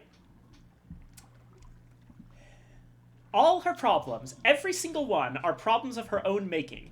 Tell her to stiffen her back and stop moping. Easy to say, she remarks eventually. But that doesn't make it bad advice. She stubs her cigarette out on your table. No, you're right. This isn't the first home we lost, and it won't be the last. If I wanted to settle down, I'd still be tincturing the hive in Parabola. We all would. She gives you her toothiest grin. All right, I have lives to ruin. Perhaps I'll see you again. Don't drown.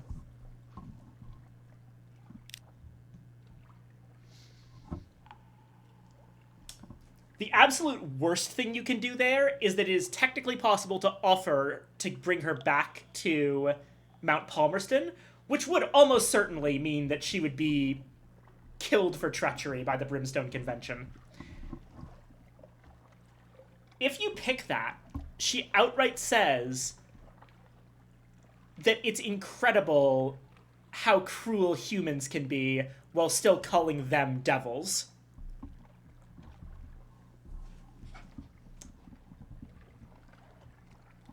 If you're wondering about the marriage proposal option, she finds that amusing more than anything. Alrighty.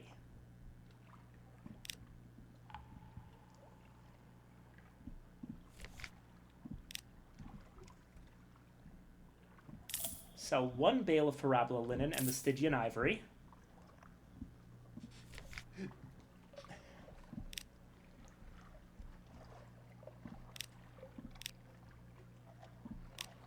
Port reports for vendor bite.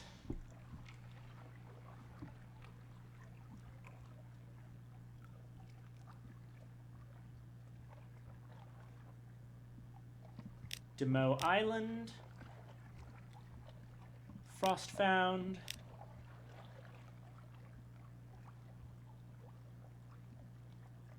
Quaker's Haven.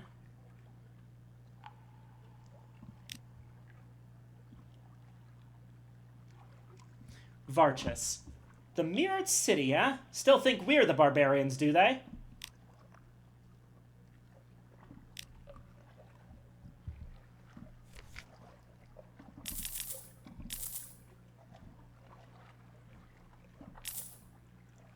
Eight supplies. And then let's just fill up on fuel for the rest.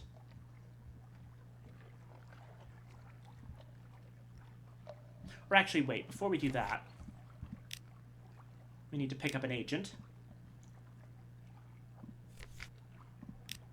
Then fill up on fuel.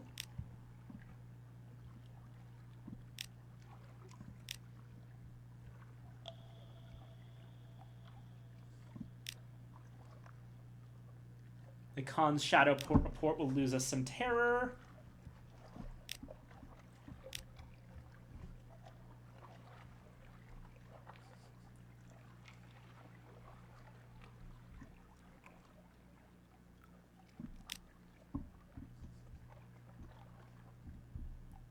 Rack.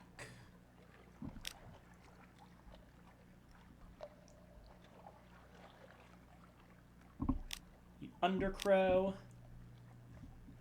And one more. Let's go with the Fathom King's Hold.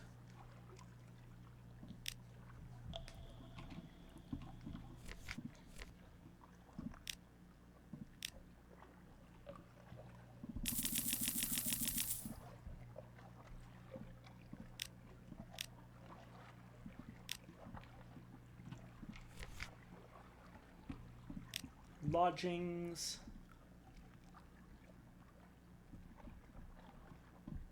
Rest in the townhouse.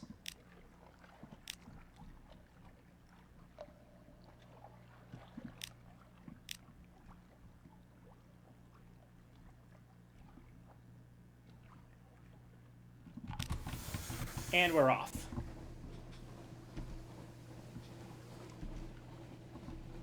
So this time, we're going up to Venderbite, dropping by Demo Island once again, but then going straight up to the Avid Horizon. And from there, this storyline's gonna get much less scary. There's a chance that we lose some stats on the way, because it's entirely possible that Mr. Sachs could take our warmth. But I'm willing to take that risk.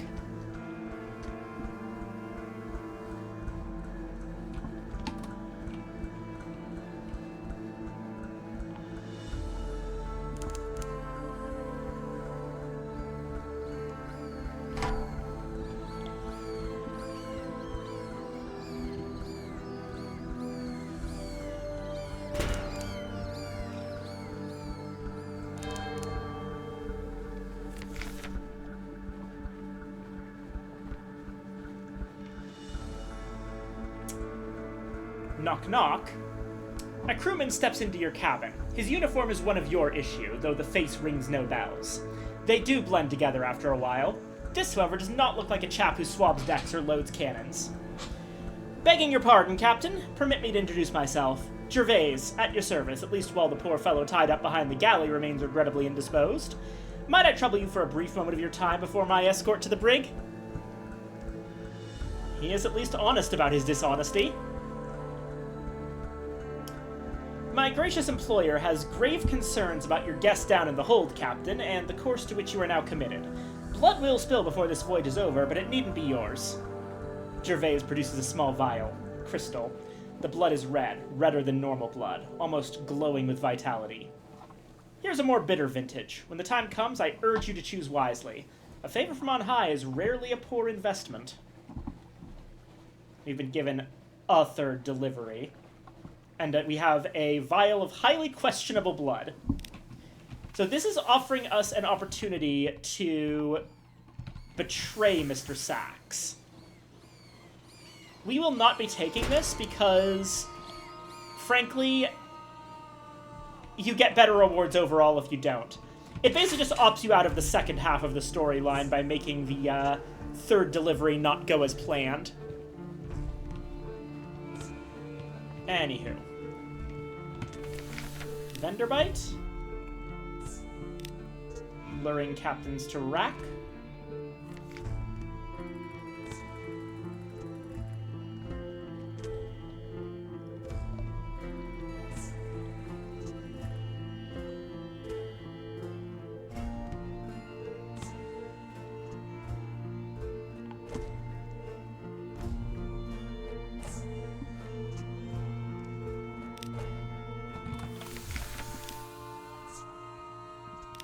Gossip. Explore. Ah, the Carmine Chapel.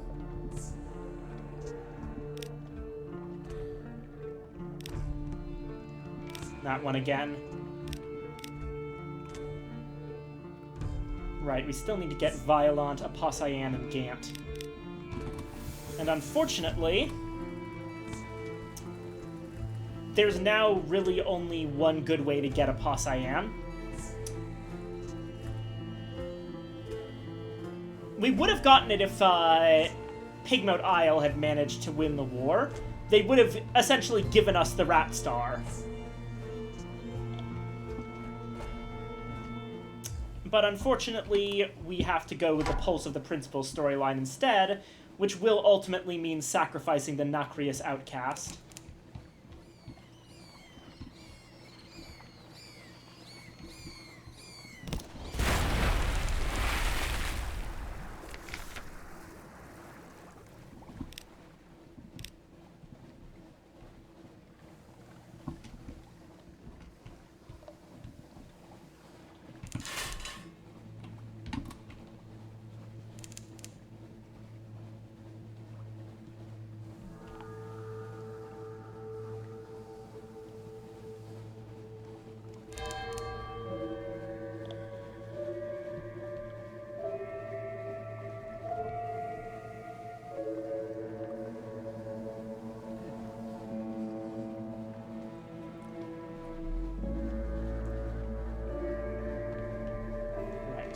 Iron and Misery Funging Station. Here we are. We've been here very often lately. respite from mushrooms to get a long box. We'll be using this one for a different reason.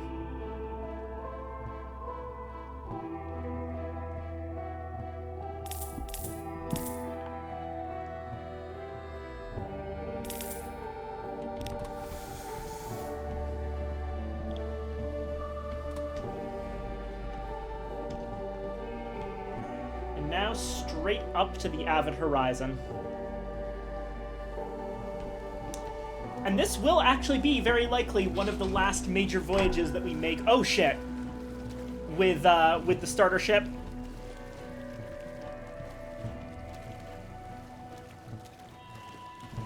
Okay.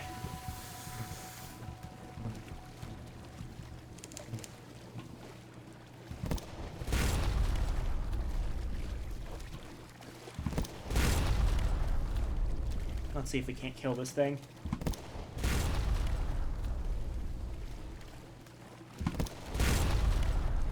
Two more hits.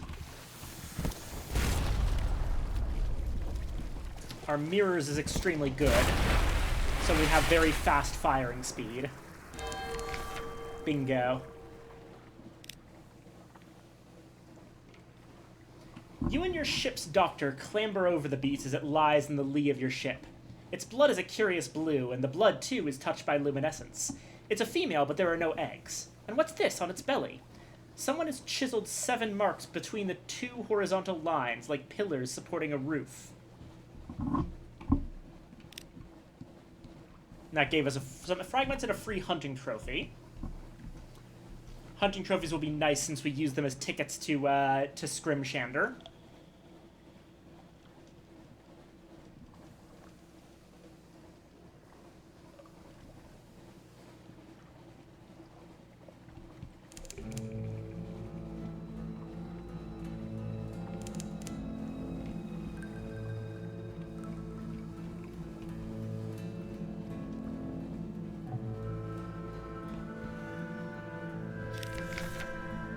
Oh yeah, right. We actually forgot about speaking with the navigator. Right. The ship's surgeon finds you. He's awake, madam, and he's asking for you. The navigator has slept fitfully since he collapsed on the frost-found ice. His sigil has grown. It reaches down to his cheek now. The skin it marks is pitted and gray. Captain, the ice told me the sigil's reflection was its opposite, or inverse. It doesn't matter. We must go north, north and north and north, to the Avid Horizon, to Void's approach. He struggles to rise. Where are my charts, my compass, my sounding line? Hey, we're going there anyway.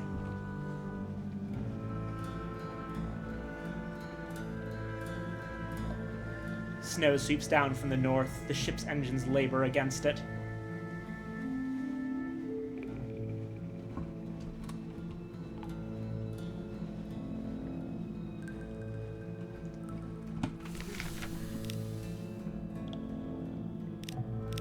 Gather intelligence.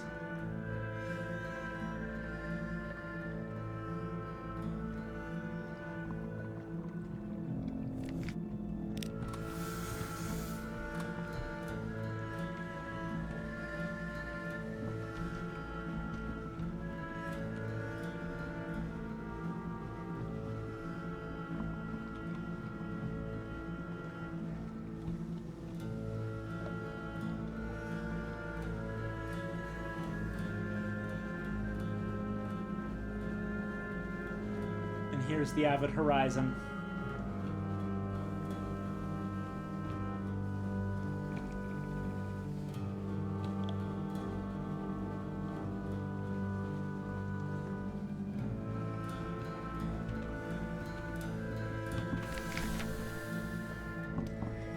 Service at Avid Horizon. As soon as you dock, Mr. Sachs lumbers ashore. It has been preparing for this. Plunging a hand into its cloak, it removes a handful of ammonia-scented snow. It places it on the ground and adds another on the top. Into this one, it presses the teeth and the hair from the small box. Potential. Substance. Only one thing needs to be added, as in the tales of the No-Men. The Crimson Beast of Winter waits impatiently for you to provide it. Give your blood. A few drops should suffice. You nick your hand with a blade and hold it above the frozen mound. A drop wells up and falls. More follow. They fizz in the lacquer, which softens and melts into a puddle of snow. A puddle from which a hand emerges, then a head, then another hand, stretching as it clambers up from nowhere. The shape of a child, its skin glistening, white snow rippled with red.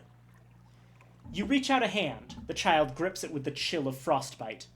Its legs finally form from the last of the lacquer, and it falls to its new knees, shivering and looking around in confusion.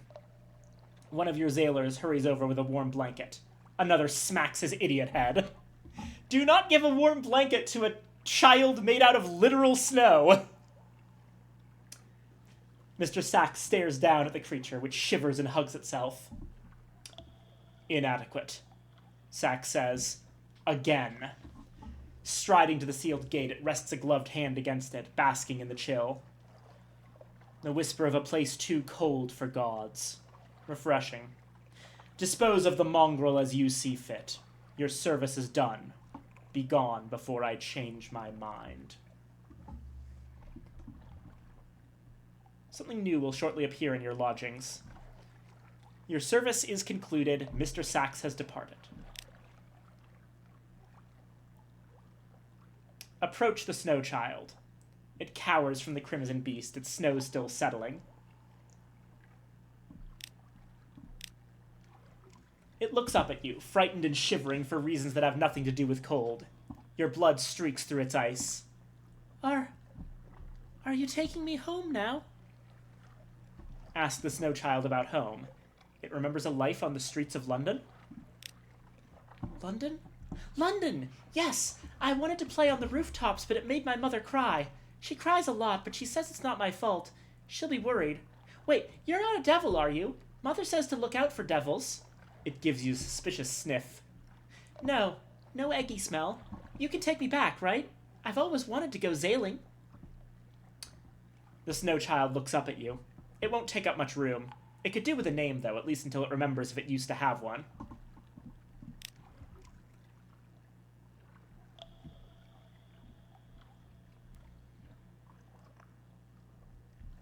So we can actually name the child. It can be Winter, Kione, Loki, Boreas, Snigorochka, Elliot, and or Rose. Winter, an appropriately seasonal name. Kione, a classical name never goes out of fashion. Loki, hardly a frost giant, but perhaps when it grows. Boreas, a fitting name for a child of the north winds. Snigorochka, a snow princess from a story you once read. Elliot, a good name for any occasion. Rose, a good name for a life that began as a bloom of red.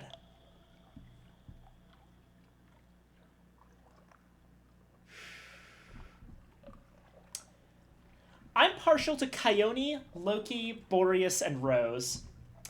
Kione is always a classic. Loki, I actually have some personal experience with. One of my stuffed animals as a child was named Loki. A little stuffed unicorn that I made at a Build-A-Bear knockoff. I actually still have Loki around. He's on my bed. Boreas just sounds really nice. And I like the idea of Rose as a name.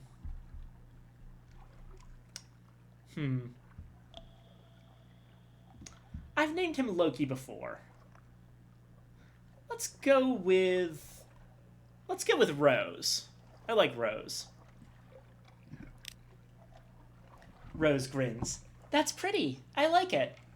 You reach out to take its cold hand in yours, leaving the crimson beast behind.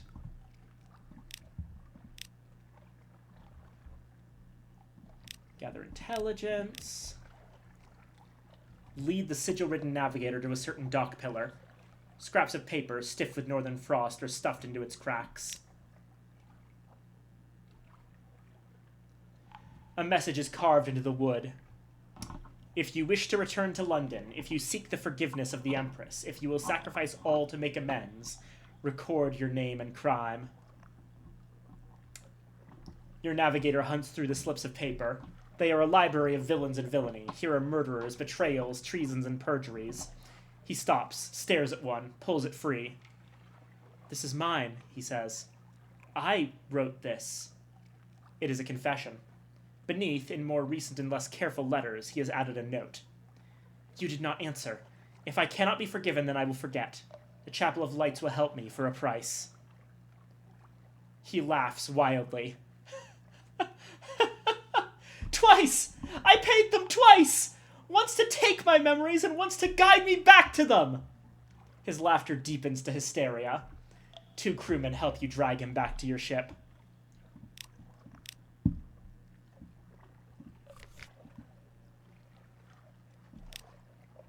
"Captain, may I speak to you in private?" His voice is dull. His sigil throbs, red as embers in the leafy gloom. He hands you his confession, retrieved from Void's approach. "Please, read."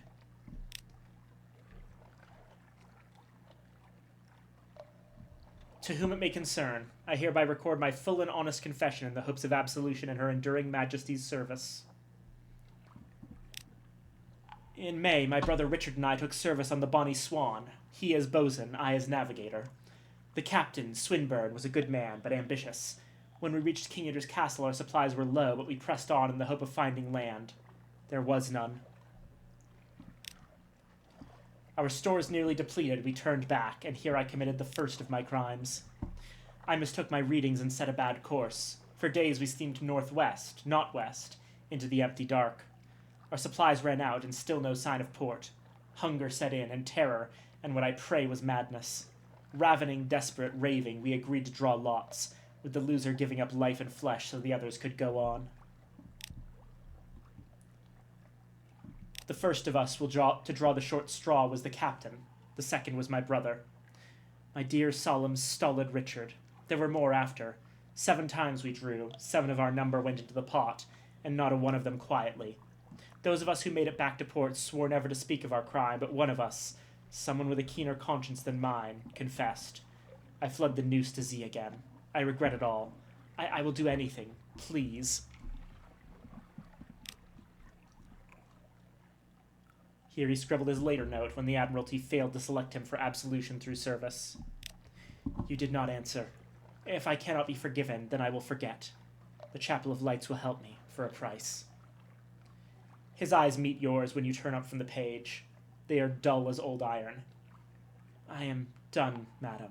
I am done. I have one last thing to ask of you.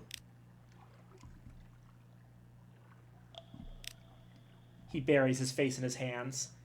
Even if I could remember, I would not want to, but it is only a matter of time until this... He runs a finger over his sigil. Takes something I can't do without. Maybe I will forget how to breathe.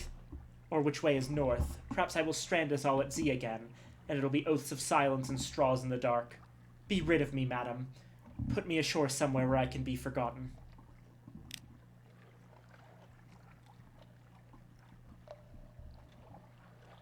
Leave me on Codex, where my silence won't be questioned, or at the Empire of Hands, where no one will care.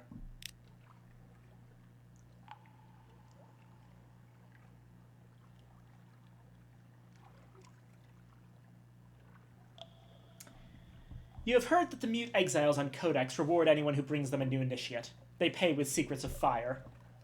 There will be no such recompense from the apes of Port Stanton, but your navigator offers to leave you his tools, charts, and notebooks in return for his passage. Abandon your navigator at Codex to earn a valuable item, or at Port Stanton in the Empire of Hands for a lesser reward but an increase in your mirrors. Or perhaps there is another, less pleasant option. There is. We could take him to King Eater's castle, and allow his sigil to consume everything that he is, but leave his navigation skill alone. This would give us the sigil-eaten navigator. It's one of the most horrific things you can do to a character in the game. I will not be doing that.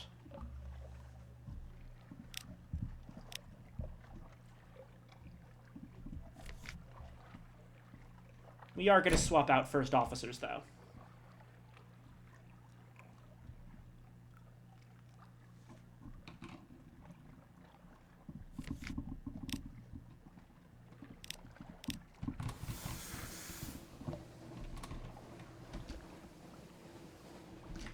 Codex is not far. We'll be able to get there pretty shortly.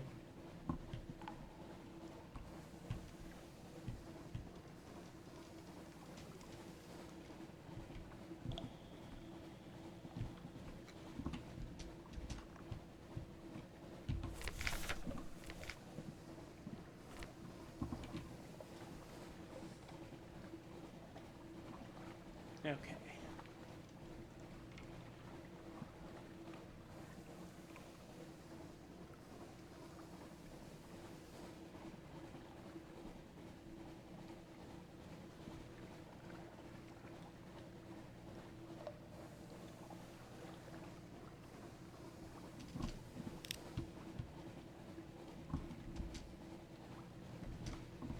We're gonna skirt along the top here to fill out some map zone.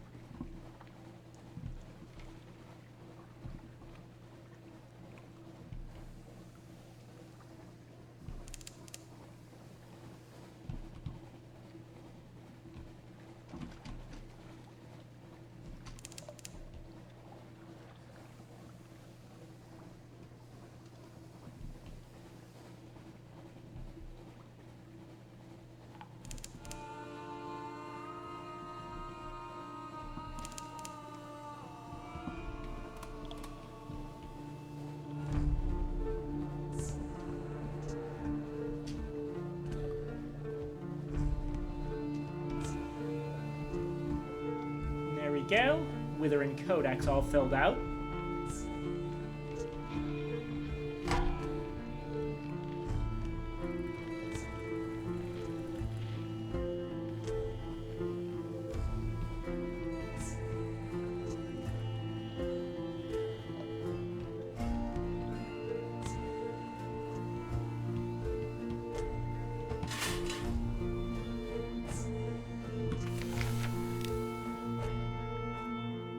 Get strategic information for the Admiralty. And once again, we can get a new crew member for our ship, as well as Sulk's attention. Allow your navigator to join the mute exiles. The stones of Codex crawl with sigils. Your navigator steps into the enfolding silence of the glum gray shore. His tattoo shivers like a nestling gull. One of the mute exiles brings him a loaf of brown algae bread. Another gives him a chipped jug of water. The navigator does not thank you or say goodbye. From the moment he sets foot on the isle, he does not speak at all, but he takes your hand in his briefly before turning to the exile's cave. As you leave, one of the exiles tugs at your sleeve. He leads you to an unmarked stone the size of a church Bible, produces a chisel and hammer from his robe, and strikes the stone 3 times. It splits in half. Inside, a sigil the color of quartz glistens, trapped in the stone like a fossil. The exile gestures at you to take it.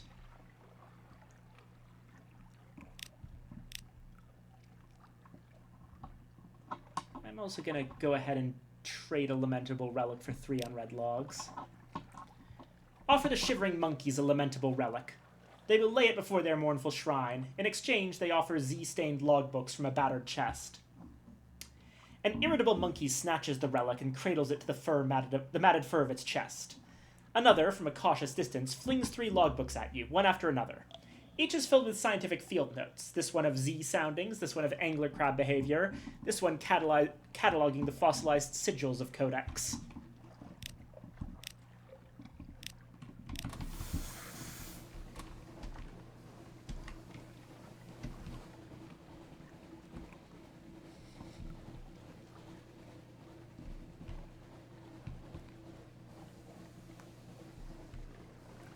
Alright, let's actually stop by Wither as well. I have some business there.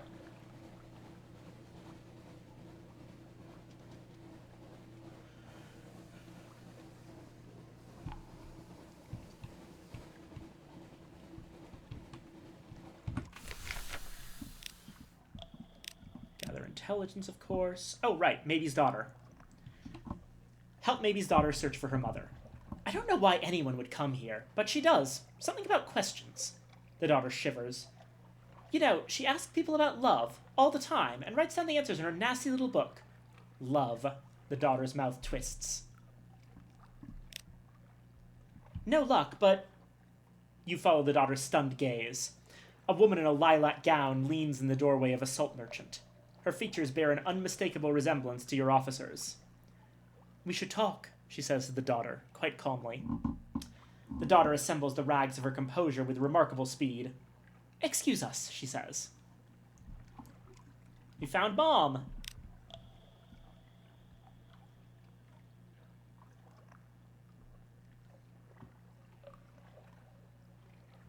The daughter leaves with the woman in lilac. You see nothing of them for the rest of the night, but in the morning the daughter returns, her eyes bright with purpose.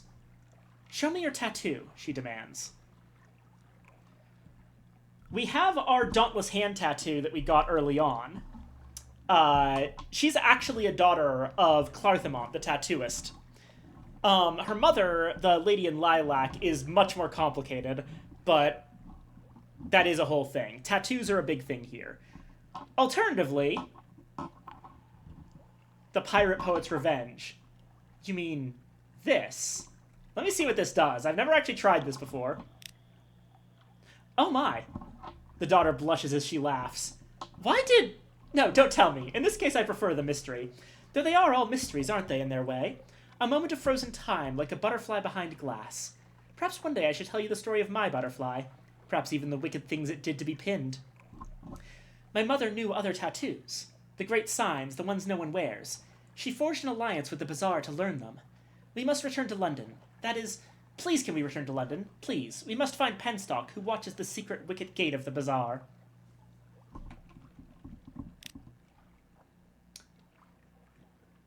That night, you walk beside a river of serpents, through a green and fervid jungle beneath an orange sun, in the company of a tiger. It watches you with weary, humorous eyes. Speak with the tiger. I understand you've become involved in my daughter's intrigues. Well, you look like the sort who can take care of yourself, but let me repay you as best I may. This cat walks in the mirror marches at the edge of dream.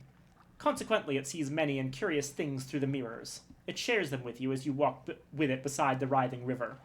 When you wake, you remember them clearly.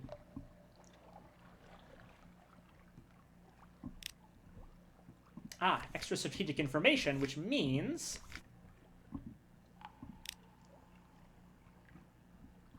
we can combine it with a memory of distant shores for a vital intelligence. And then the House of the Question. 10 echoes, fuel, and a watchful curio that we got in Irem to gain Stone's attention. A flame burns eternally in the shrine of Stone, bright god of home and healing. Bring fuel for her flame and a token from the south where she rules. The initiates fling handfuls of scented salt into the flames and chant in the language of the Elder Continent. You hear your name wound into the chant. At last, the preceptress nods to you. She has your face.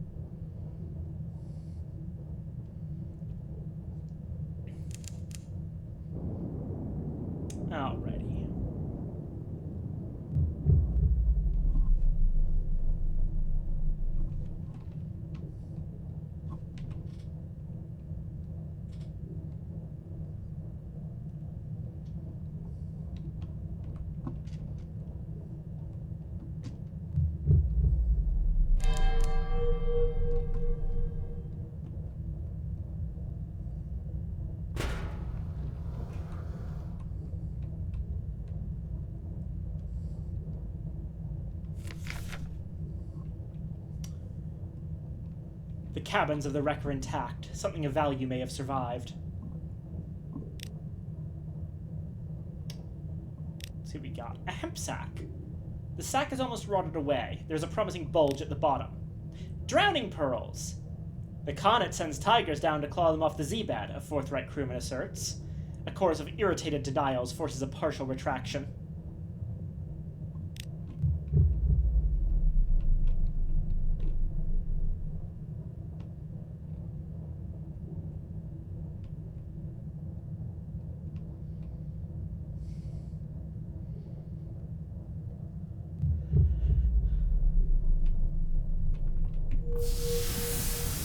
Oh wait, that's Venderbite right there.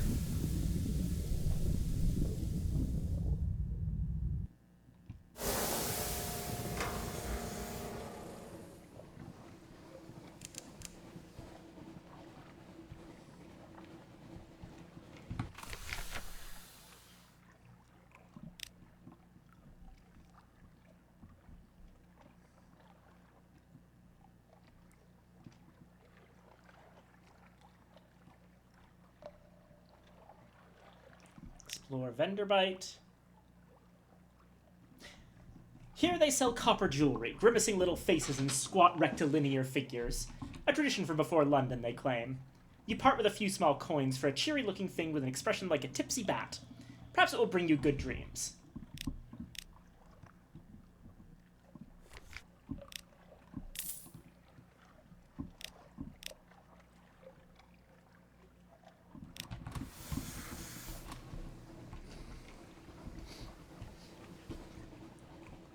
I think we can probably make one more visit to Demo Island to get a last long box.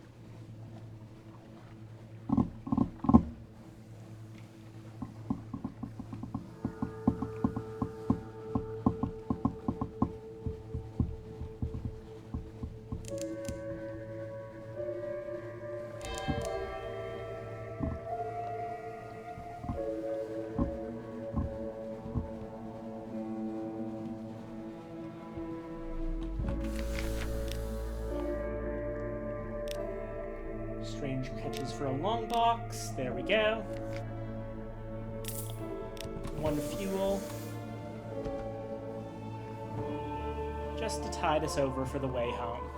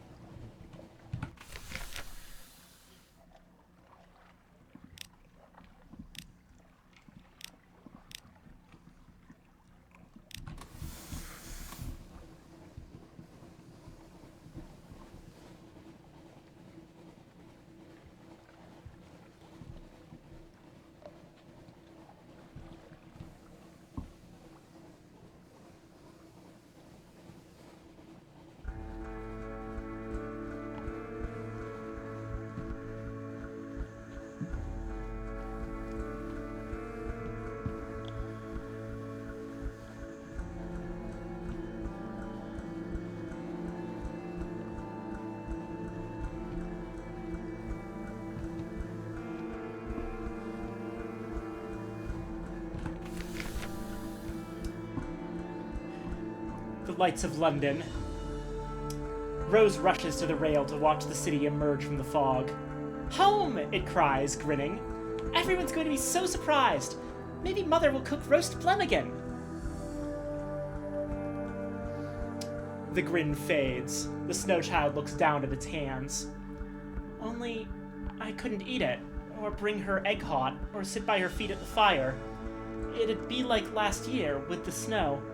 We played with it, and it was fun, but then it melted and... Rose sniffles. I can't go home, can I? I'd make her cry again. Is there an alternative I can offer? My grandpa always told me stories of the East. I always wanted to see it. Mother said he only kept going out to sea because of the trumpets at Guider's Morn, but she must have lied because when I asked, he just laughed and said he never played any instrument. Oh, haha, strumpets at Guider's Morn, i.e., he was going out because there's women there. Rose's eyes shine. East. He never got there, but I will. I'll go further than anyone's ever gone. Not if I just milk, though, because that'd be pointless. Rose looks up at you, clearly expecting you to perform the impossible. There is a city without kings where devils gather to rewrite the laws of nature. They may be able to assist with this dream. For a price. The snow child made a wish.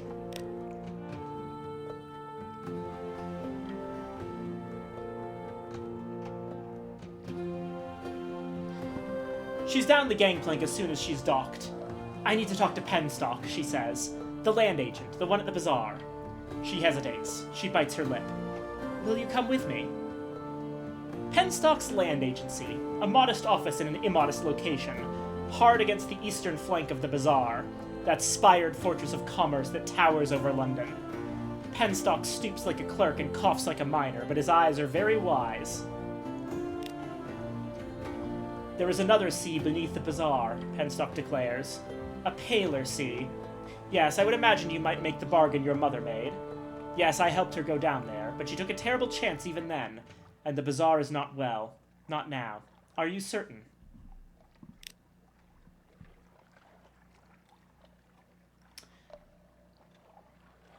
The daughter follows Penstock back into the shop, to a redly lit grotto hollowed from the bazaar's carapace. A heavily chained cage lift awaits you there. It must descend into the most secret spaces of the bazaar. Penstock's wicked, she says. He has an understanding with the bazaar. He let my mother pass through long ago to make her bargain. Now I will follow. Is that really such a terribly good idea? Let her go down under the bazaar. I want to match my mother, she says reasonably. I want to learn the great signs. The courier, the bazaar, is the only one who will teach me. I have to go. There is a possibility that she may never return.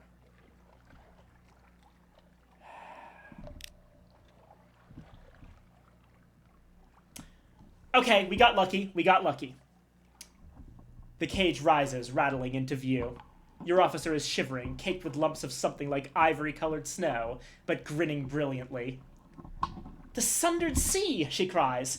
The bazaar! Oh, he's so much more than any bazaar. My mother, I have back what she took from me. She taps you playfully on the shoulder as you haul back the lift door. Thank you. Here's a little present I picked up on the shore. Did she get what she wanted? Oh yes, and so much more. I have one more tattoo now, but it's one that no one ever will see. She passed through the wicket and has achieved an understanding with the bazaar. Maybe's daughter has become Maybe's rival.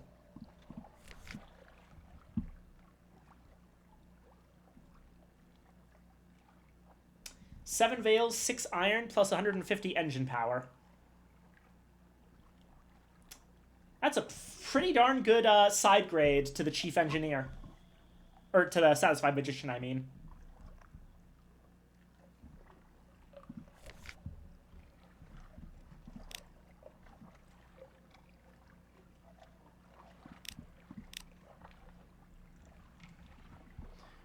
Right, vital intelligence. It gets us 350 echoes and an Admiralty's favor.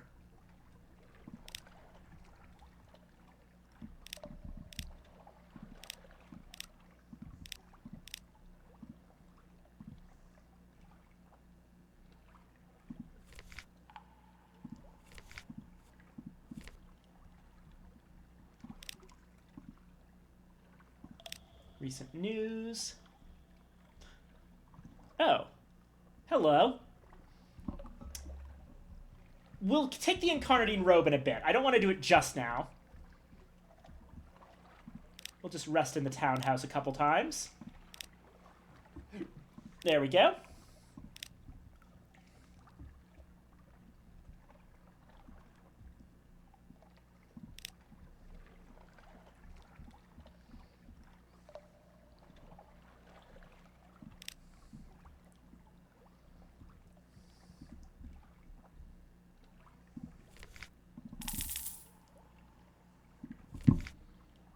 Now we're gonna do like 11 port reports.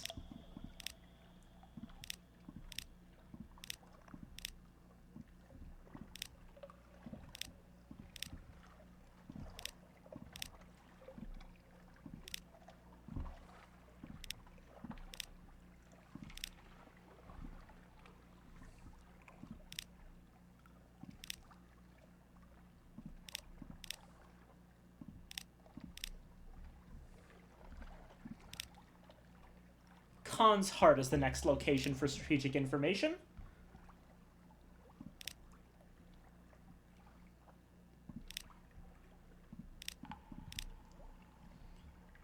And Anthe. There we go.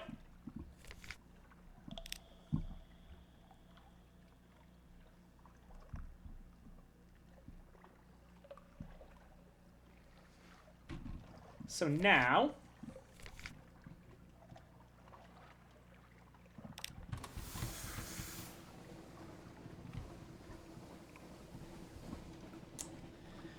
we cast off once again, but this time we're going south.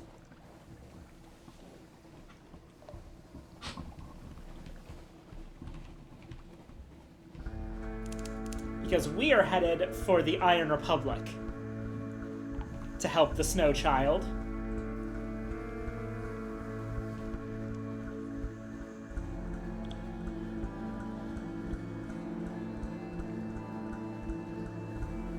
And we are actually already prepared for quite a bit of the next set of steps.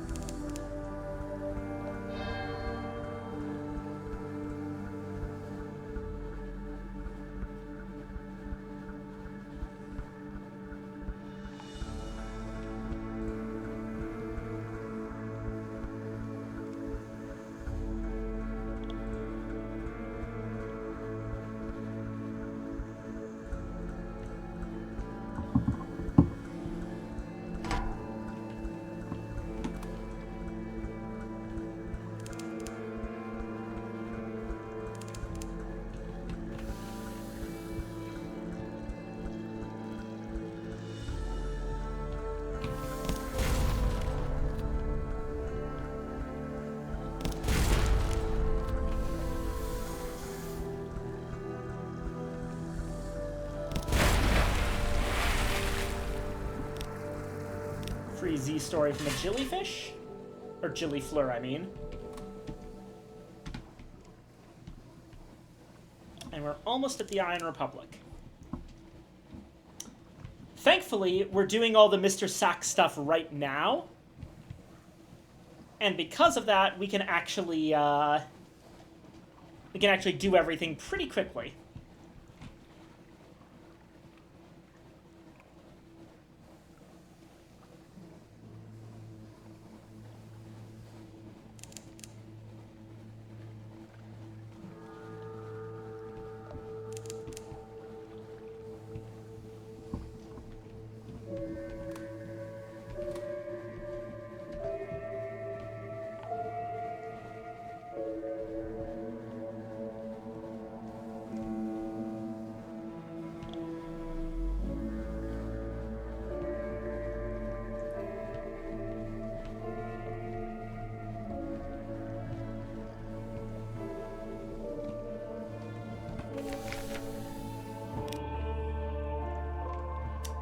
Seek help for Rose. And we have the skintellect to pay for this.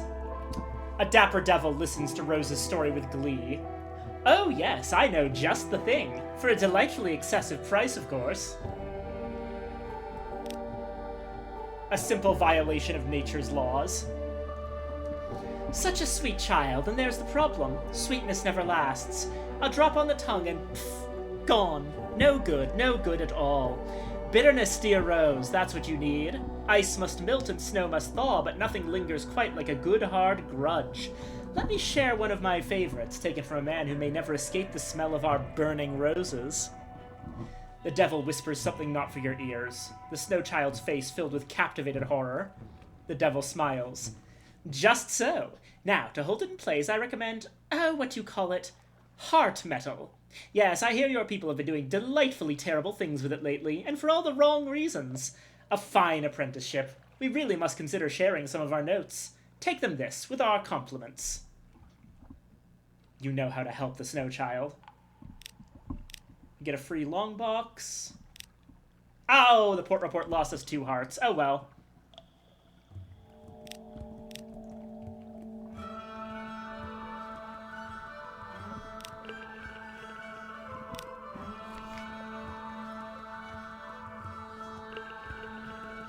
The House of Harvests.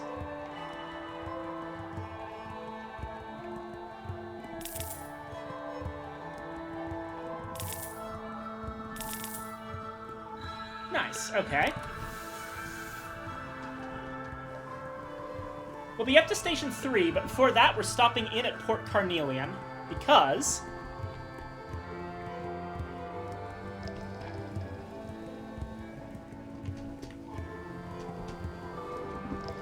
we can finally do it. We are finally switching ships.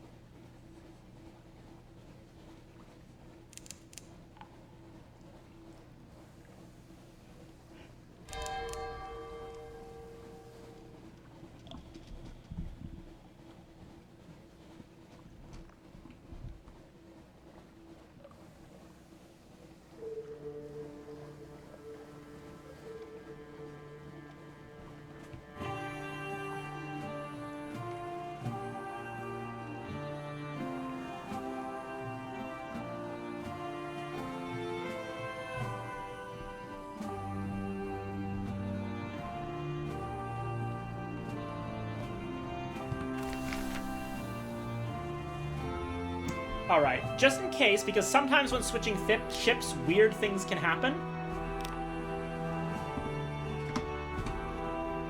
We're gonna make a backup right here.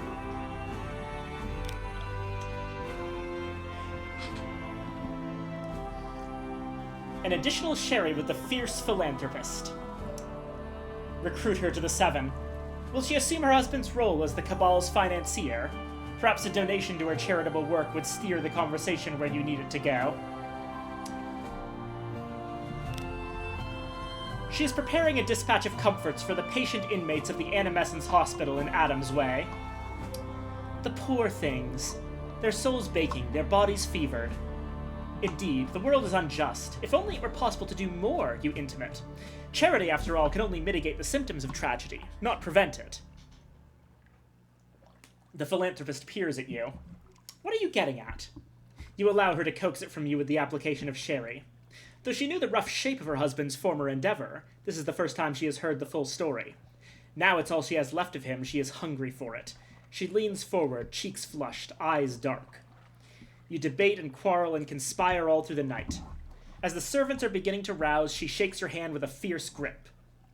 I'll join your 7. You've my support, and, more practically, my pockets. The sherry is gone, alas, but she raises an empty glass. Here's to bloodying death's nose. The Seven have found their financier.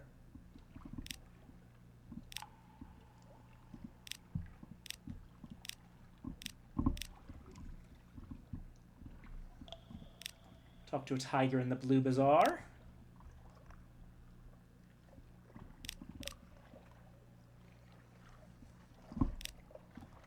Succeeded in a Veils challenge to get some extra networks. Your agent's opening gambit is to find, chart, and usurp an existing network. It belonged to a surface spy, an agent of Russia. His interrogation was tedious, padded with tales of a damp St. Petersburg childhood.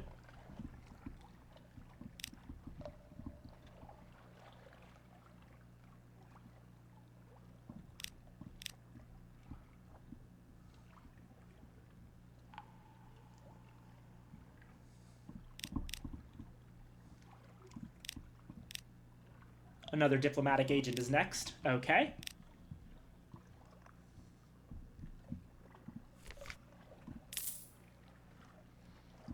But more importantly, retrieve the Clattery Heart. Keep the Clattery Air and sail her ship together. Why shouldn't she serve you aboard the Clattery Heart? She's already given up enough.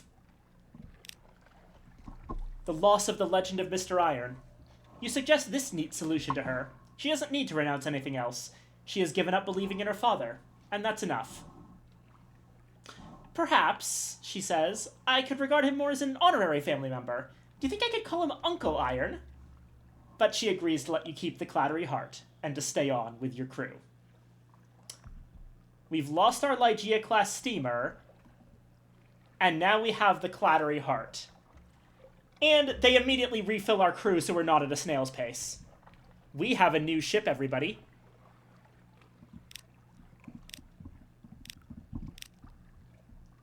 Alright. It thrums, it wanders, it has a delightful stink.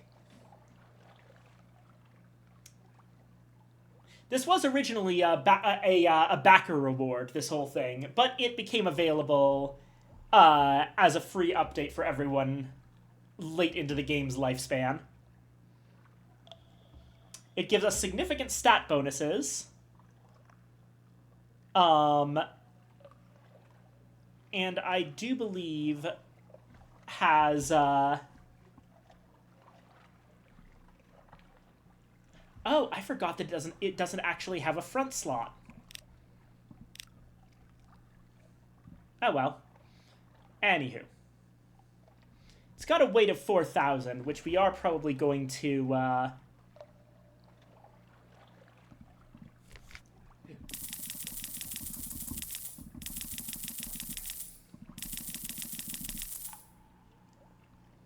going to fill up quite a bit more of the ship's capacity. Right here. I'm also going to buy a couple of Solace fruit for later.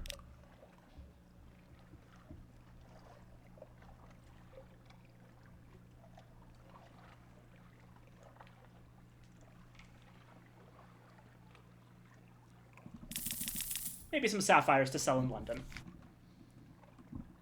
Right.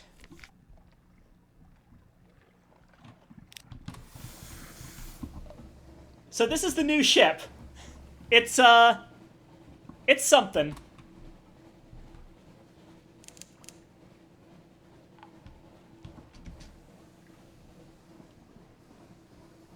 And now we make our way to Station 3.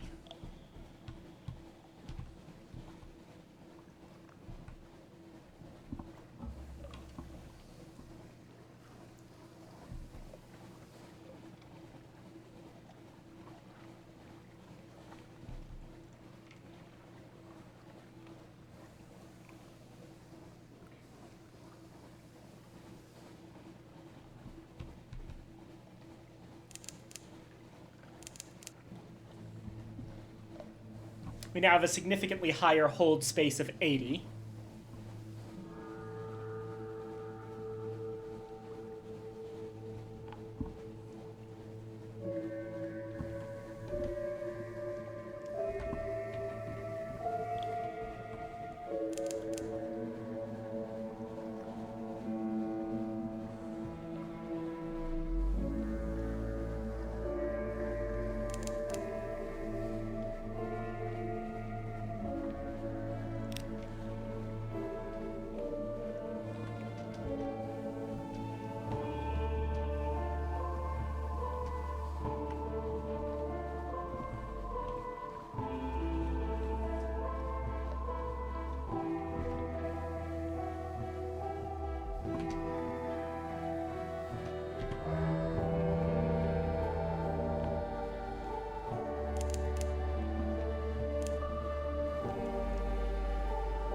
And more importantly, our hull is now 450 instead of 75, so we can afford to take quite a bit more punishment.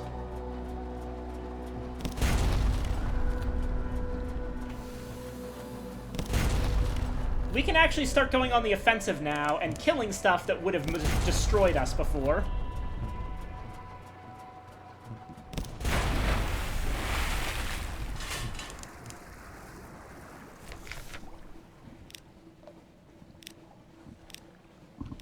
More supplies, more fuel. Wonderful.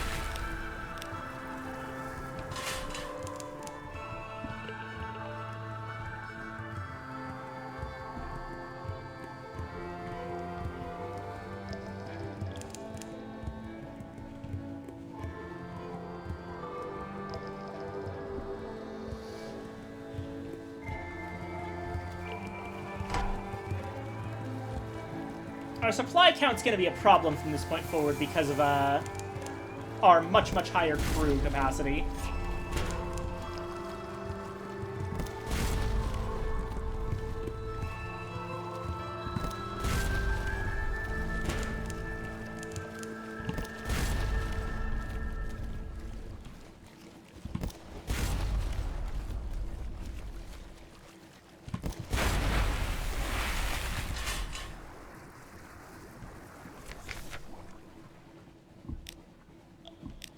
Free hunting trophy. Ah, a bound shark. This is the first time we've actually fought one of these. Let's go.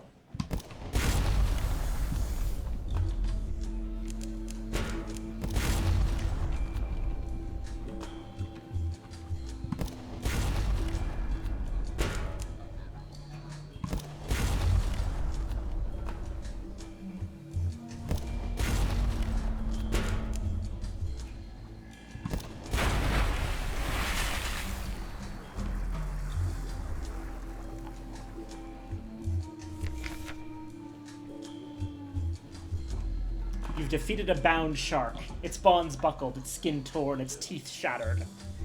Examine its cage armature. Someone has bound it savagely with black iron, sunk bands and joined mechanisms deep into its flesh. The cage has begun to distort its shape, more than seems reasonable, but then a shark has no bones. Rods of iron inserted deep into its flesh have done impossible things. There are organs in there none of you recognize. Its suffering must have been extraordinary. You take a tooth as a trophy. If your hull is damaged, your engineer will repurpose some of its cage as repair materials.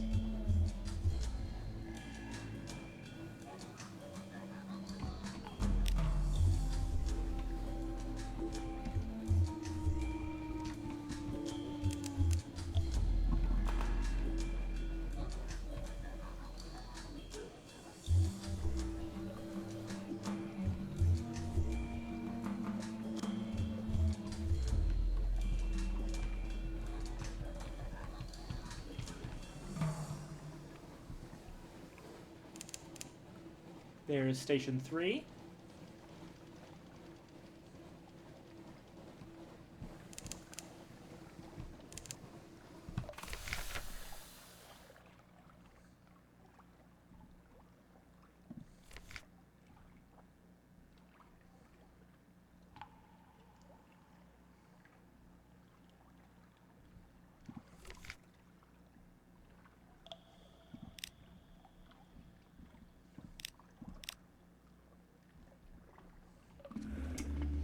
Find assistance for the snow child. A heart metal heart? Not sure you've the measure of the damn stuff. The heart metal smith shrugs. No skin off my nose. Bring us an ingot. I'll shape it for you. For the Snowlum, a heart. The smith hammers the ingot into a rough heart shape, leaving it to cool in a bucket of water. Not much time remains. Rose drips constantly now, leaving puddles as it paces up and down outside the gate. Fitting the heart is an unpleasant matter for all concerned, but what must be done is soon finished.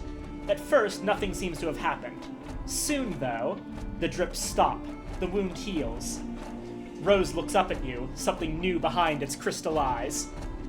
I think it worked! Rose smiles at you. It is time for its journey to begin, at Irem, where all journeys east must depart. The snow child will no longer melt.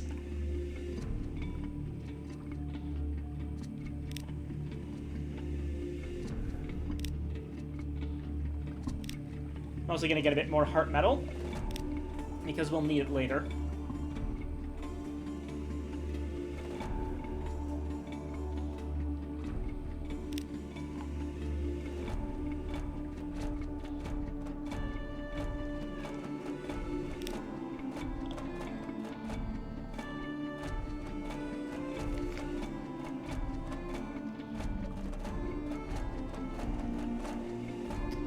Let me check something.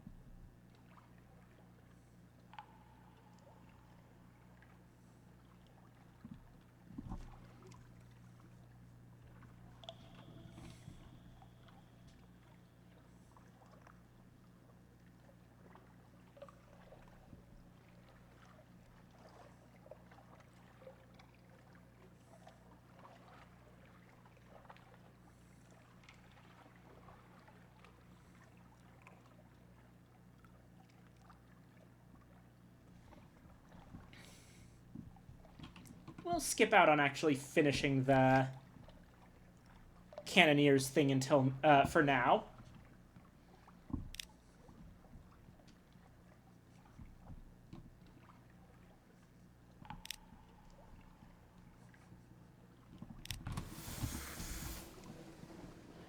Alrighty, so...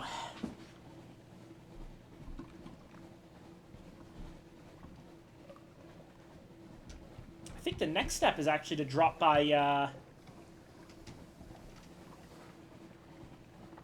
Well, okay. There's actually another major thing we could do now that we have this super cool new ship.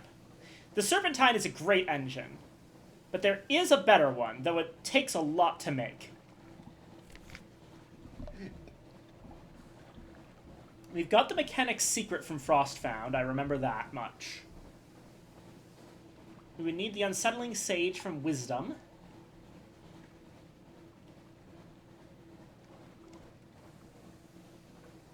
An Element of Dawn, a Casket of Sapphires, and 40 units of Stygian Ivory at King Eater's Castle. That is a lot. We may end up not doing that one. The Fulgent Impeller is a really cool item.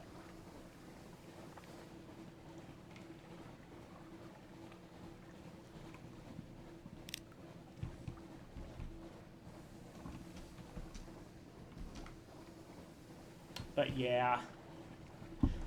That said, I'm going to go in this direction anyway because I think we can start the next step of our ambition, which should be one of the latter steps.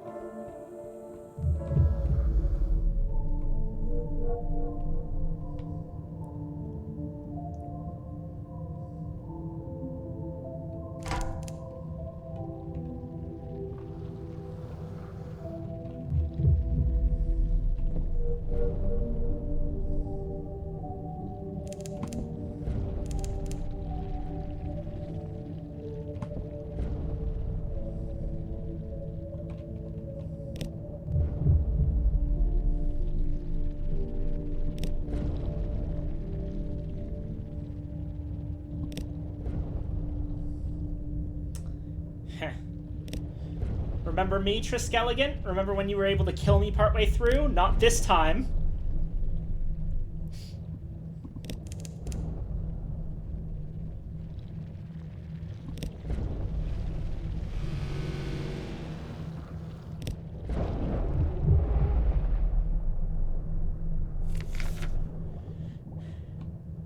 It spins as it dies, jetting boiling water from each of its maws with a noise like 100 mishandled kettles. A dark-foamed vortex forms. Let's send it to the Gantt pool.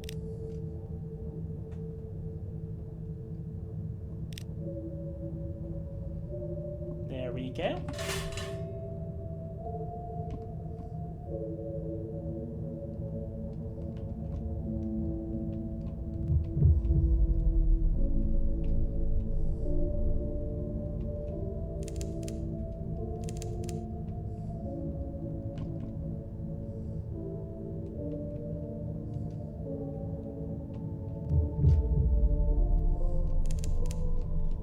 Here we are once again in Scrimshander.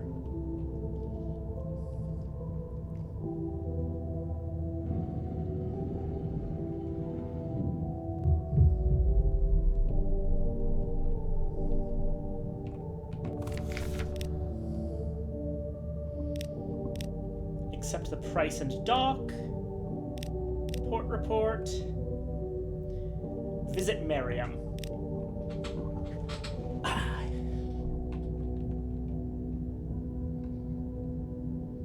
Tell Miriam that 6 are assembled. The guide, the healer, the financier, the propagandist, the soldier, and the captain. That only leaves 1. Miriam leads you to the Hall of Sevens, where her statue has been smashed to pieces. A new statue completes the line of the assembled 7. A dignified and well-observed, if slightly too honest, effigy of you. The 7 need a new schemer. Can't be me, can it? I'm stuck down here, or what's left of me is. She taps angrily at her skull. First things first, she fetches 2 brooms and passes one to you. Sweep.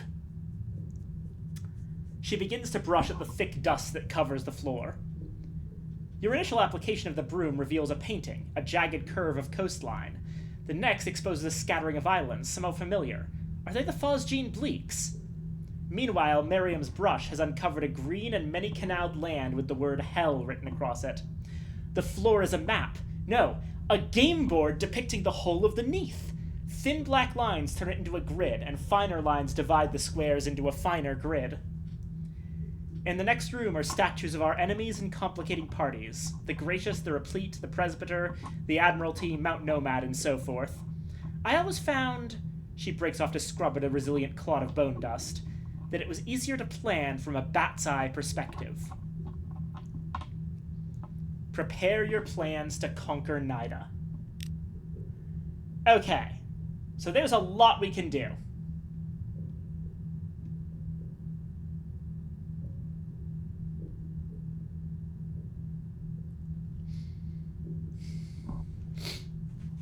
One second.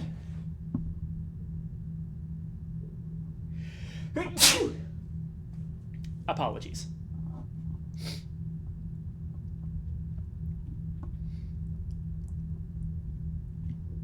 The 3 obstacles are the armies of the Presbyterate, the way to Nida, and the city's walls. For the armies, we can commit a spy network. The Presbyterate's military is a patchwork of feudal obligations and treaties agreed between its 76 subkingdoms. It is a knot ready to be unpicked. We can, if we have a network of size 7 in Port Carnelian, we can do this one. We could also use 2,000 echoes and a searing enigma. Foster a popular uprising. Your propagandist proposes it. The Prester has vast wealth, unguessable power, and immortality. He is an easy man to resent. It will take time. More immediately, it will take a secret capable of toppling a government. And inevitably, a great deal of money.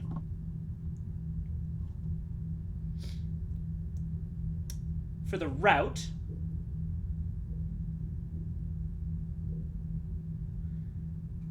we either procure a living fleet to traverse the Red River. Your soldier advocates the route the Seven took on their initial attempt against Nida. It worked then and will serve again. Unfortunately, Polythreme, the only source of the ships able to navigate the Red River, demands an unusual price. Colossal fluke cores. If we were still working with just the basic ship, this would be completely off the table. Thankfully, we're not. The other option takes a captivating treasure, 21 primordial shrieks, and 2 mirror catch boxes filled with sunlight. These are annoying.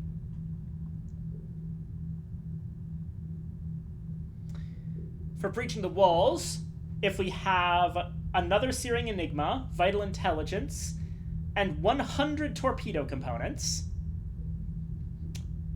we can blow the whole thing up. Or we can do the significantly more fun option. Eric has not been idle since the defeat of the Seven. He has tamed a monster of the Deep Z and presents you with a report on its deployment. We can use Temtum, the Crab of Hideaway, to breach the walls as a siege monster.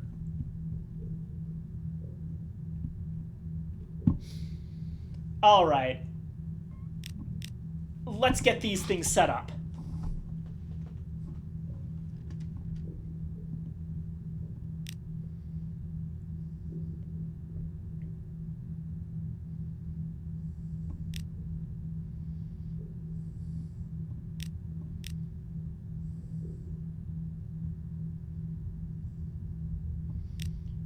We'll leave behind the hunting trophy.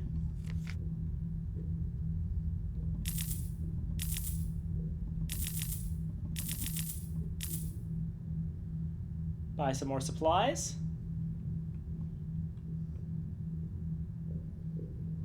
Good to know that we can buy Stygian ivory for pretty cheap here. If we want to get the Fulgent Impeller, getting 40 Stygian ivory won't actually be all that much of a problem.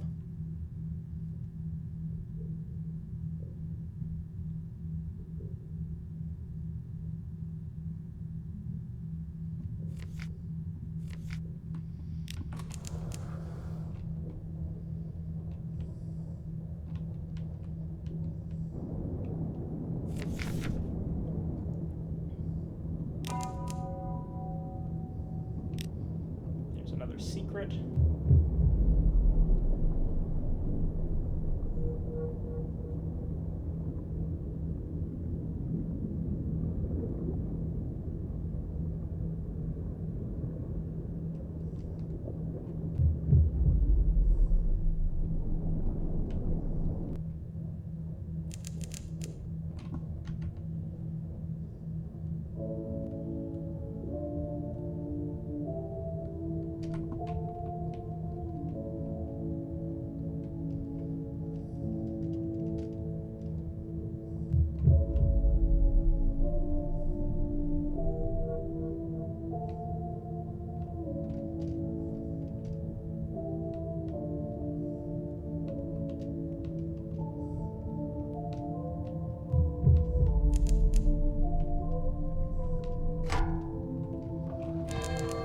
Beloved.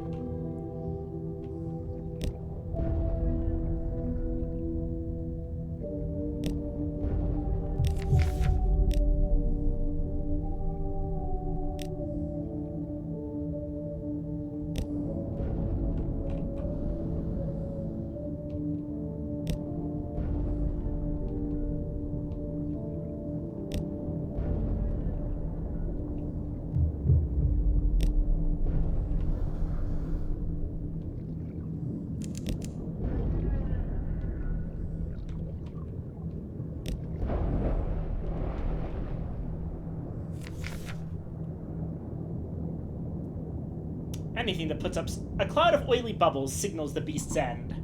Its interminable refrain of moans and burbles and plaintive whistles finally dies away like a harmonium going down a drain. Anything that puts up such a fuss must be edible. The fin! Wait, no, the flank! Or wait, the liver! Oh, the eye! Oh, salt! No fruit de mer this. It's meat. There's no other word for it. Rosy pink and sweet and tasting like the finest steak. No, like cream. No, like marbled honey.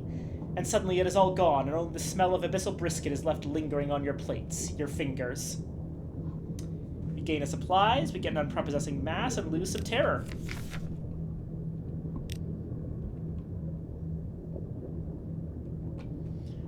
You can probably preserve this to eat at your leisure. It'll serve, but the smoke brings a kind of horror, a waking dream, a kinesthetic sense of vast things coiling and crushing lightless black.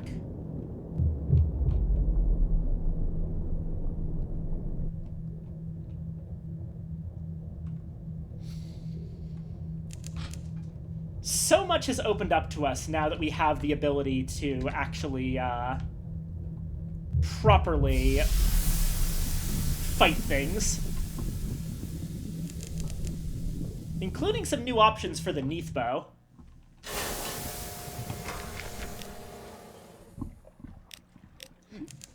Let's check out these rose gardens since we now have the key.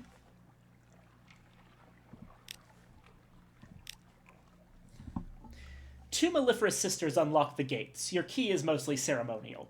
Before you is a garden dipped in blood, a sea of petaled crimson. Winding paths lead to irregular rows of cages, each covered in tangles of thorn and vine. Some of the prisoners inside the cages call out to you. Others mutter to themselves or weep. A few simply stare, hopeless and silent. The mellifluous sister tells you that honey occludes at the precise moment when the person the memories are harvested from dies. The memories lose their sharpness a little. You taste the honey, and then your mouth fills with blood. A fight! You in the memory feels a hand squeezing your neck. A dull pain in your left knee. Your fingers fumbling for a knife, just ever so slightly out of reach. You spit a tooth into your assailant's eye, and she flinches back. Your fingers close around the knife, and you slash her across the cheek. The whitish substance of her eye leaks down her face, and she howls into the full-starred sky. Is there a dead woman writhing in some strange hell as you steal her memories? Death in the Neath is so rarely a release.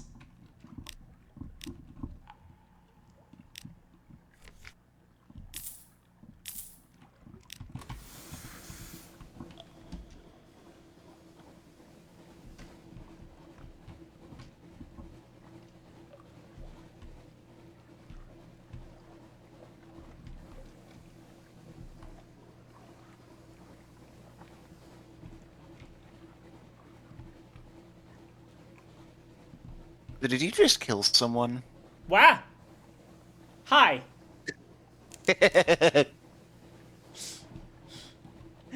Hi, Sully. What's up?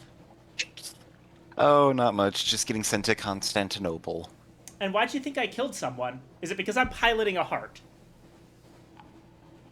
Oh, right, no, it's the memory. No. I didn't kill someone. I drank someone's memories that were painfully and horribly stolen from them by letting bees nest in their skull.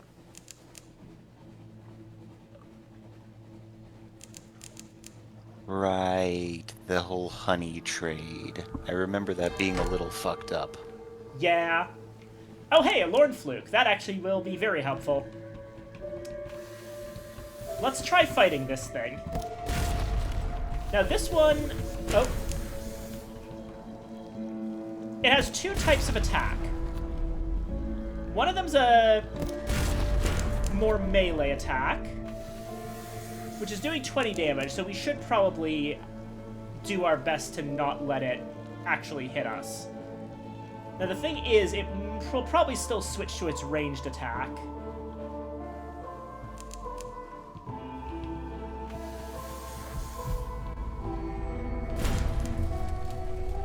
Which is not quite as damaging.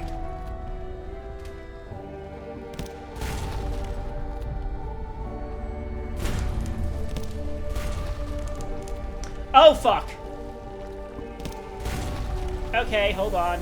We need to back away from that thing.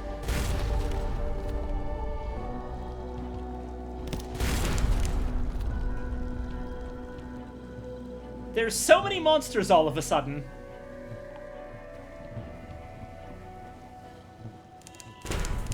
Ow.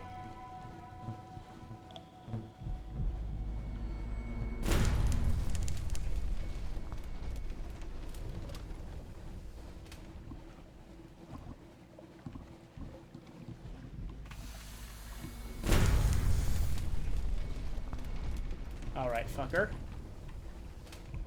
This time I'm not aiming in the monster direction.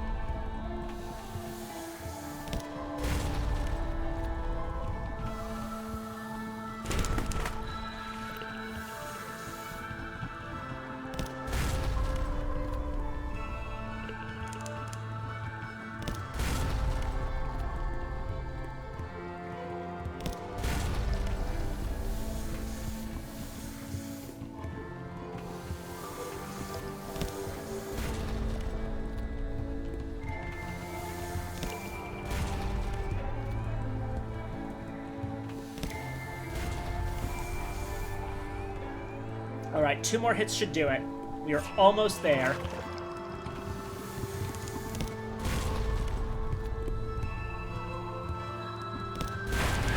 Bingo! Took down a 600 health Lorn Fluke. Its pulpy flesh shivers with the energies of its failing language. Already it is disintegrating into the waters. Examine its corpse. Dangerous, but what an opportunity. Ah, we lost the challenge, but we still got it. The decoalescing body is full of incomprehensible organs that collapse at your touch. You understand nothing, and very quickly there is little left of it. But at its center you find a vast lump of resin or congealed gall, the size of a barrel, flawed with darkness. In the full starlight, it is a deep violet purple. Irigo, your doctor whispers. The color of forgetfulness. And we get a colossal fluke core. And hey, we were actually headed towards Hideaway, so this just gets us closer.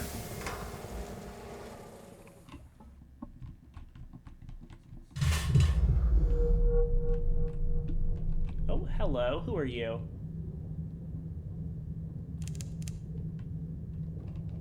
A shipwreck, apparently. Hold on.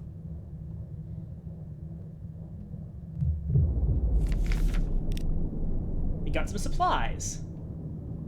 Lovely.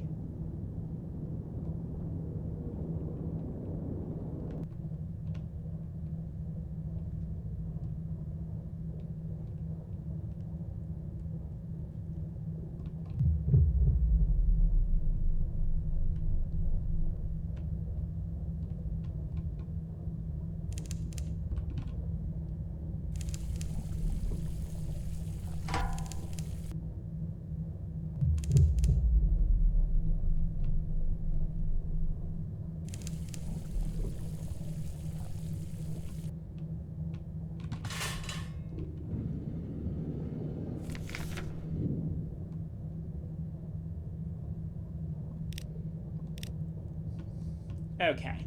Now we can actually do some stuff in Hideaway because we have the resources for it. Assemble a port report here. Check on the investigator. The impolite investigator ignores the patterns of resting and waking established in Hideaway. He never seems to sleep. At all hours he can be found asking questions or studying the city.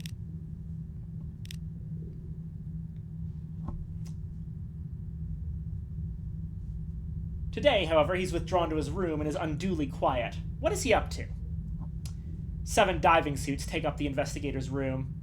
We're exploring the space between Temtum and its city shell, but we'll need another 5 divers. Previously, that would have been half our crew. Now it is approximately a 1/7 of our crew, so yes, you can have 5 divers. We lost 3 of them, even on a success. The investigator leads you to the depths of Hideaway. Did you know there's an enterprise to construct kelp farms on the outside of Temtum's cheeks? We'll use their hatch to study the shells inside. One after another, you splash into the dark. With your light, you can see the flesh of the beast beneath you. It is bruised, bloodied in some places. In others, it's mere feet from the shell. The investigator points ahead to a thick cable hanging down from above. As it comes more clearly into view, it sparks. The charge results in a convulsing of Temtem's flesh. You return to the city as swiftly as you can, but several of your crew were caught by Temtem's shifting body and crushed between his shell and his flesh. As soon as you're back in Hideaway, the investigator strips out of his diving suit and flees. The impolite investigator has discovered a distressing truth about Hideaway.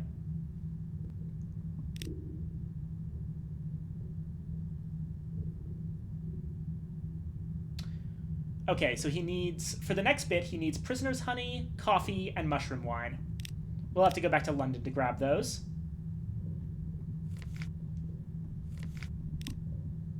I apologize for effectively just saying hi and dipping, but I think I must. Okay, have a good night. Wah. Wah! Oh, right! I can trade sapphires for double muter salt. That's actually a pretty good idea. I think I'll need some muter salt in the near future.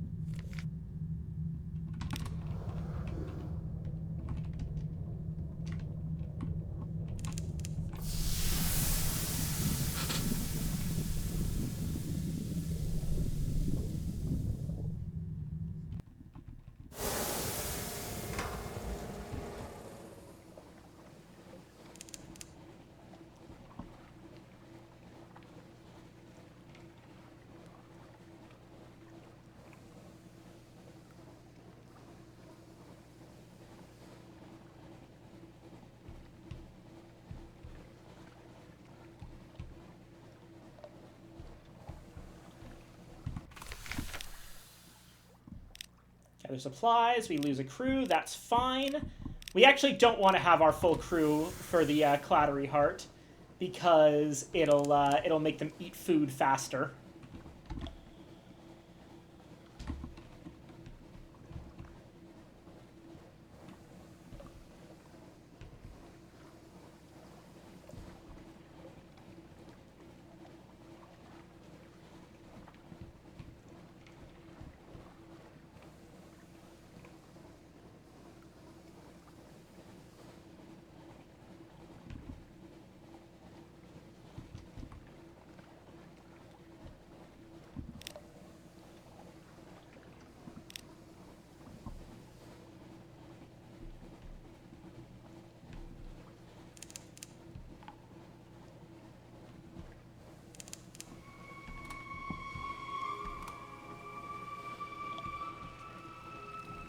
The Tree of Ages.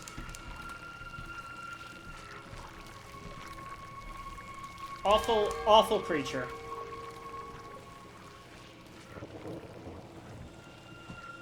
I don't think there's any real benefit to me fighting it right now, so I'm not even gonna bother. Somehow I managed to sneak past it. I guess that Veils is finally starting to put in some decent work.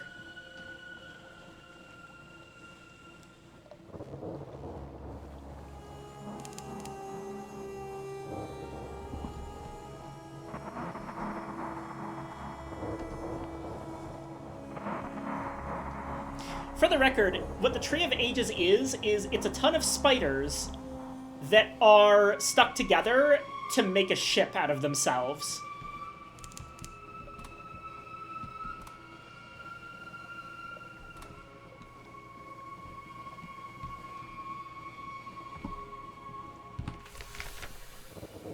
Shrouded with shadows, wrapped with webs.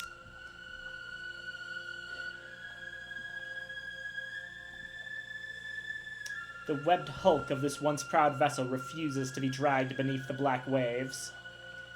Superstitions of the Z give even cynical sailors pause before ransacking half-drowned vessels. Still, nothing in the code prohibits indulging curiosity. That said, we would need candles for this.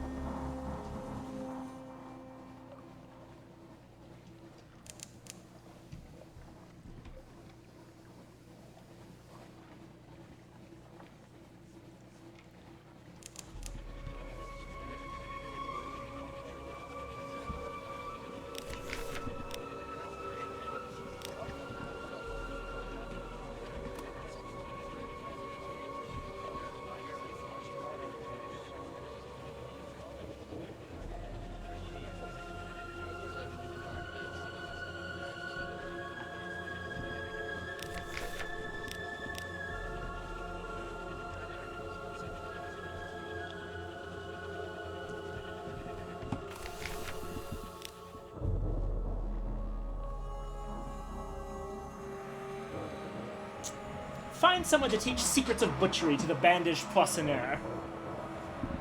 A bone man shows you the glyphs cut into his white-dusted palms. They mean separation, he tells you. He will instruct your chef if you can prove your worth. When the poissonneur returns to the ship, he is red to his elbows. I have learned what I need to know, he says, his voice haggard. Back in the galley, he throws away all his knives but one. You watch it slice skin, bone, and butterfly, as precise as a surgeon's scalpel, as quick as a minnow. Flesh goes one way, skin and organs another. As the crew dine, he seeks you out. It goes well, my captain. I have my initial ingredients, I have my skills, but the flavors I pursue must be coaxed forth like a hermit crab from its shell. I'm afraid I need very particular seasoning, Nutrasalt and Zoop. They sell the former at Wither, where the salt pools fizz and pop. Zoop is made at Mount Palmerston. Its composition is a secret, but anything that can be combined can be separated again with the right equipment.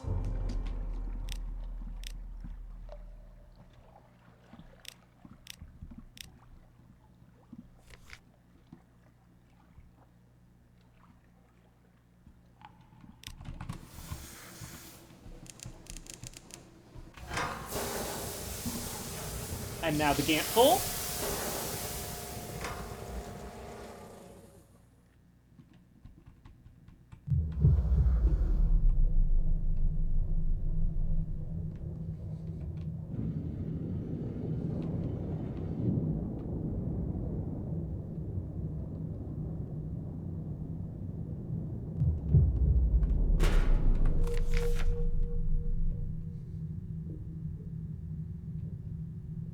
Assisting the Haruspecs. A few pointed jabs with one of the old Zailor's own harpoons keeps the mob at bay. Sever the flesh, whispers the Haruspecs. Let the entrails form my path. Somewhere in the blood, guts, and blubber, a pattern emerges. She closes her eyes. There shall be a new horizon. All shall know it, but the king's city will witness it first.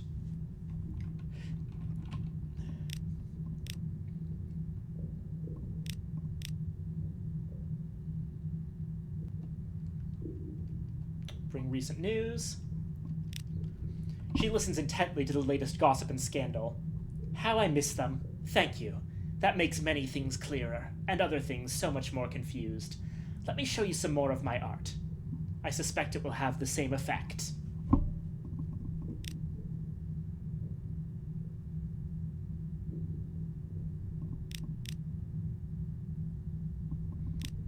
Cut some flesh for the shell in it.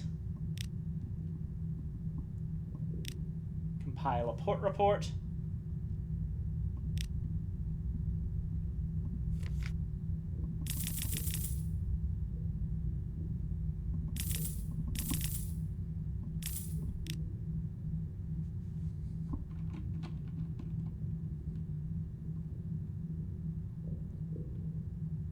Oh, we could have. Okay, if we did kill the Tree of Ages, we could have sold its heart for a colossal fluke core, but that's a big if.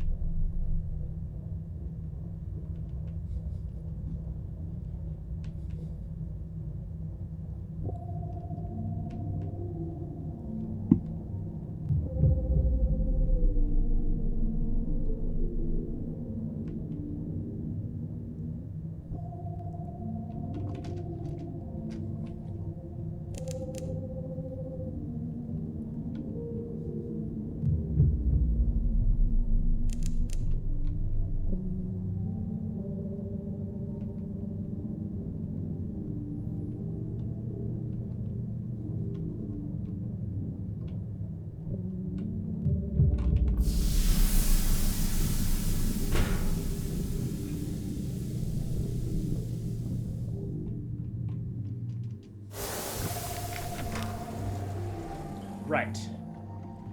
Intelligence from Port Cecil. Extra move.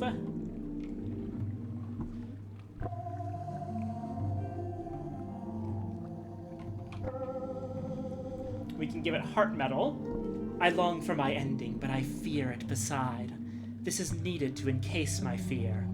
Ice and oysters, the trap jaws. Give me courage. I want so to be less. Give it to me.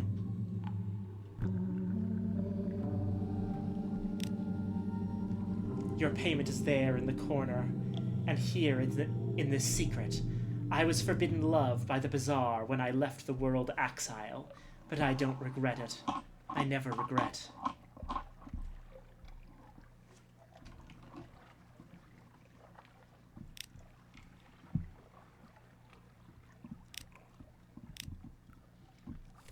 Right, how many more of those do we need? Obviously, we could give it the fluke core as well. Though that might be a later thing.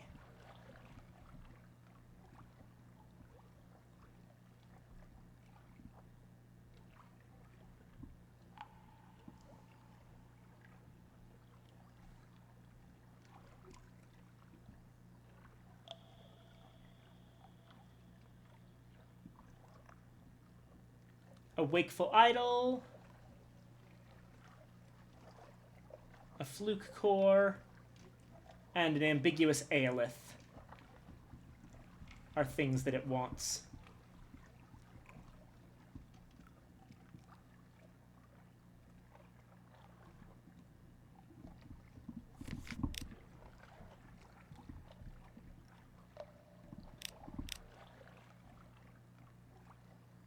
Ah! Here are the Iron Republic privateers. Let's eavesdrop on them. They are speaking of a raid on the Khan's glory, from which they stole pieces of prayer, or of a boast that a rival band made about stealing the Empress's wedding dress, of a sort of spiced meat which fills the heart with love. But they speak, too, almost coherently, of privateer lairs in the Western Wall, of passwords in use, of brass embassy protocols, and of tuning techniques for drawing lost souls close. A buzzing rises in your brain as you listen, until your eyes become unfocused and your tongue feels thick and heavy. You creep away before anything worse can happen. But this is an odd and useful miscellany of facts.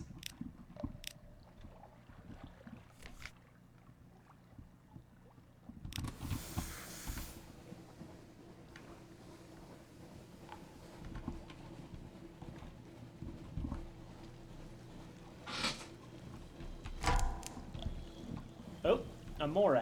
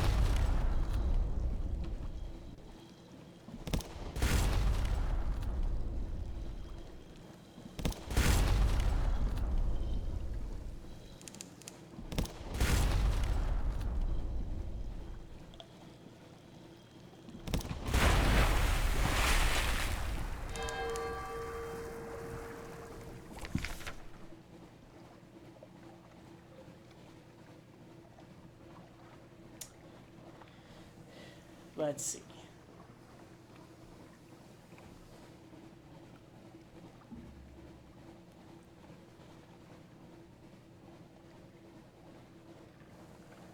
Probably dissect for knowledge. Hunting trophy, Stygian ivory. Observe its teeth, the hooks, the clamps, the cutting tendons of the jaw. Its skin, which almost defeats your knives, and which secretes a slime containing a toxin that causes paralysis of the nerves. You can learn from these.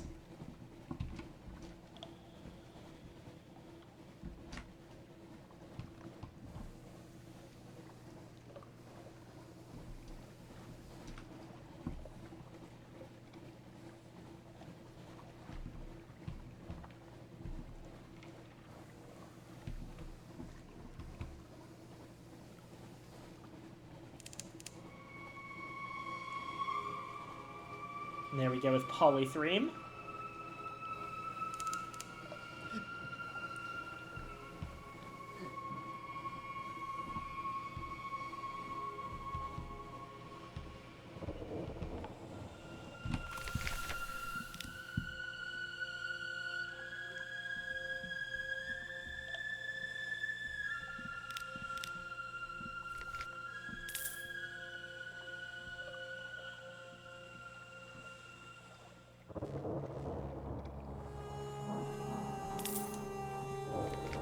Gonna buy some Clayman Stokers here.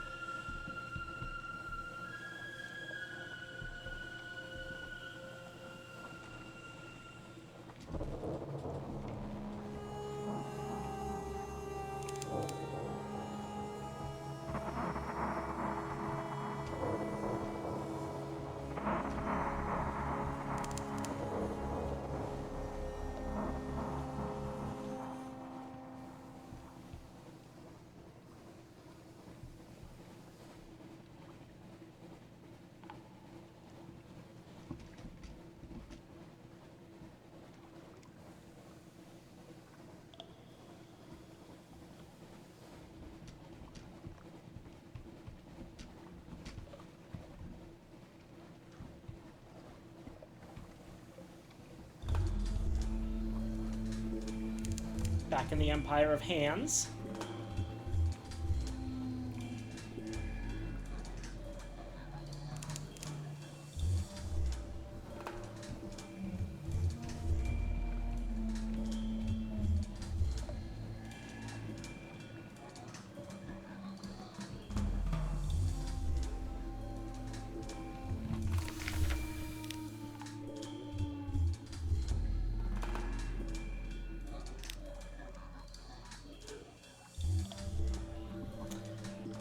The bones and rotting carcasses stretch out in all their macabre glory. Deep strata of maggots squish and crunch underfoot as you search for treasure.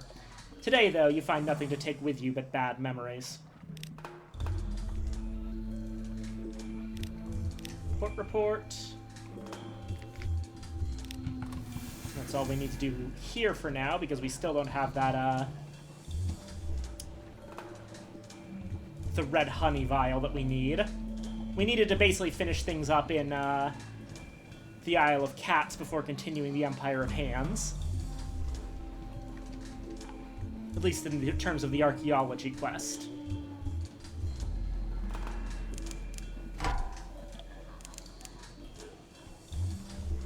You know, I wonder.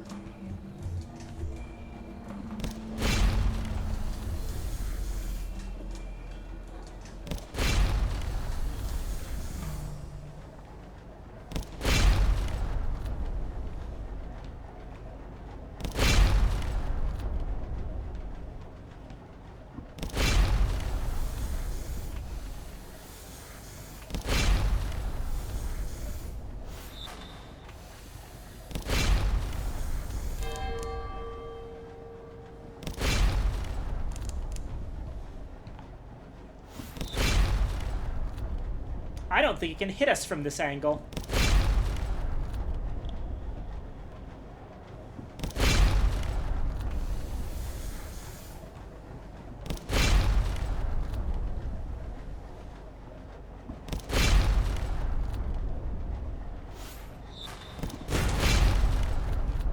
Okay, it can hit us from directly behind.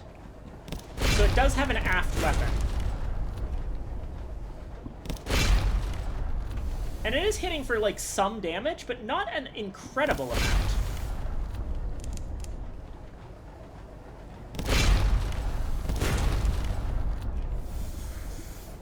At least not anymore. And bingo.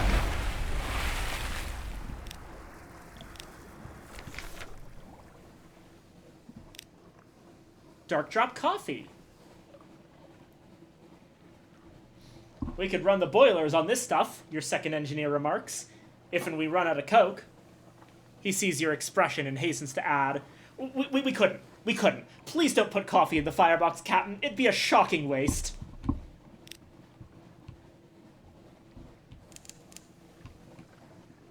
I could have sworn that Glorious Dreadnoughts gave you more stuff. It feels like they should give you, like, a lot of fuel and supplies and not just a cache of curiosities.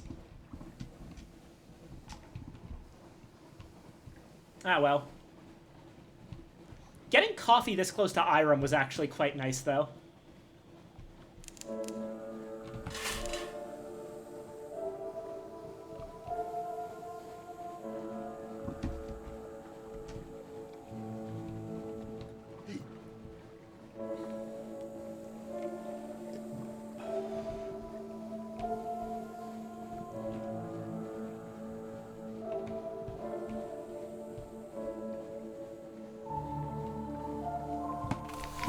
And here we go.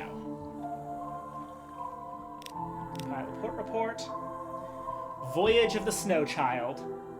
A small boat will be prepared for it at the docks. A traveler will depart. The crew will gather to see their snow child on its adventure, bringing it gifts for the journey. A few supplies none will miss, the occasional weapon. It will accept them all with gratitude, even if as its mind begins traveling far beyond any map's border. I will row, Rose will whisper. I will take myself where the light beneath glass shines green and gold, past the beach where an exile recalls the warmth of suns he left behind. I will find the frozen forest and climb trees tall enough to touch the moon. I will remember you, Captain. The moment will break. Rose will board the boat and man the heavy oars. With a salute and a final smile, it will begin its journey. You will watch it go until the smile is just a memory, lost deep in the darkness. The Snow Child has departed. The Snow Child's real story has begun. And we got a small level boost.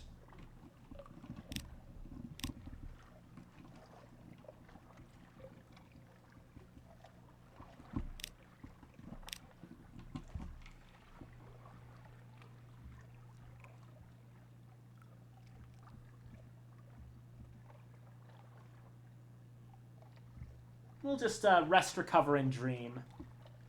The jungle around you is rich with violently colored fruit, buzzing with insects and unseen life. Explore a little. Oh, and almost forgot. Beneath the skin of dreams, beneath the faces of mirrors, an orange sun sails in a fervid sky. Here are the borderlands of that place, close by Irem, and closest still to the House of the Amber Sky. And here you are in another place. The sun is warm on your uncovered head. At the top of a low hill, a tower stump stands. The masonry looks Iremi, the door is rotted, the space within filled with thorn vines. But cracked mirrors still hang on the walls, and in each one you see a different scene. Bright-eyed soldiers bind sharks in iron. Claymen war with clothes colonies in the streets of Polythreme. The alarming scholar cracks soul tubes beneath his teeth. Truth, dream, or both?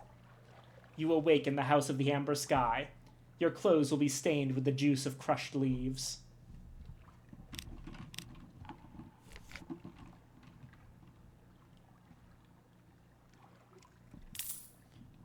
Watch for Curio.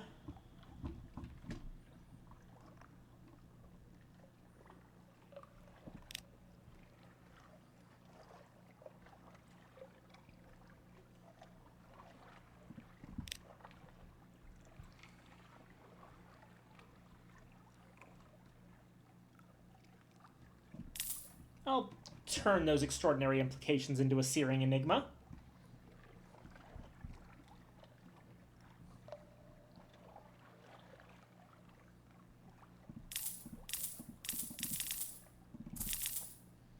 And let's even out the Tales of Terror.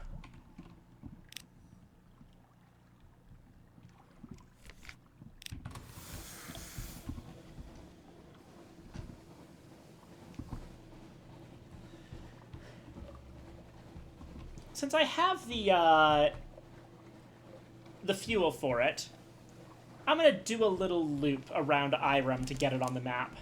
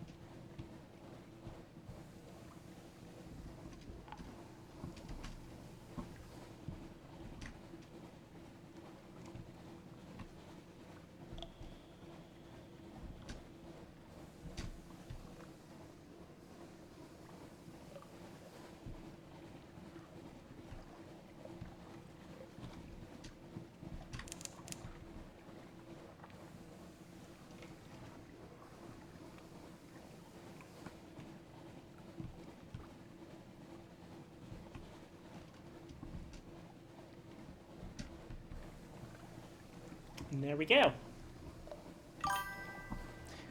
I'm a happy Nox student today. Doors are open. Some of them are painful, but they are allowing passage from eternity to history.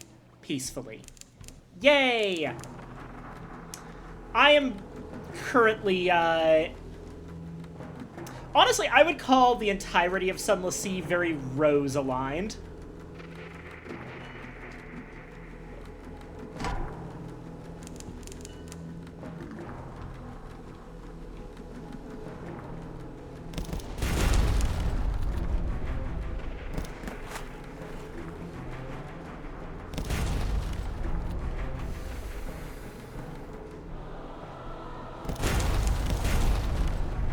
Oh, yikes.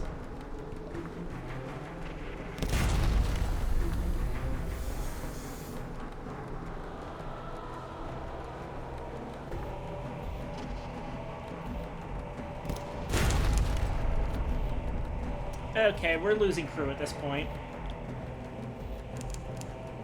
We need to chill out a bit with fighting everything.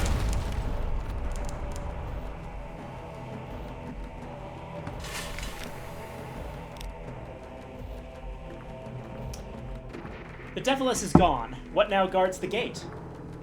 When you come in sight of the cottage, you think for a moment that it's been overgrown with glistening black ivy.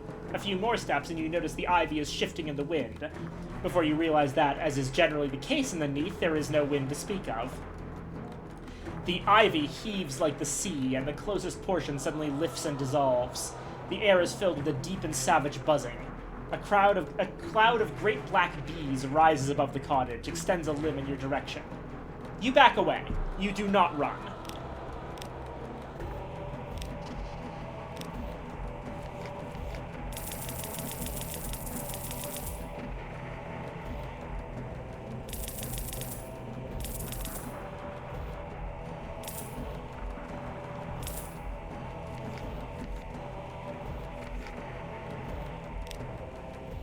Right, Muttersalt and Zoop.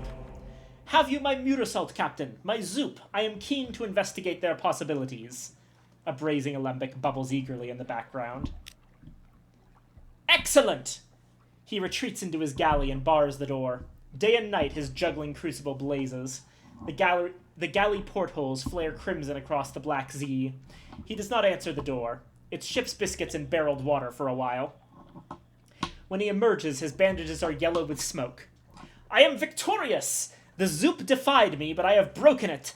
Chanterelles from some soggy edge of London. Pig stock. A feisty dash of paprika.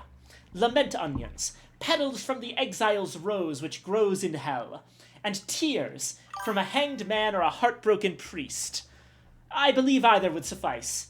The method of the ingredients combination is singular. I believe I can make use of it. We are charting new culinary frontiers, my captain, but the Fathom King presides over the drowning feasts. He is accustomed to excess. We must amaze. That night, the crew dine happily on fish stew. The poissonniere keeps your wine glass topped up, and at the end of dinner approaches you nervously. I am afraid I have another request, Captain. I need something from Khan's heart, a certain book of recipes. If we were going that way... He fidgets with the ends of his bandages, avoiding your gaze. Why is he lying to you? Also, apologies for his terrible accent. I can't get it, like, straight in my head whether I'm giving him a French accent. I'm trying to give him a French accent, but I'm very bad at French accents, so I think I'm slipping into Middle Eastern in some places.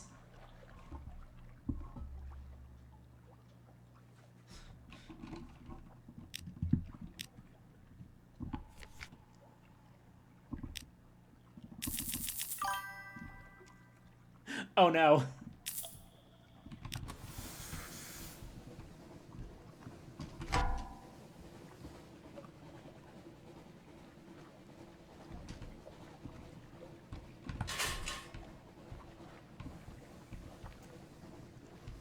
Right.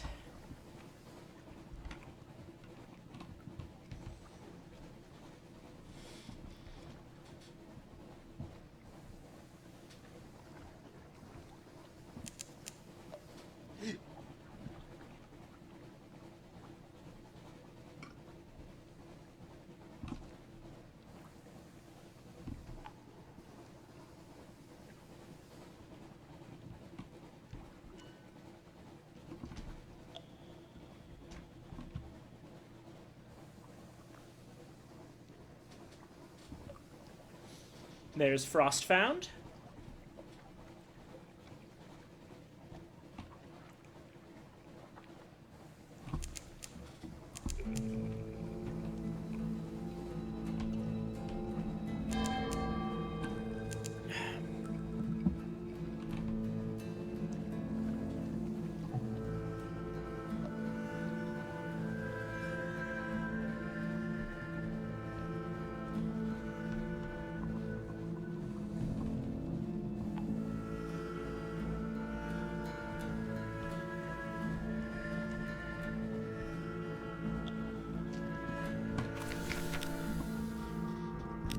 Tea with the squatters. We're down to nervous.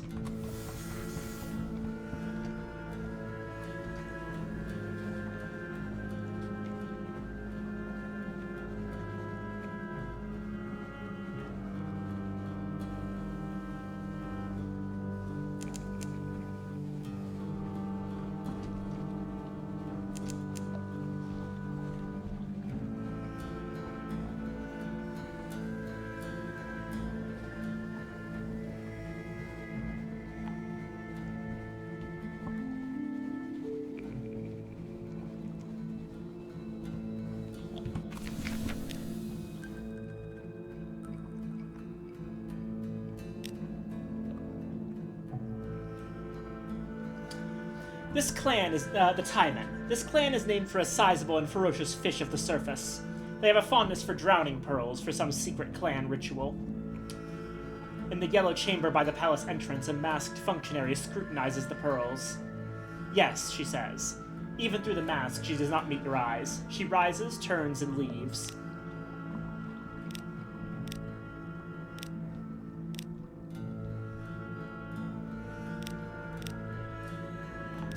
Gonna spend most of our drowning pearls here.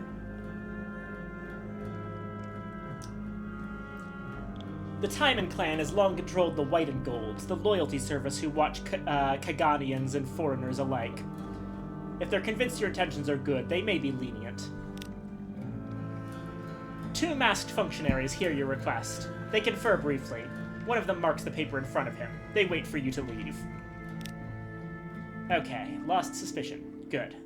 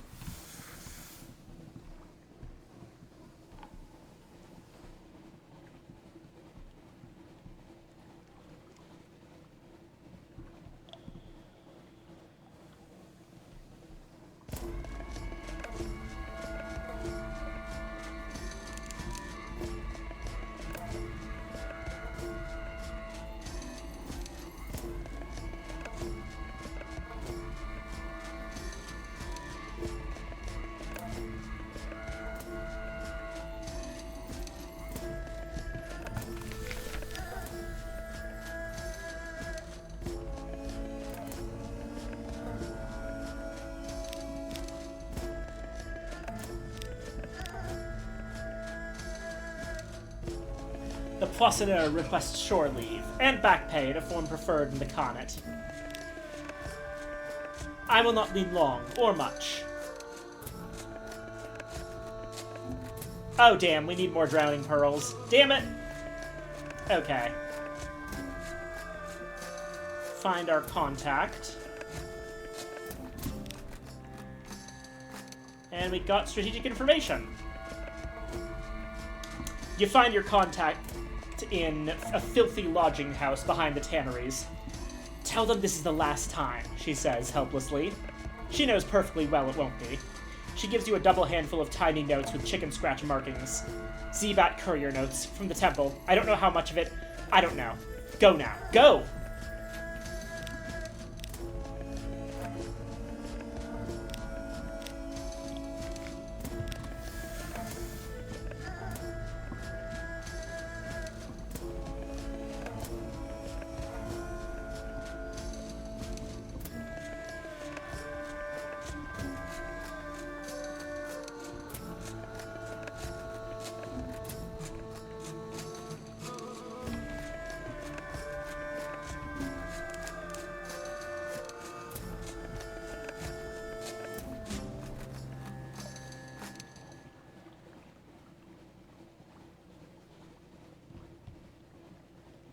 Right. And I think...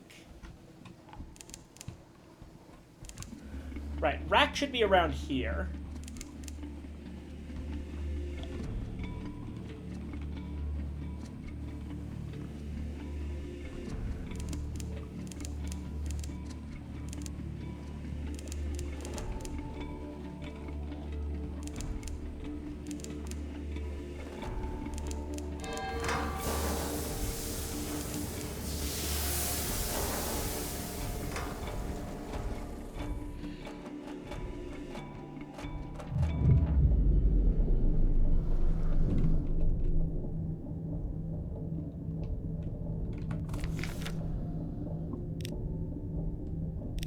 Go wrecking.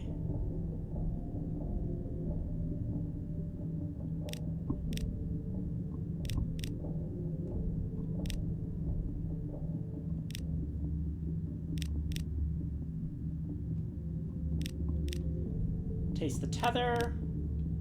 A kaleidoscope. Through its glass, dizzying color. The sharp driver kicks her feet up onto the panel. You lean back, taking a drag on a cigarette. Beyond the window, the high wilderness shimmers. Distensions of maddening color, bright winds that would scour you to dust, blankets of blazing fog as long as continents. That last station master said to expect trouble, she says, removing her goggles. You blink. It's always startling how blue her eyes are. She rubs her neck thoughtfully. How do you know that gesture? There was another time, another place before?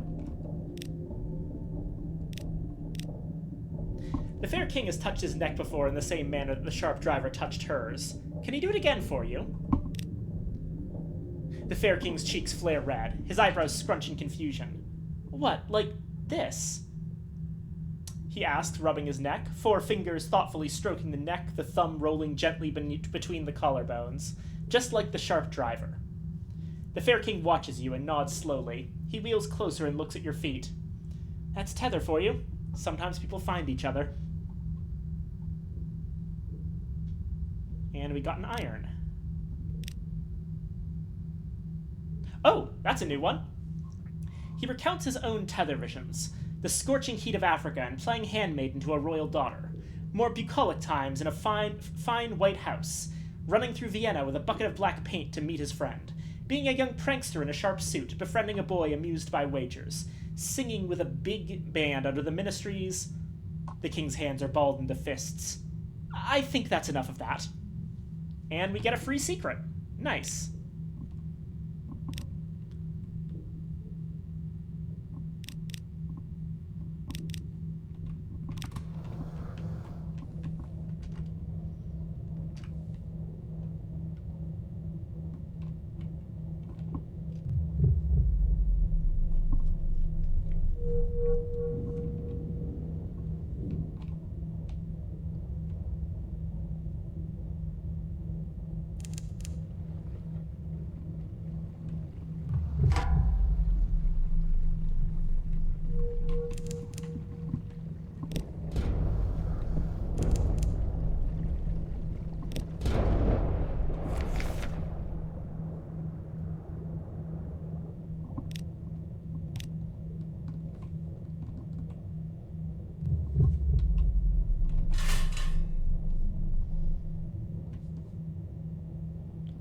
Another big shipwreck.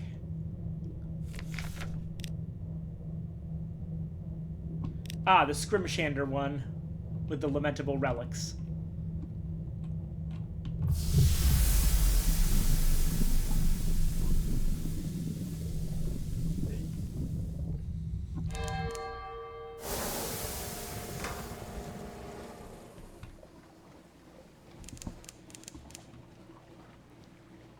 And let's check in at the Salt Lions. We can probably carry some Sphinx Stone again.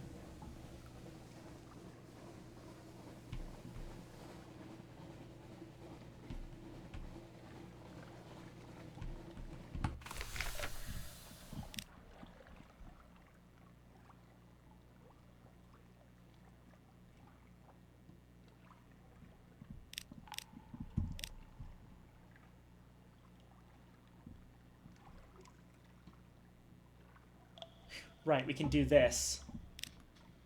Jumping into the sea to get an extraordinary implication by trading in Salt Attention.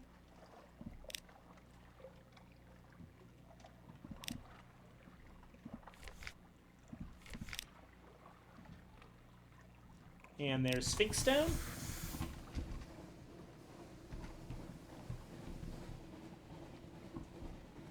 That's probably going to be a crab there. Oh yeah, it's definitely a crab. I can see the angler lure.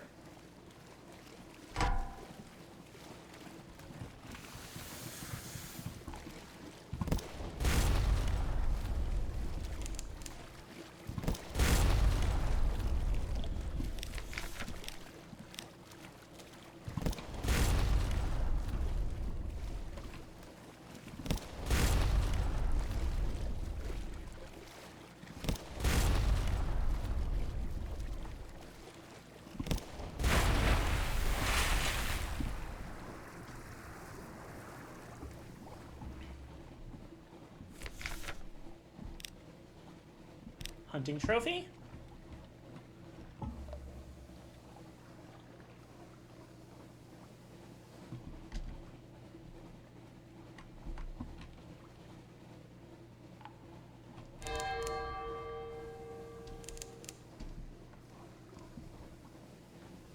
Shoot, where did they tell me to go wrecking again? Guider's Morn. Good, we're heading in that direction.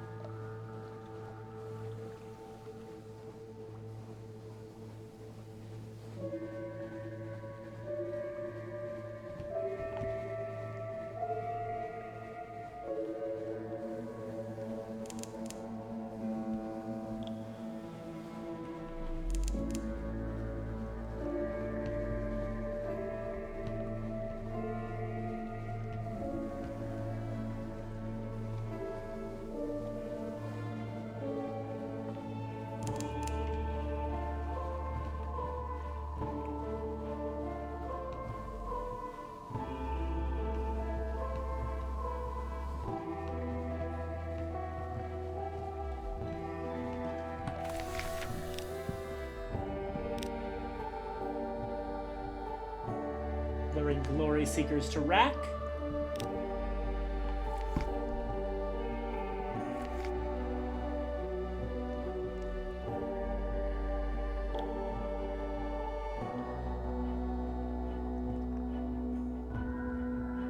Why is it going down?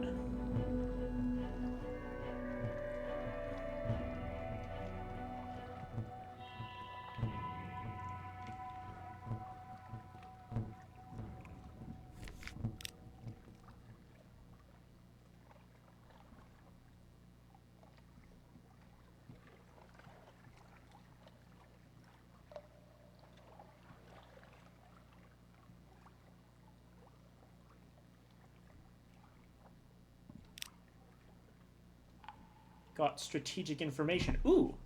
The whisper is that a Khan at Trimaran resupplied here last week under a flag of careful truce. That implies something interesting about Khanate fleet movements. The Admiralty would love to know.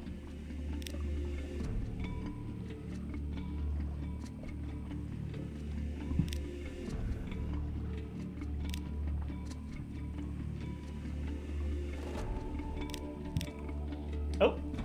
You come across a crew of shell-headed hunters exchanging heated insults with a Khanate privateer. It looks likely to end in blood.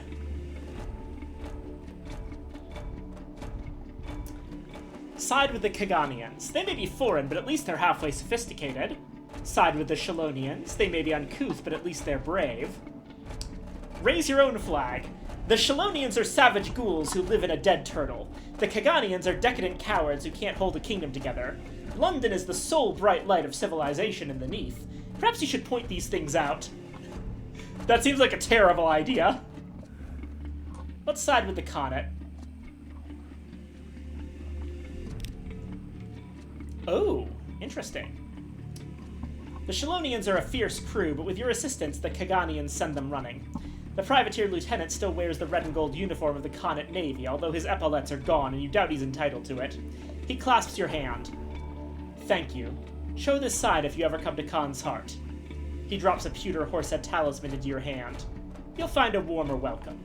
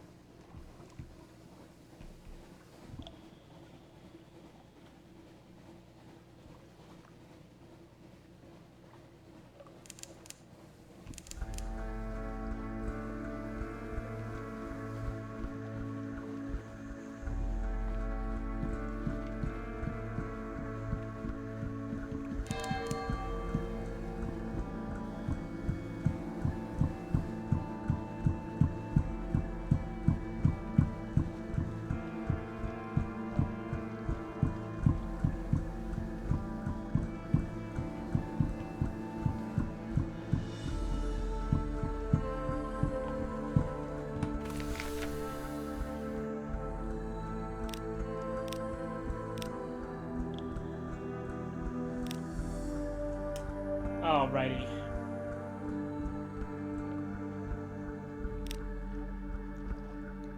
So, we can sell this Skintilac to the Merchant Venturer.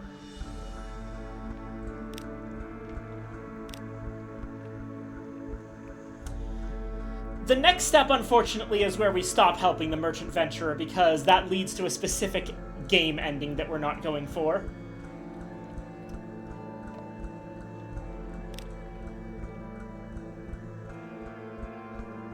I'm also going to go ahead and sell one of the captivating treasures here.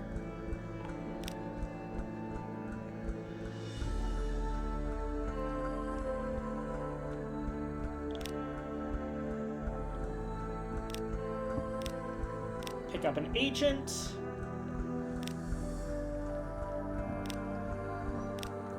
Spend time with the family. I can finally sell this long box, I think.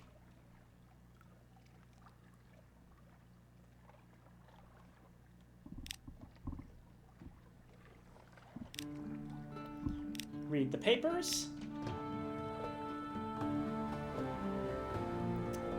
And here we go. The Incarnadine Robe of Mr. Sachs. It sits on your chair. This has possibilities. Ho, ho, ho! Londoners give generously to Mr. Sachs. Is it really that time of the year, some of them ask, but a shake of the sack is all that it takes to convince them that it is better to give than to receive the crimson beast of winter's displeasure. You return home with a bulging sack of shiny new toys. When you next wake, the robe is gone. 3 secrets, 2 strategic information, 4 drowning pearls, 2 skintilac, a judgment's egg, zoop, and approved romantic literature.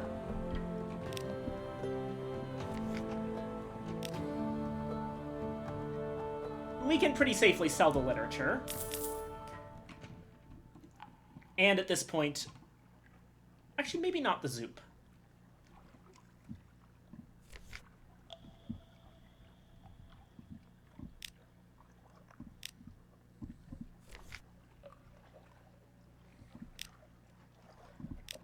Deliver the Sphinx Stone.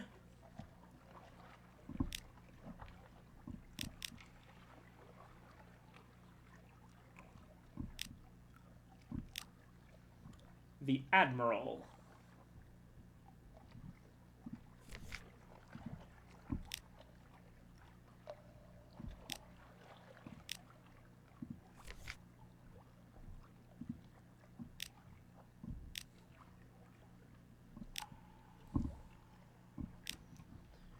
Vital Intelligence. The Supremacy London.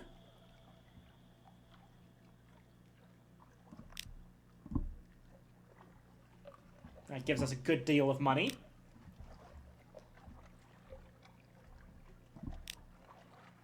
Avid Horizon is next.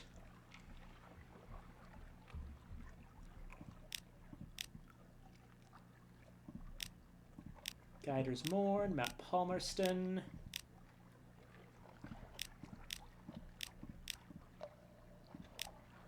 We're just going to go through grabbing all of the port reports.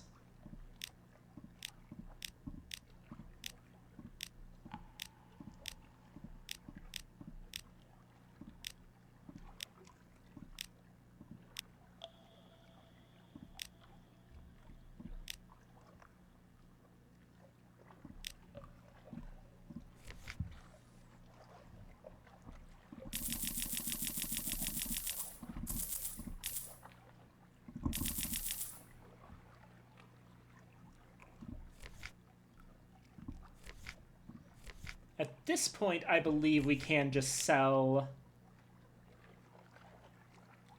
the rest of our skintilac.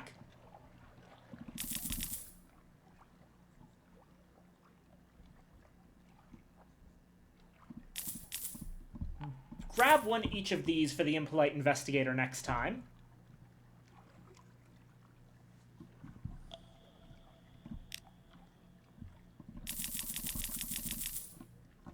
And we can actually start doing some stuff to kit out our ship. Including...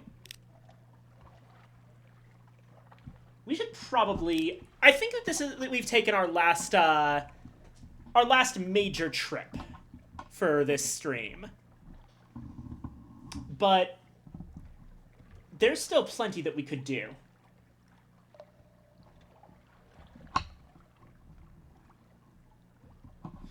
Before we do anything there, though, let's use our massive stack of secrets. And let me also check in on what I'm supposed to do for the Brisk Campaigner. Okay. So after the initial supplies in Meter Salt...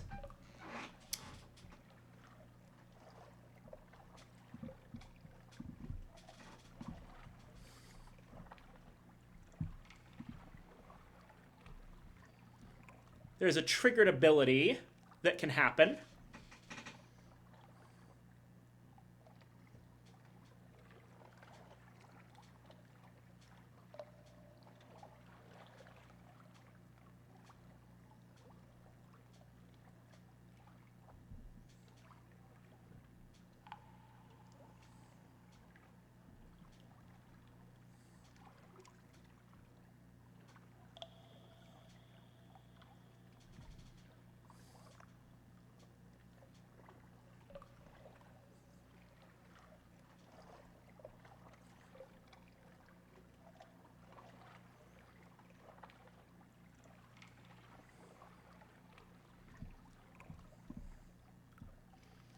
Right, okay. So...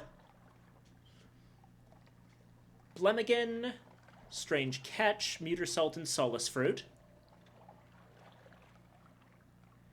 And that either goes to straight to step 5 or step 4. If we are at step 4, then we'll just need the same Zoop and Meteor Salt, as well as a secret and some Drowning Pearls.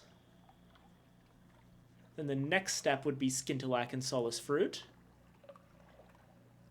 And that would also take a secret. And then finally... Okay, yeah. 1, 2, 3, 4, 5... We want to keep at least 6 secrets on us for this. Other than that, we can use all of ours.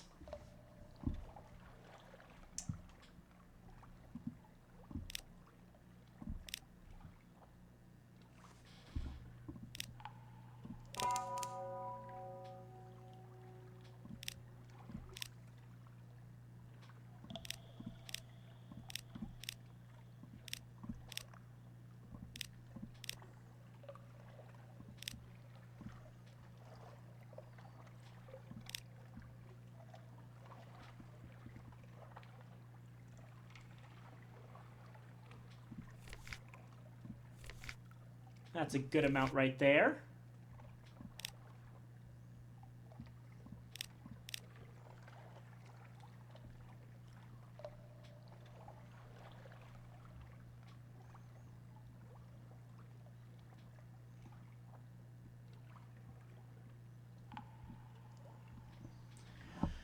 Create an anatomical cabinet. We need...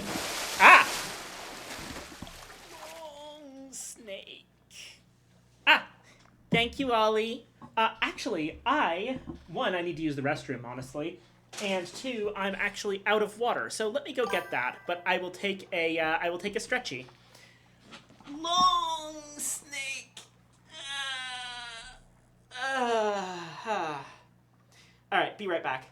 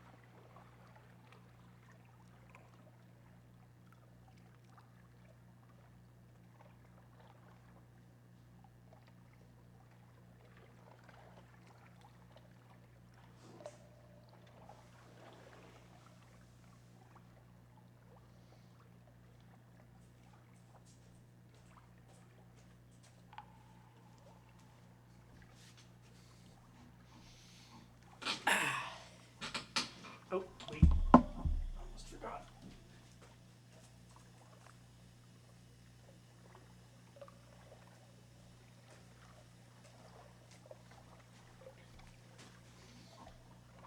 Alrighty.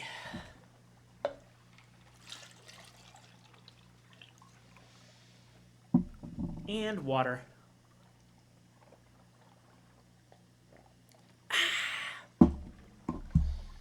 Lovely. Right. Ah! Nico. Hello.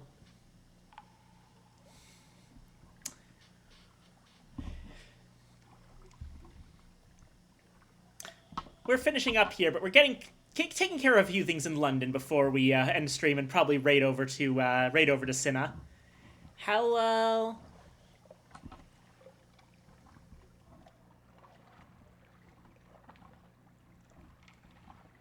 Oh, actually, might be good to. I know I do it a lot, but Copper Dinosaur is playing Slay the Spire too. And Copper Dinosaur does have fewer viewers overall, so that would be helpful. Ah, yeah, Cinna's doing that thing of streaming with a bunch of people. And as usual, one of those people has like 100 viewers. Yeah, I think I'll go with Copper this time because Copper could use the boost. Cinna, beloved. Yeah!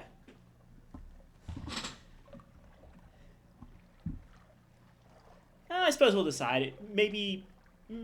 I might actually flip a coin. Make sure it's fair.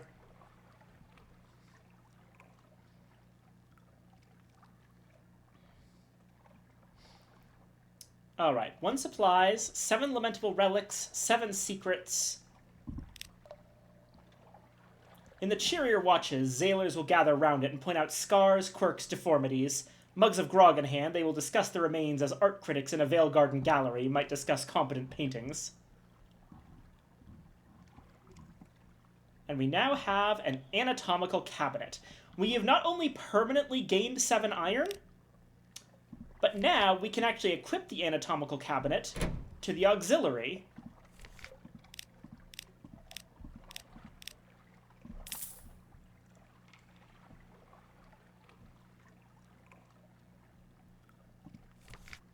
There's also the aft slot.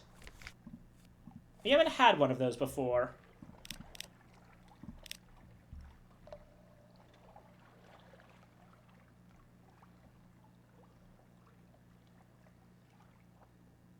Communis Yard's Damnation versus the Cotterell and Hathersage Discouragement. I think the Communis Yard's Damnation is better.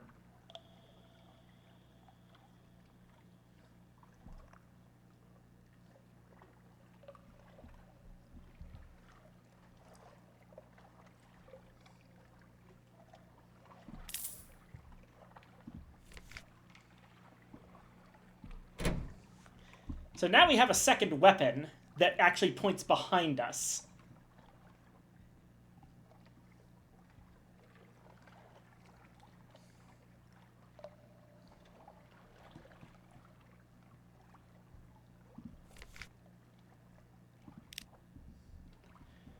Right, port reports.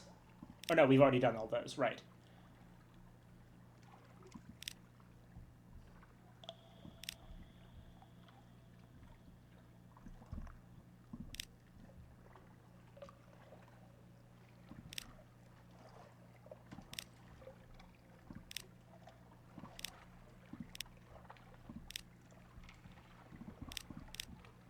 I'm also going to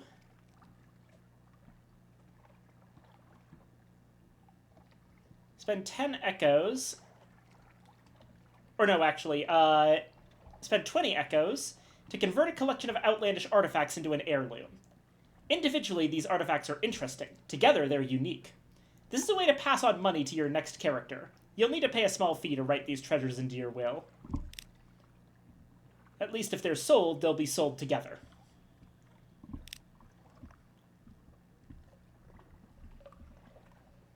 And let's pass on one captivating treasure to the next one.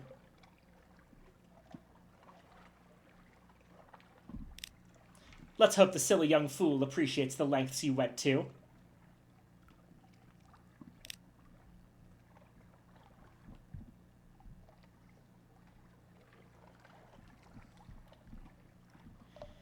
Of note, the almanac we made. There's one for every single stat.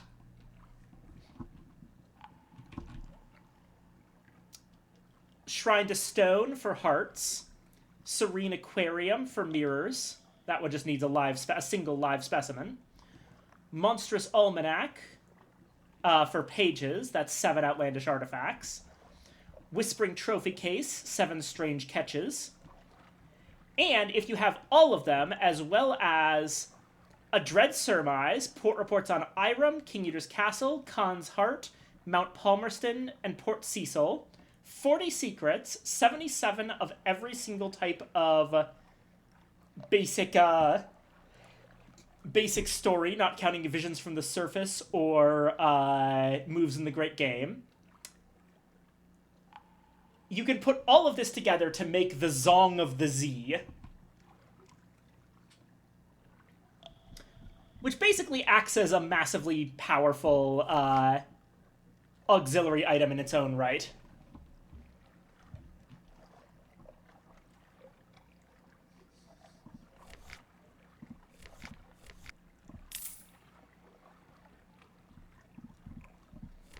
I'm also going to take a moment to sell a Searing Enigma. What's... Give it to me. Yes, yes, now I understand. Listen, the net, the law, the harm, the sky, the light, the clock, the Z, the eye, the night. Leave me now. I have things to do.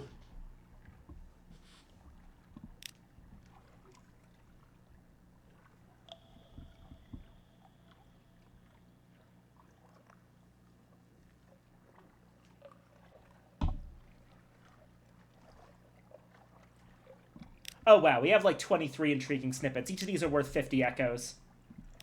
I should probably sell some of them.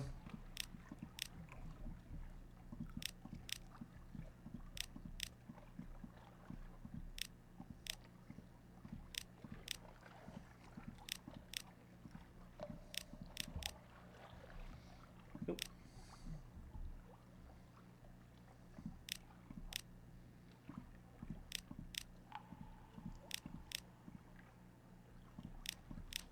There we go.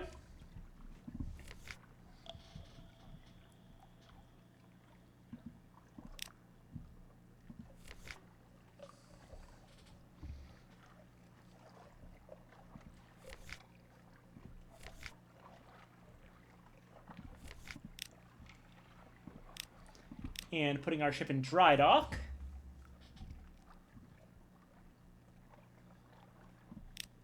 $100 echoes to fully repair our hull.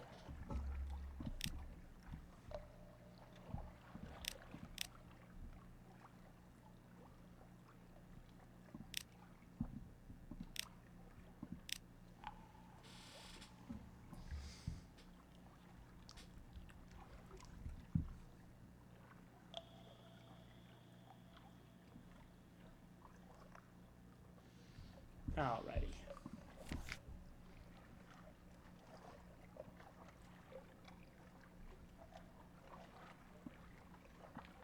And yeah. I'll try one quick thing before we...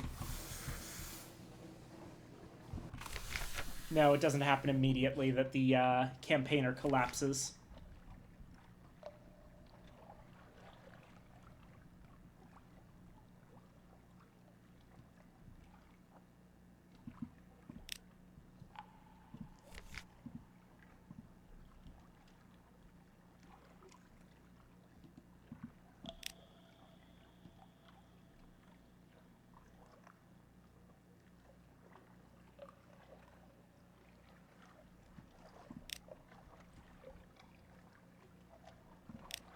And I think that's it for this one. We have got plenty to do for next time.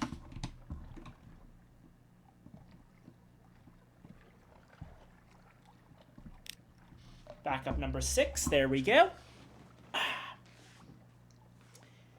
And... yeah, okay, yeah. Copper's probably where I'm going with this. I will also drop in on Cinna, however. Yeah. Copper and I basically started streaming at about the same time. Cinna's really helped me get on my feet, but I also just want to support someone who's become a close friend as well. Same way that Cinna originally supported me. Anywho.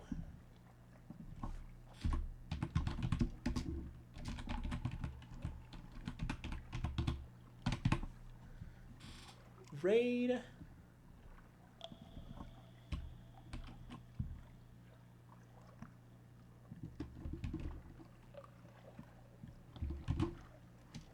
Copper dinosaur. Alrighty. Well, we are getting ready to finish this off. I will see you all. Probably one of the days this weekend when we play Sentinels of the Multiverse. Bye bye, Nico. And after that, we'll be back in Sunless Sea next Wednesday, and we are getting close to being able to finish the game, which means I have to make decisions about what storylines I want to actually wrap up. But that's for another time. Alrighty. Everyone ready to raid? Alright. Bye-bye. Love you all. Have a wonderful evening, and have fun with Copper.